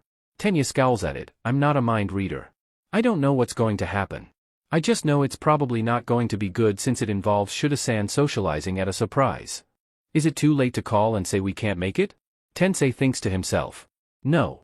They're already almost there. No point in not facing the music now. He takes a deep breath as Tenya rolls his shoulders to center himself. Right, they can do this. The rest of the way to Shoyuta and Hisashi's house is tense. When they finally stand on the doorstep of the Aizawa residence, they share a quick look between the two of them. Moment of truth. Tensei knocks on the door. It opens a moment later to Namuri, wearing a soft purple sweater dress and leggings, who smiles at them. "Tensei. Tenya-kun. Glad you could make it." "Hey Nem," Tensei greets. "Good day to you, Aunt Namuri." Tenya chops his arms with the greeting, as is usual with him. "One of these days, Tenya-kun, I'll get you to call me Aunt Nemi or Auntie Namuri." "I will not. It isn't proper."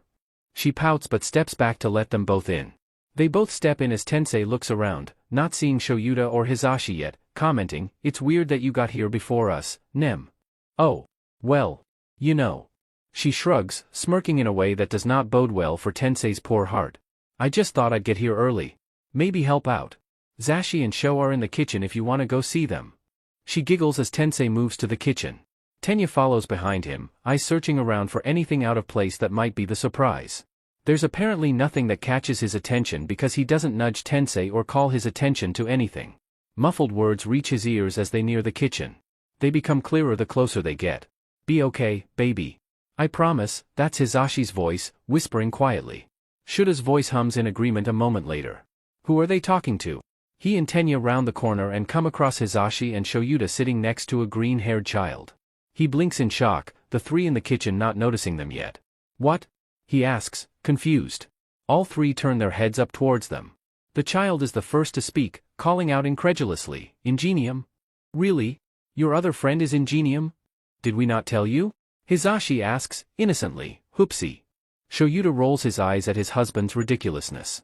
Tensei chuckles, "Well, you know who I am, somehow. Ida Tensei is my civilian name. And I don't know who you are.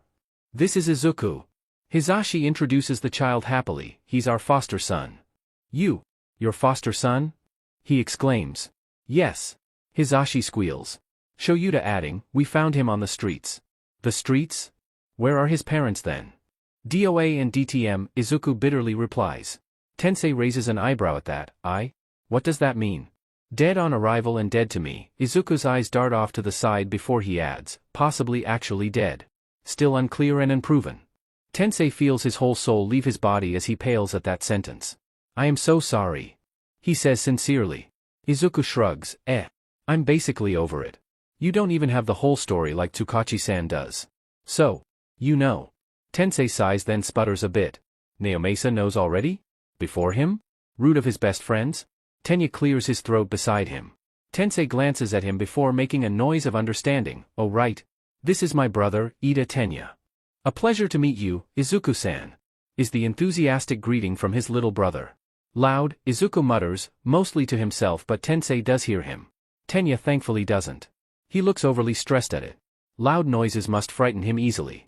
Hisashi just puts a hand on Izuku's shoulder, murmuring soft words of reassurance to him.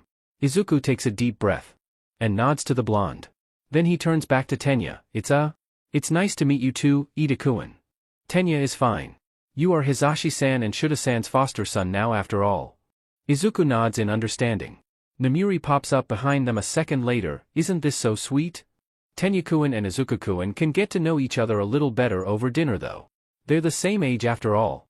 For now, Hisashi, let's get to cooking so we can eat." "I think you mean let me get to cooking so we can eat. I'm not letting you in the kitchen if every bone in my body was broken, Nems." Hisashi teases. "Mean." Namuri and Tenya both join Izuku and Aizawa at the table as Hisashi moves to the stove to get the already prepped ingredients cooking. Namuri immediately starts a conversation with Izuku that the boy easily replies to. Tenya studies both of them and takes certain cues on when to add his 2 cents to things, ensuring that it's moments that won't trigger the other's anxiety. His little brother is the best. Tensei smiles as he also joins the table, striking up a soft conversation with Aizawa so as not to interrupt the bonding occurring between the 2 teens and Namuri. By the time the kitchen is full of good sense and the table is set with food, Izuku and Tenya are sharing jokes and giggling at them. Tensei smiles again. "Yep, that settles it. Izuku was definitely a part of their interesting little family. Here we are," Taishiro announces as he leads Izuku into the building with a gentle hand on his back. Izuku looks around with something slightly akin to awe in his eyes. "It's not quite that though. Wow. I can't believe we're in Nighteye Agency. This place is legendary for the tight ship Sir Nighteye runs," Izuku says, more to himself, but Taishiro would agree. Sir wasn't exactly his first choice, but when explaining the great skill Izuku had with quirks and strategy, Sir practically insisted that they had to meet. He was all about intellect, and since Sir's quirk only works once a day, he's a good choice for the quirkless boy to start with. "Hi.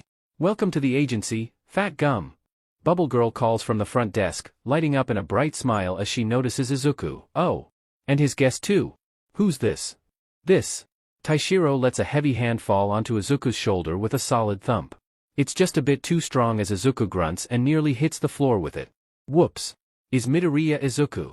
He's got a bit of a talent with quirks and your boss wanted to meet him." Bubble Girl claps excitedly. "Oh wow. That's amazing. I'll call him and let him know you're here." She turns away briefly to pick up the phone. Taishiro waits patiently in front of the desk. He sees out of the corner of his eye that Izuku is still looking around the lobby. He notices that he has no reaction to all the All Might merch around the area. Must not be too big of an All Might fan then. Bubble Girl hangs up the phone a moment later before propping her head up on her elbows with a smile. He'll be down in a moment. So, do me, Midoriya-kun. Huh? He asks, confused. Do your quirk intuition thing with me and my quirk. She clarifies. Right now, he points to the ground nervously. Yes. She nods, smile still bright. Okay. Can you use it really quickly so that I can see what it does? Sure thing. With a wave of her hand, a small bubble forms. It floats over to Izuku and pops on his shoulder. Taishiro grins as Izuku immediately takes a sniff of his shoulder and hums in thought. They stay silent as he thinks it through. Emitter type with minor mutation qualities as evidenced by your skin tone, he starts, based on the fact that this one smells like freshly fallen sakura petals, I'm guessing it has to do with scents. More than likely ones that you've at least smelled before. The bubbles follow your directions to a certain point, i.e. you can direct where they go, but they're not sentient or anything like that. They're considered a separate entity that you create instead of a part of you. I imagine you can make multiple at one time and of different smells, both good and bad. Bubble Girl is now staring at him with wide eyes. Whoa, you're good. That's all right. Right as in correct, that is. Izuku smiles now. Have you ever thought of using them as basic trap bombs? What do you mean? She blinks at him. I mean, making and sustaining a bubble of a foul smell in a hidden area so a criminal will run into it when attempting to escape or gain distance from you to use their quirk. The shock factor could give you an extra couple of seconds to apprehend them if you did. Now the awe that Taishiro felt is in Bubble Girl's eyes. Oh my god, that's so smart. The BMI makes a sound of smug agreeance. He knew he wasn't crazy in thinking that Izuku was a genius with quirks. He's glad someone else, besides Mike and Eraserhead who are the kids' foster parents, sees it. Very impressive, a new voice catches their attention and they all turn to it. Sir is walking towards them confidently, hands clasped smartly behind his back.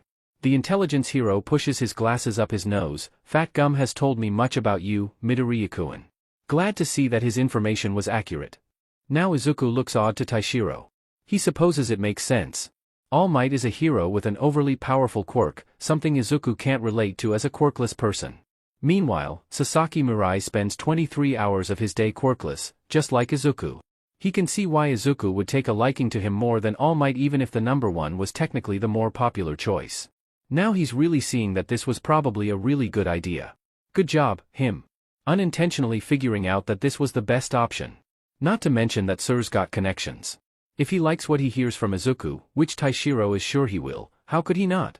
Then he'll spread the word on just how good Izuku is. Nice to see you again too, Nighteye. Taishiro jokes about not being addressed at all. Yes, you as well, Fat Gum.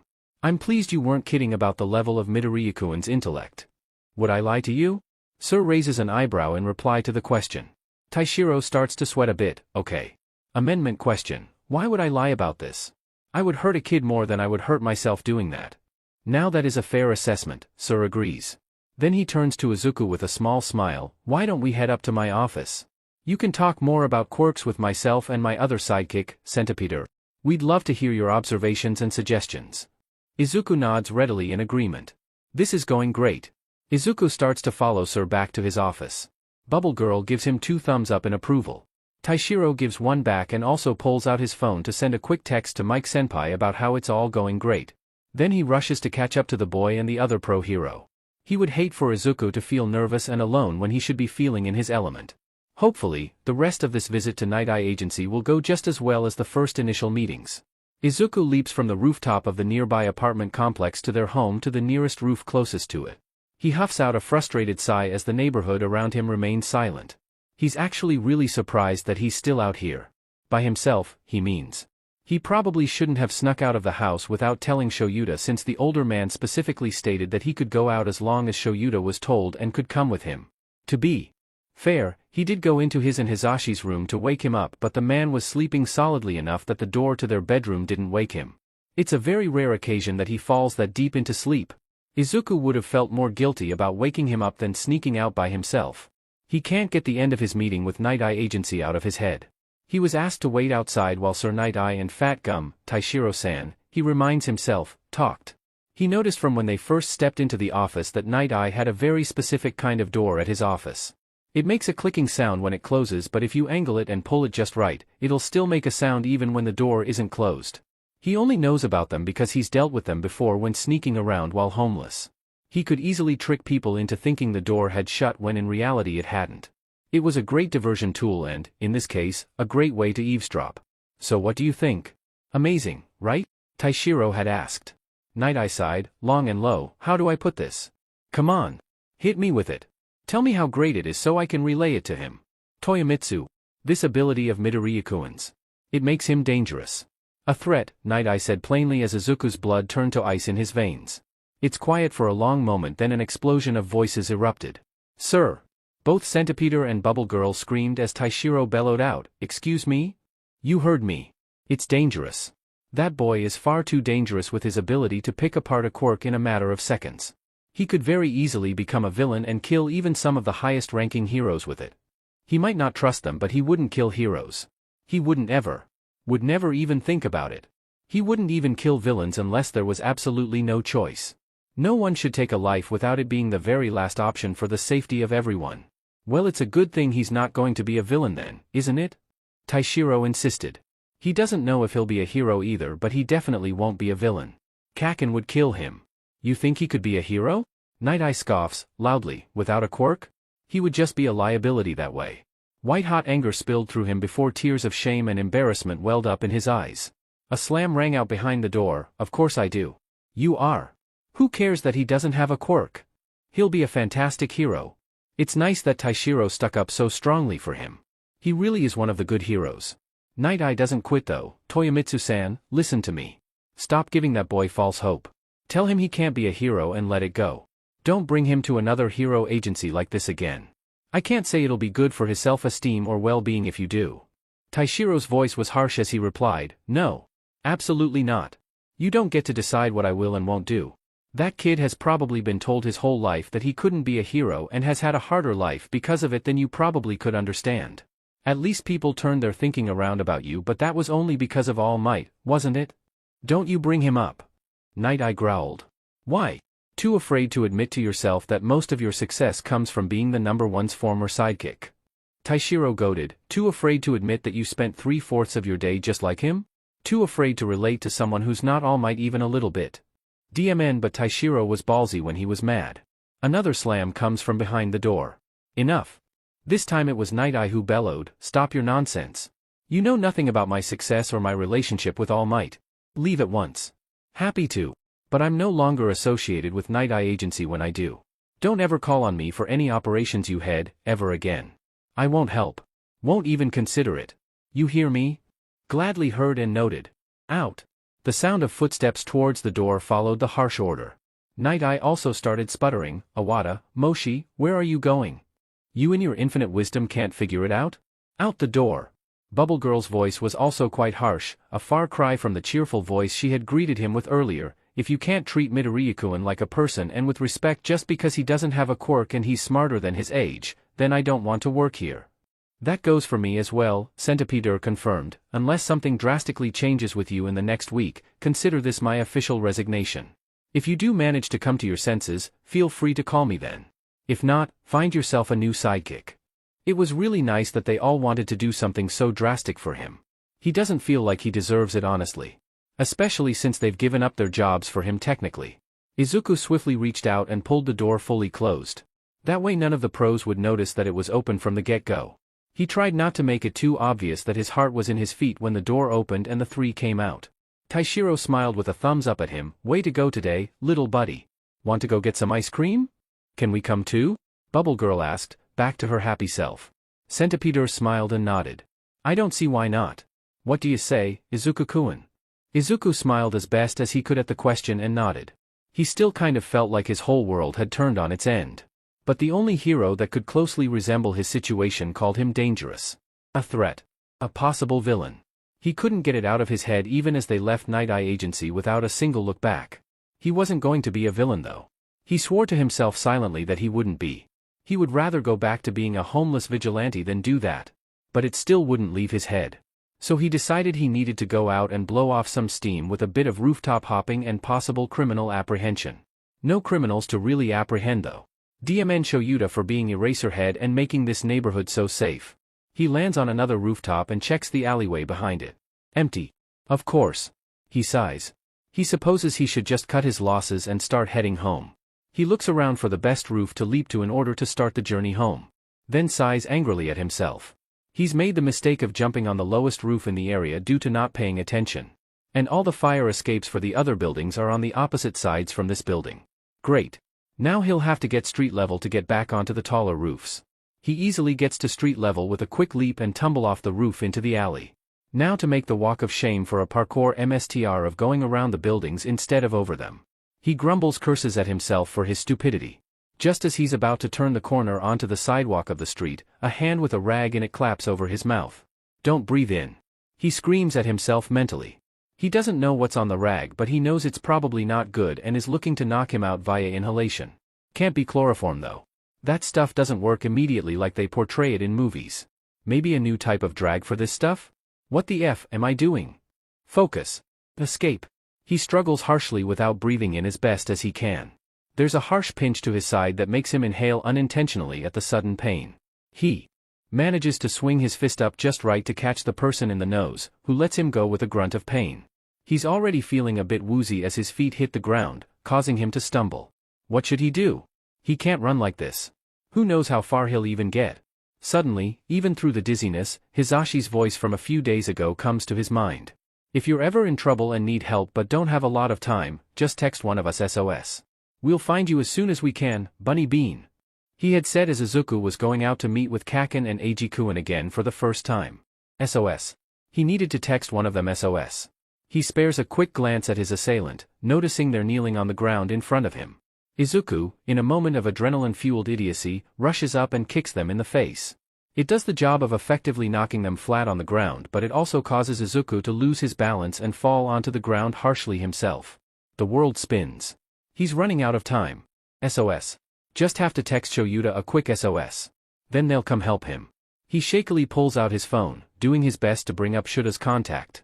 He only knows it's his when he sees the previous text thread with a picture of Haya and the man laying on the floor next to each other. He gets the first two letters typed out before his head tips and his vision starts blackening around the edges. He shakes his head wearily. No. Not yet.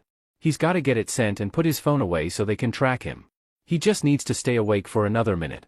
He types the other S and hits send. He just barely manages to tuck his phone back away in his breathes pocket when the world finally goes black.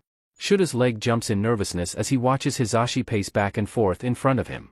He understands his husband is feeling very anxious right now.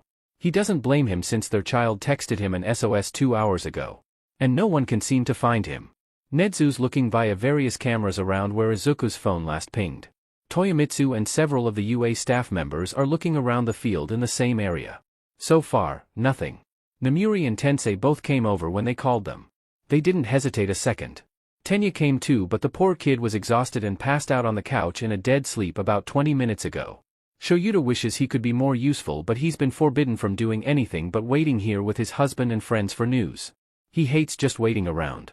Mostly because it leaves him time to do nothing but think.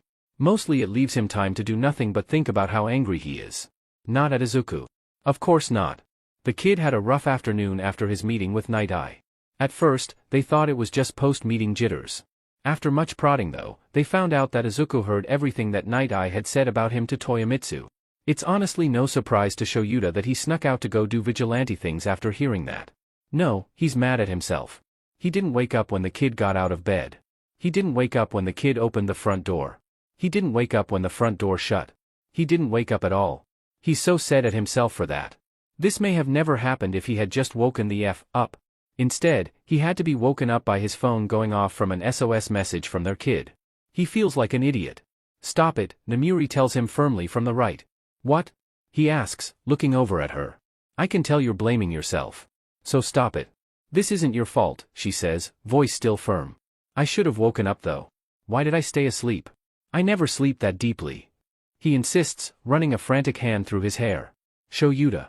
This is not your fault, she reiterates, moving to grab his shoulders tightly. Listen to me. This isn't something that you asked for or wanted. This isn't something you could have prevented either. Don't blame yourself. Please.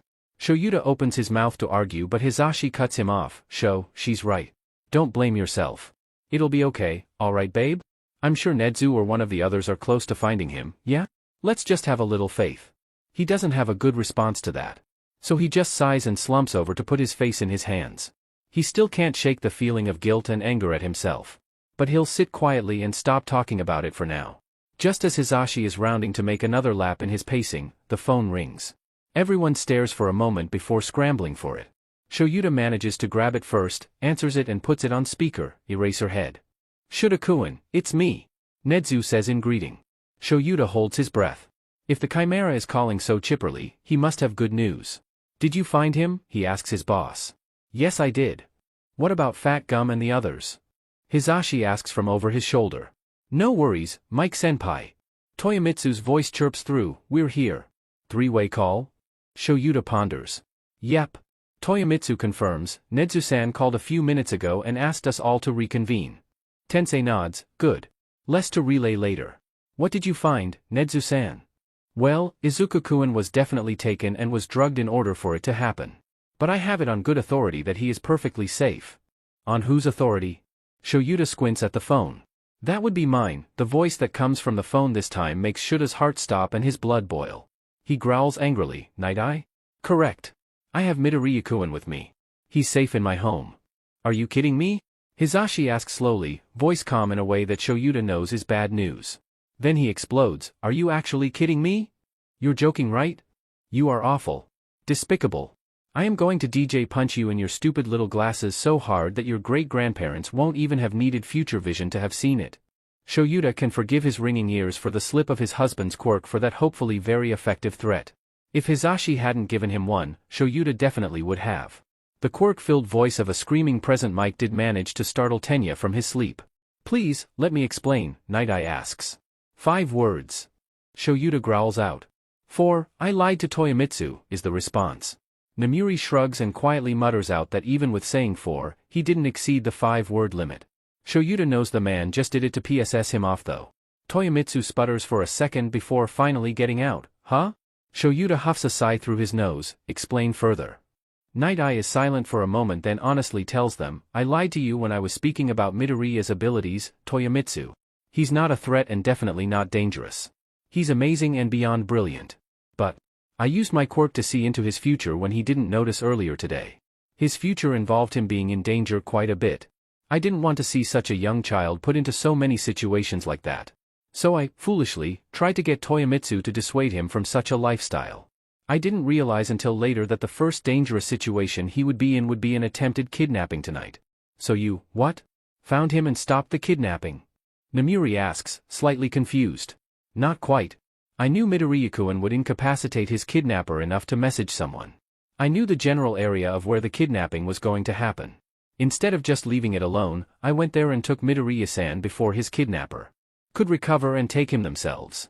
Nezu jumps in at that point. I saw Sir Nighteye carrying Midoriya-kun over his shoulder while I was camera checking. I thought it was strange because of all the heroes I would suspect of kidnapping a child, Nighteye was not one of them. I immediately called him and confirmed that he was rescuing Midoriya-kun, not taking him. I also confirmed by the location of a text sent from Midoriya-kun's phone by Nighteye that he did indeed bring him to his home. So who attempted to kidnap him? Hisashi asks in worry.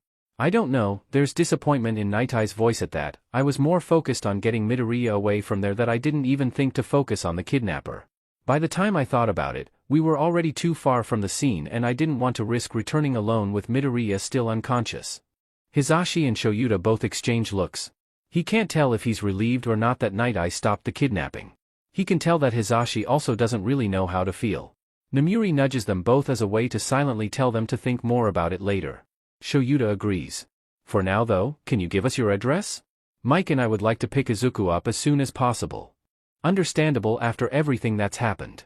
Nezu, would you mind sending it to them over text? Sending it now. Thank you for your assistance with all this, Sir Nighteye, Nezu says, the clacking of keyboard keys echoing from his side of the phone. Of course. I would like to apologize to you too, Eraserhead, present Mike. But I'll save it for when you're here. I feel it would be more meaningful in person and when I can also apologize to Midoriya for my harsh words and callous behavior. This time, all 4 of them, minus Tenya, exchange a look of surprise. Sir Nighteye wasn't exactly known in the world of heroics for his apologies. This was certainly going to be an interesting visit to Nighteye's home.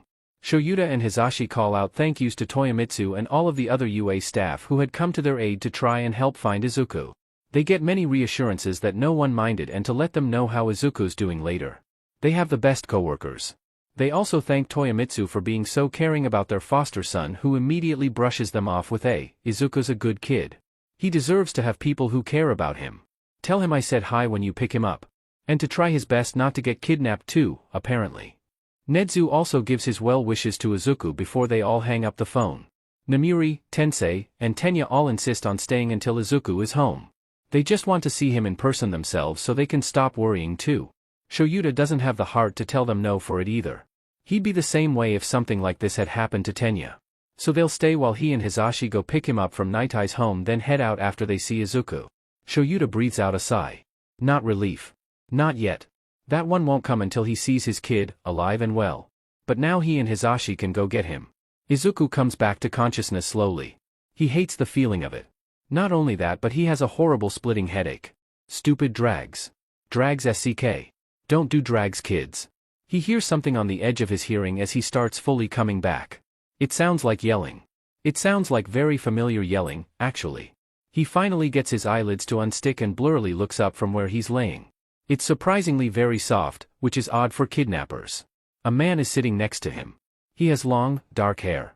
Long, dark hair? Who does he know that has long, dark hair? Are you FING kidding me? The voice he heard yelling before practically shrieks, why on earth did you think that was a good idea? Zashi, chill, the dark-haired man above him says. Zashi? Like Hisashi? Is Hisashi here somehow? The voice squawks in indignation, you chill, show. This idiot decided to help our baby avoid being kidnapped by kidnapping him himself. Who the F does that? Oh, that's right. Shoyuta has long, dark hair. That must be Shoyuta. Izuku smiles to himself. They got his message. They came for him. But what was Hisashi talking about when he said someone kidnapped him to avoid him being kidnapped? That doesn't make any sense. I apologize again, but as I said before, it was the only thing I could think of at the time. That voice is also familiar, but Izuku doesn't really care for it. He manages to turn his head a bit and catch sight of Hisashi and the other person. Oh, it's Sir Nighteye. Just as that thought crosses through his mind, Hisashi swings out and clocks Nighteye across the cheek. Izuku winces. Ouch. That had to hurt. Nighteye groans in obvious pain. Hisashi just points at him definitely, that's for making our son feel bad then kidnapping him. I deserved that, Nighteye said appeasingly. Izuku huffed out a little laugh at that. Shuta's head shoots over to look at him. He smiles softly, whispering, hey problem child. Back with us? Izuku grunts at him in affirmation. The sound draws Hisashi's attention, who wheels around to look at him. Bunny Bean. He rushes over to kneel next to Izuku's head. Oh thank God you're okay. We were worried sick. I'm okay, he manages to get out. Happened? What happened? Shoyuta asks as clarification. Izuku hums and Shoyuta looks away. I got your SOS message. Woke me right up. We called Nedu, Fat Gum, and the UA staff and began searching for you based on where your phone pinged last. Yeah, but when Nedu finally found you, he found Sir Nighteye carrying you away from the scene, Hisashi continues. Apparently he knew what was happening and carried you away from the scene. Effectively kidnapping you to keep you from being kidnapped. Apparently. Nighteye adjusts his slightly crooked glasses, cheeks steadily turning a dark purple. Nedu contacted me as soon as he found me carrying you. You'll forgive me that I didn't take you to the nearest hospital. I have a feeling with your quirk status you would not have been treated kindly. No, probably not, Izuku agrees begrudgingly. Hospitals don't really like the quirkless kid. Hisashi reaches out to run a gentle hand through his hair in a soothing manner. Nighteye clears his throat. You'll also forgive me, I hope, for taking you and not contacting the police right away. You were targeted for a very specific reason, and I recently discovered that we may have a bit of corruption in the force. Targeted? What for? Izuku asks, sitting up slowly with the help of Hisashi. We've recently had a string of kidnappings of children with weak or undesirable quirks in the area. It was the same method tried on you, a cloth with an unknown drag extremely similar to chloroform over the mouth to induce unconsciousness. Every single time the kidnapped child had been recovered as, Nighteye purses his lips before sitting down slowly in a chair behind him, nothing but a tortured body. Both his foster dads wrap their arms around him and hold him close. He's glad. That is not a pleasant description. He can also make the connection that Nighteye was implying. You're saying they tried to take me because I'm quirkless, right? That's correct. We, Centipeder and I theorized that whoever was behind the kidnappings were likely using the children to try and change or enhance their quirks. We don't know what they were subjected to, but more than likely it was extreme methods of quirk manipulation and very strong drags of various kinds. I used my quirk on you that day in my office and saw you being kidnapped in the same way as the others in my case. I feared what would have happened to you, so I tried to dissuade you from doing what you do. I thought I could prevent it, but it seems like it was a fixed point in time. So instead, I decided to get you away from it. I traced you the same way that Nedu did and kidnapped you from your kidnapper. You got a very good shot on them, by the way. They were very disoriented and didn't even realize what happened until we were probably gone, Nighteye praises. Izuku blushes a bit. That's a far cry from what Nighteye had said in his office. He chooses to ignore it for now, not certain how he feels about the intelligence hero right now after everything. So what about the kidnapper? The real one, he asks. I don't know. The police force that arrived at Nezu's behest said there was nothing to be found on the scene aside from the cloth used to drag you. There was no sign of them anywhere and it's uncertain how they escaped. Nedu even checked to see if he could spot where they came out in the alley, but they never did. It's like they vanished into thin air.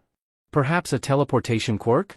Izuku suggests, mind working 1,000,000 miles a minute despite also trying to pound outside his skull. It's possible that they're at least a group of 3, 1 kidnapper, 1 escape creator with a teleportation quirk, and 1 person to do the tests. More than likely there's more than just 1 kidnapper, but it is probably at least 3. A logical observation, Nighteye nods, and one to take into consideration. I'll make a note of it next time I'm in the office. Izuku nods as well before reaching up to rub his pounding temples. Hisashi tuts sadly at him and tells him that they'll get him some migraine medicine when they get home. That sounds lovely if he's being honest. That and a long nap is well deserved at this point in his eyes. Before you go, one last thing, Nighteye says before standing up and bowing to Izuku deeply, I would like to formally apologize for everything I said. Izuku blinks in shock. What? I realize I said things that deeply hurt you in a misguided effort to make you change in what I believed was your own safety. I apologize. I truly never meant any of them. I believe you are brilliant, and if you ever decide to be a hero, you will become one of the greatest heroes ever seen that will also put an end to many false notions. Nighteye stands back up. You don't have to accept my apology. But I just wanted you to know that I do apologize. That's a lot more than Izuku would have ever expected. He's not sure how to feel about it either. I don't know if I can right now. But maybe sometime in the future, I could, he replies honestly. Nighteye nods in understanding. That's fine with me. Hisashi tells Shoyuta to help him up while he goes to get the car. Izuku stands up slowly with Shoyuta supporting him. Nighteye shows them to the door quietly, nothing else to be said from him. Izuku pauses before they leave to look up at him. I understand why you did what you did. I wish you had chosen a different way to go about it. But I do understand. Most people would have just let me get kidnapped so they wouldn't have to deal with me anymore. So thank you. For saving me, if nothing else. Nighteye takes a breath and nods. Izuku nods back with a small smile before he starts walking again with Aizawa. He really needs that medicine and a nap. He can't wait to be home with his foster dads. Hey. Sorry. No update today. Daisy had her space surgery yesterday and I have to be on constant surveillance to make sure she's not doing anything to overexert and tear her stitches, as well as make sure she's getting her medication on time with food. Not to mention, since tomorrow's Thanksgiving for us, I'm doing a bit to prepare for it. If I need to post an update to this note with a pic of Daisy in her little post-surgery suit as compensation for missing an update, then I absolutely will. Just let me know. Edit, everyone who's commented has asked for pictures, so here you go. Sleepy girl. Plus a fuzzy butt of my other pup. This one's one of my favorites of her in general now. Your luck FINGSCKS, nerd, Katsuki tells Izuku after the Greenette gets through telling his adventure of the week to him, Ijiru, and Tenya, who started joining them at Izuku's invitation. I totally wasn't aware of that, Kaken, thanks, Izuku replies sarcastically. Seriously, bro, how is it that you got kidnapped by a pro hero to avoid being kidnapped by a villain? Ijiru asks, still confused a bit by how that makes any sense. I concur. Tenya adds, throwing up a sharp hand movement, how any pro hero could possibly come to the conclusion that that is the best course of action should have their license re-reviewed. A minor was in danger and that was his best thought on how to fix the situation. Look, I kind of get it, but that doesn't mean I like it either. Izuku shakes his head, taking a sip of his coffee. He did apologize to me. I didn't accept it. I don't forgive him for it either, I really don't. But I do get why he tried to save me the way he did. So I guess I'm a little grateful. If it wasn't for him, I probably would be strapped to some lab table somewhere right now being experimented on by a crazy person. True, Ijiru scowls with the begrudging acceptance. Tenya nods, and at least, Shuda-san and Hisashi-san were swift enough to put together a search and rescue team. Yeah. They really FING care about you, nerd, Katsuki says before adding near silently under his breath, I'm glad. Tenya, not hearing the end part, immediately went to bat for Hisashi and Shoyuta. Understandable. They were two of his brother's best friends. Katsuki just rolled his eyes at the tirade now leaving Tenya's mouth. Izuku just smiles fondly and whispers quietly back to the blonde, thanks. Katsuki's response was a sniff and a small, almost imperceptible nod. Katsuki language for, yeah of course. You're welcome. Aijuru grins at him, already having picked up on how Katsuki speaks without talking. He wasn't fluent in it yet but he was for sure learning that body language and actions spoke louder for Katsuki than actual words did. Tenya didn't know that yet but he would probably also eventually pick up on the fact that Katsuki often means more than he says. Izuku has good friends. Where's that chick you met the other week, by the way? Katsuki asks, still ignoring Tenya's lecture on treating Izuku's foster parents with respect. Did you forget to send her a DMN invite, nerd? No. I did invite her. She said she couldn't afford the train ticket this week either. I think she was disappointed about it too, Izuku said sadly. Katsuki rolls his eyes, why not just FING ask your foster dads to cover a ticket for her? I'm sure they would. Oh, no. I couldn't possibly ask that of them. They already do so much taking care of me. Izuku declines immediately, hands flailing in front of him. Yeah, because they're DMN well supposed to. You know? As your FING foster dads? The look Katsuki gives him is nothing short of deadpan. Regardless, he presses firmly, trying to get his point across. It just wouldn't feel right to ask them to pay for a train ticket every week just for Uraraka-san to come down to meet you guys and then visit us. Izuku-kun, you know money is no issue with Hisashi-san and Shuda-san, correct? Bakugo-san is correct, though I loathe to admit that both would be willing to pay for a ticket for her if it would make you happy, Tenya gently informs him. Katsuki flips the youngest Ida off for the comment about loathing to admit he was right, which Tenya immediately scoffed in affrontment at. Izuku looks down at his shoes as he thinks about that statement. Sure, they really probably wouldn't mind if he did ask. But it just didn't feel right to him. Especially with all that they've done for him already. Bro, why not just ask and offer to pay them back? Aijuru suggests, if they say that you should, you do some odd jobs to pay them back. If they say not to worry about it, then you know you can treat it like a gift.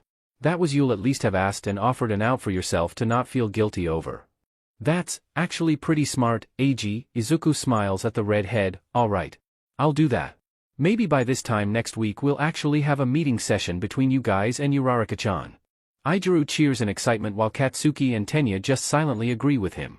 Tenya speaks up again after a moment where they all pause to take more sips of their coffee. I've been meaning to ask by the way, what of your aptitude test? Has Nezu-san gotten back to you with the results? Not yet, Izuku shakes his head. Shoyuta thinks he'll get back to us by the end of this week. Hisashi says that he's fairly certain Nezu-san had it graded by the end of the day I took it but is keeping it quiet to build suspense. Knowing Nezu-san and his vindictive streak, I think he's right. But I don't know who he's trying to build suspense for, myself or Hisashi and Shoyuta. Both, probably, Katsuki chimes in. I know he kept the whole DMN reason about why he was investigating Aldra from me until the very end to build suspense. He probably also purposely made sure to tell me at the end of the school day because he knew I would get FING said and come find you. Especially since he did it on a Tuesday, Izuku says conspiratorially, mind putting puzzle pieces together. He probably found out from the street cameras that I was meeting up with you and Aijuru. My guess is it happened right after he figured out my identity from them. You know he found out about it through the street cameras? Aijuru asks, glancing at one he can see out the window of the coffee shop. Izuku rolls his eyes at that. It's Nezu-san.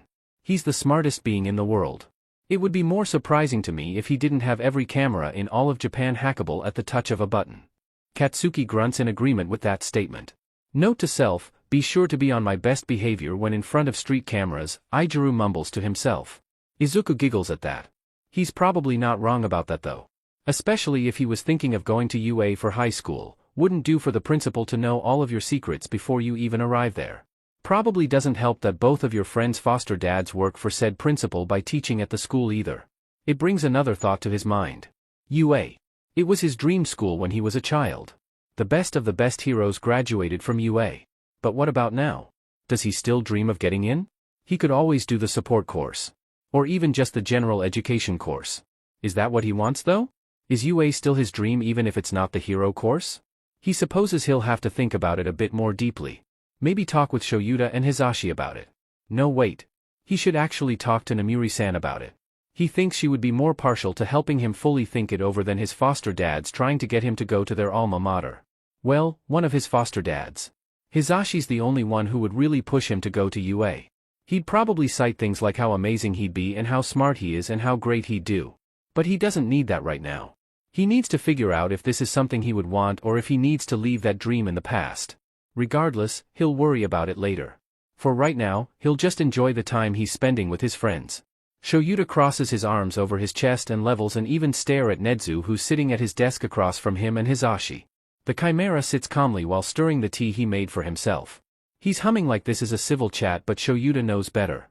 He has a solid guess as to why their boss called them to his office.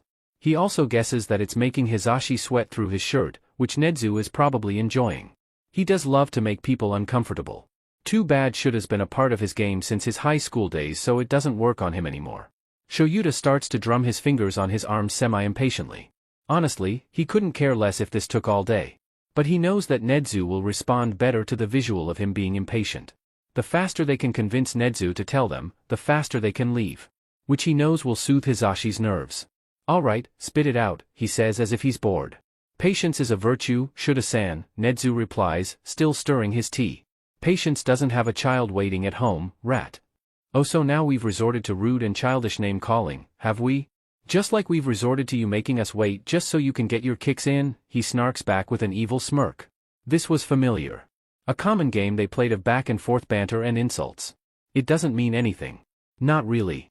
Shoyuta knows that if Nedu was truly trying to insult him, he would take a far different approach. Okay, I know you guys are playing your freaky mind game thing or whatever, but can we please get to the point? Us normally emotion people are freaking out here. Hisashi cries. Shoyuta turns to look at his husband, placing a hand on his shoulder to attempt to calm him down. Them freaking out is exactly what Nedu wants. Nedu, predictably, laughs at the outburst. He sets his teacup down and folds his paws with a grin. My apologies, Hisashi-kun. I'm sure you're both eager to know why you're both here. Obviously, Shoyuta says with an eye roll. Yes, well, I just wanted to call you both here to get your opinion on how to proceed. I've gotten the results back of Midoriya-kun's aptitude test. Nedu holds up the stack of papers in question. You did? Hisashi asks in shock just as Shoyuta says, knew it. Hisashi turns to him sharply, face set in a stern expression. Shoyuta gets the impression he may have just said the wrong thing. What? Hisashi's voice is firm. Do you mean, knew it? Shoyuta shrugs. What? It was kind of obvious. Why else would he have called us both here? Oh, was it? Aside from maybe calling us here about our jobs? You know, the one that we both have with him as our boss? Hisashi argues back. What are you talking about?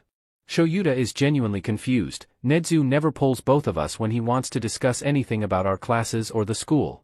He either does it one-on-one or as a group in a staff meeting. So logically, the thing he needs to talk to both of us about is our foster child, and the only reason he would need to do that is to give us the results of his aptitude test. Oh, there you go with your logicals again. You know, some people don't think that way about everyone they meet and weren't trained by a super genius to read all the logical possibilities of a situation. Some of us actually have anxieties about things like when their boss calls them and says that they need to have an important discussion with them. Zashi, Shoyuta sighs, rubbing at his consistently dry eyes, please, let's not have this argument. Especially not right now. Oh? Why not now? Hisashi asks testily. Shoyuta makes a quick motion toward said boss who's watching them amusedly. Please, don't let me interrupt. This is so much fun to watch. Nedu says with a happily swaying tail. Hisashi flushes with embarrassment before glaring at Shoyuta. We're talking about this later. Yeah, I think we need to, Shoyuta agrees before addressing Nedu again. So what do you need to talk to us about with Izuku's aptitude test? Well, it's actually quite astounding. He passes the packet of papers to Hisashi to let him read them first as he explains. I had thought there would be at least a small amount of things that Midoriya-kun would be behind about. Something like a science where hands-on learning would have been a must. Surprisingly, I was completely incorrect. Not only is Midoriya-kun caught up in his current grade level, he is actually far ahead of said grade level. Really? Shoyuta can only blink in shock. He knew the kid was smart. Every one of the teachers in UA did. But he didn't think he would be at that level. Indeed. With his level of intellect, he could be ready to go into high school with just a few remedial classes. That catches Hisashi's attention, causing him to lower the papers to stare wide-eyed at his boss. What? High school? Already? Yes. He could be high school ready in half a year's time. That's what I wanted your opinion on how to proceed about. Do we go ahead and get him the remedial classes then let him go into high school early? Or do we wait so he'll be with his same grade level when he gets to high school age? He could take that time to recuperate after his time being homeless and a vigilante while also using the free time to meet more heroes with fat gum. But I fear he may reach a point of boredom. Going into high school early may fix that problem. It's entirely up to you two as his foster parents though. He and Hisashi share a look and he can tell they're thinking the same thing. He crosses his arms over his chest again. It's not up to us. Not entirely. We'll need to take the time to talk to Izuku about what he wants. We can't, in good conscience, make a decision for him about this if the risk is his unhappiness. We'll speak with him about it tonight and get back to you as soon as he tells us what he wants to do, Hisashi adds. Understandable, Nedu nods. You two are shaping up to be truly fantastic parents. I'm pleased Midoriya has you both after the hard life he's led so far. Discuss it with him and let me know. But please let him know that he doesn't have to rush to make a decision if he needs time to think about it.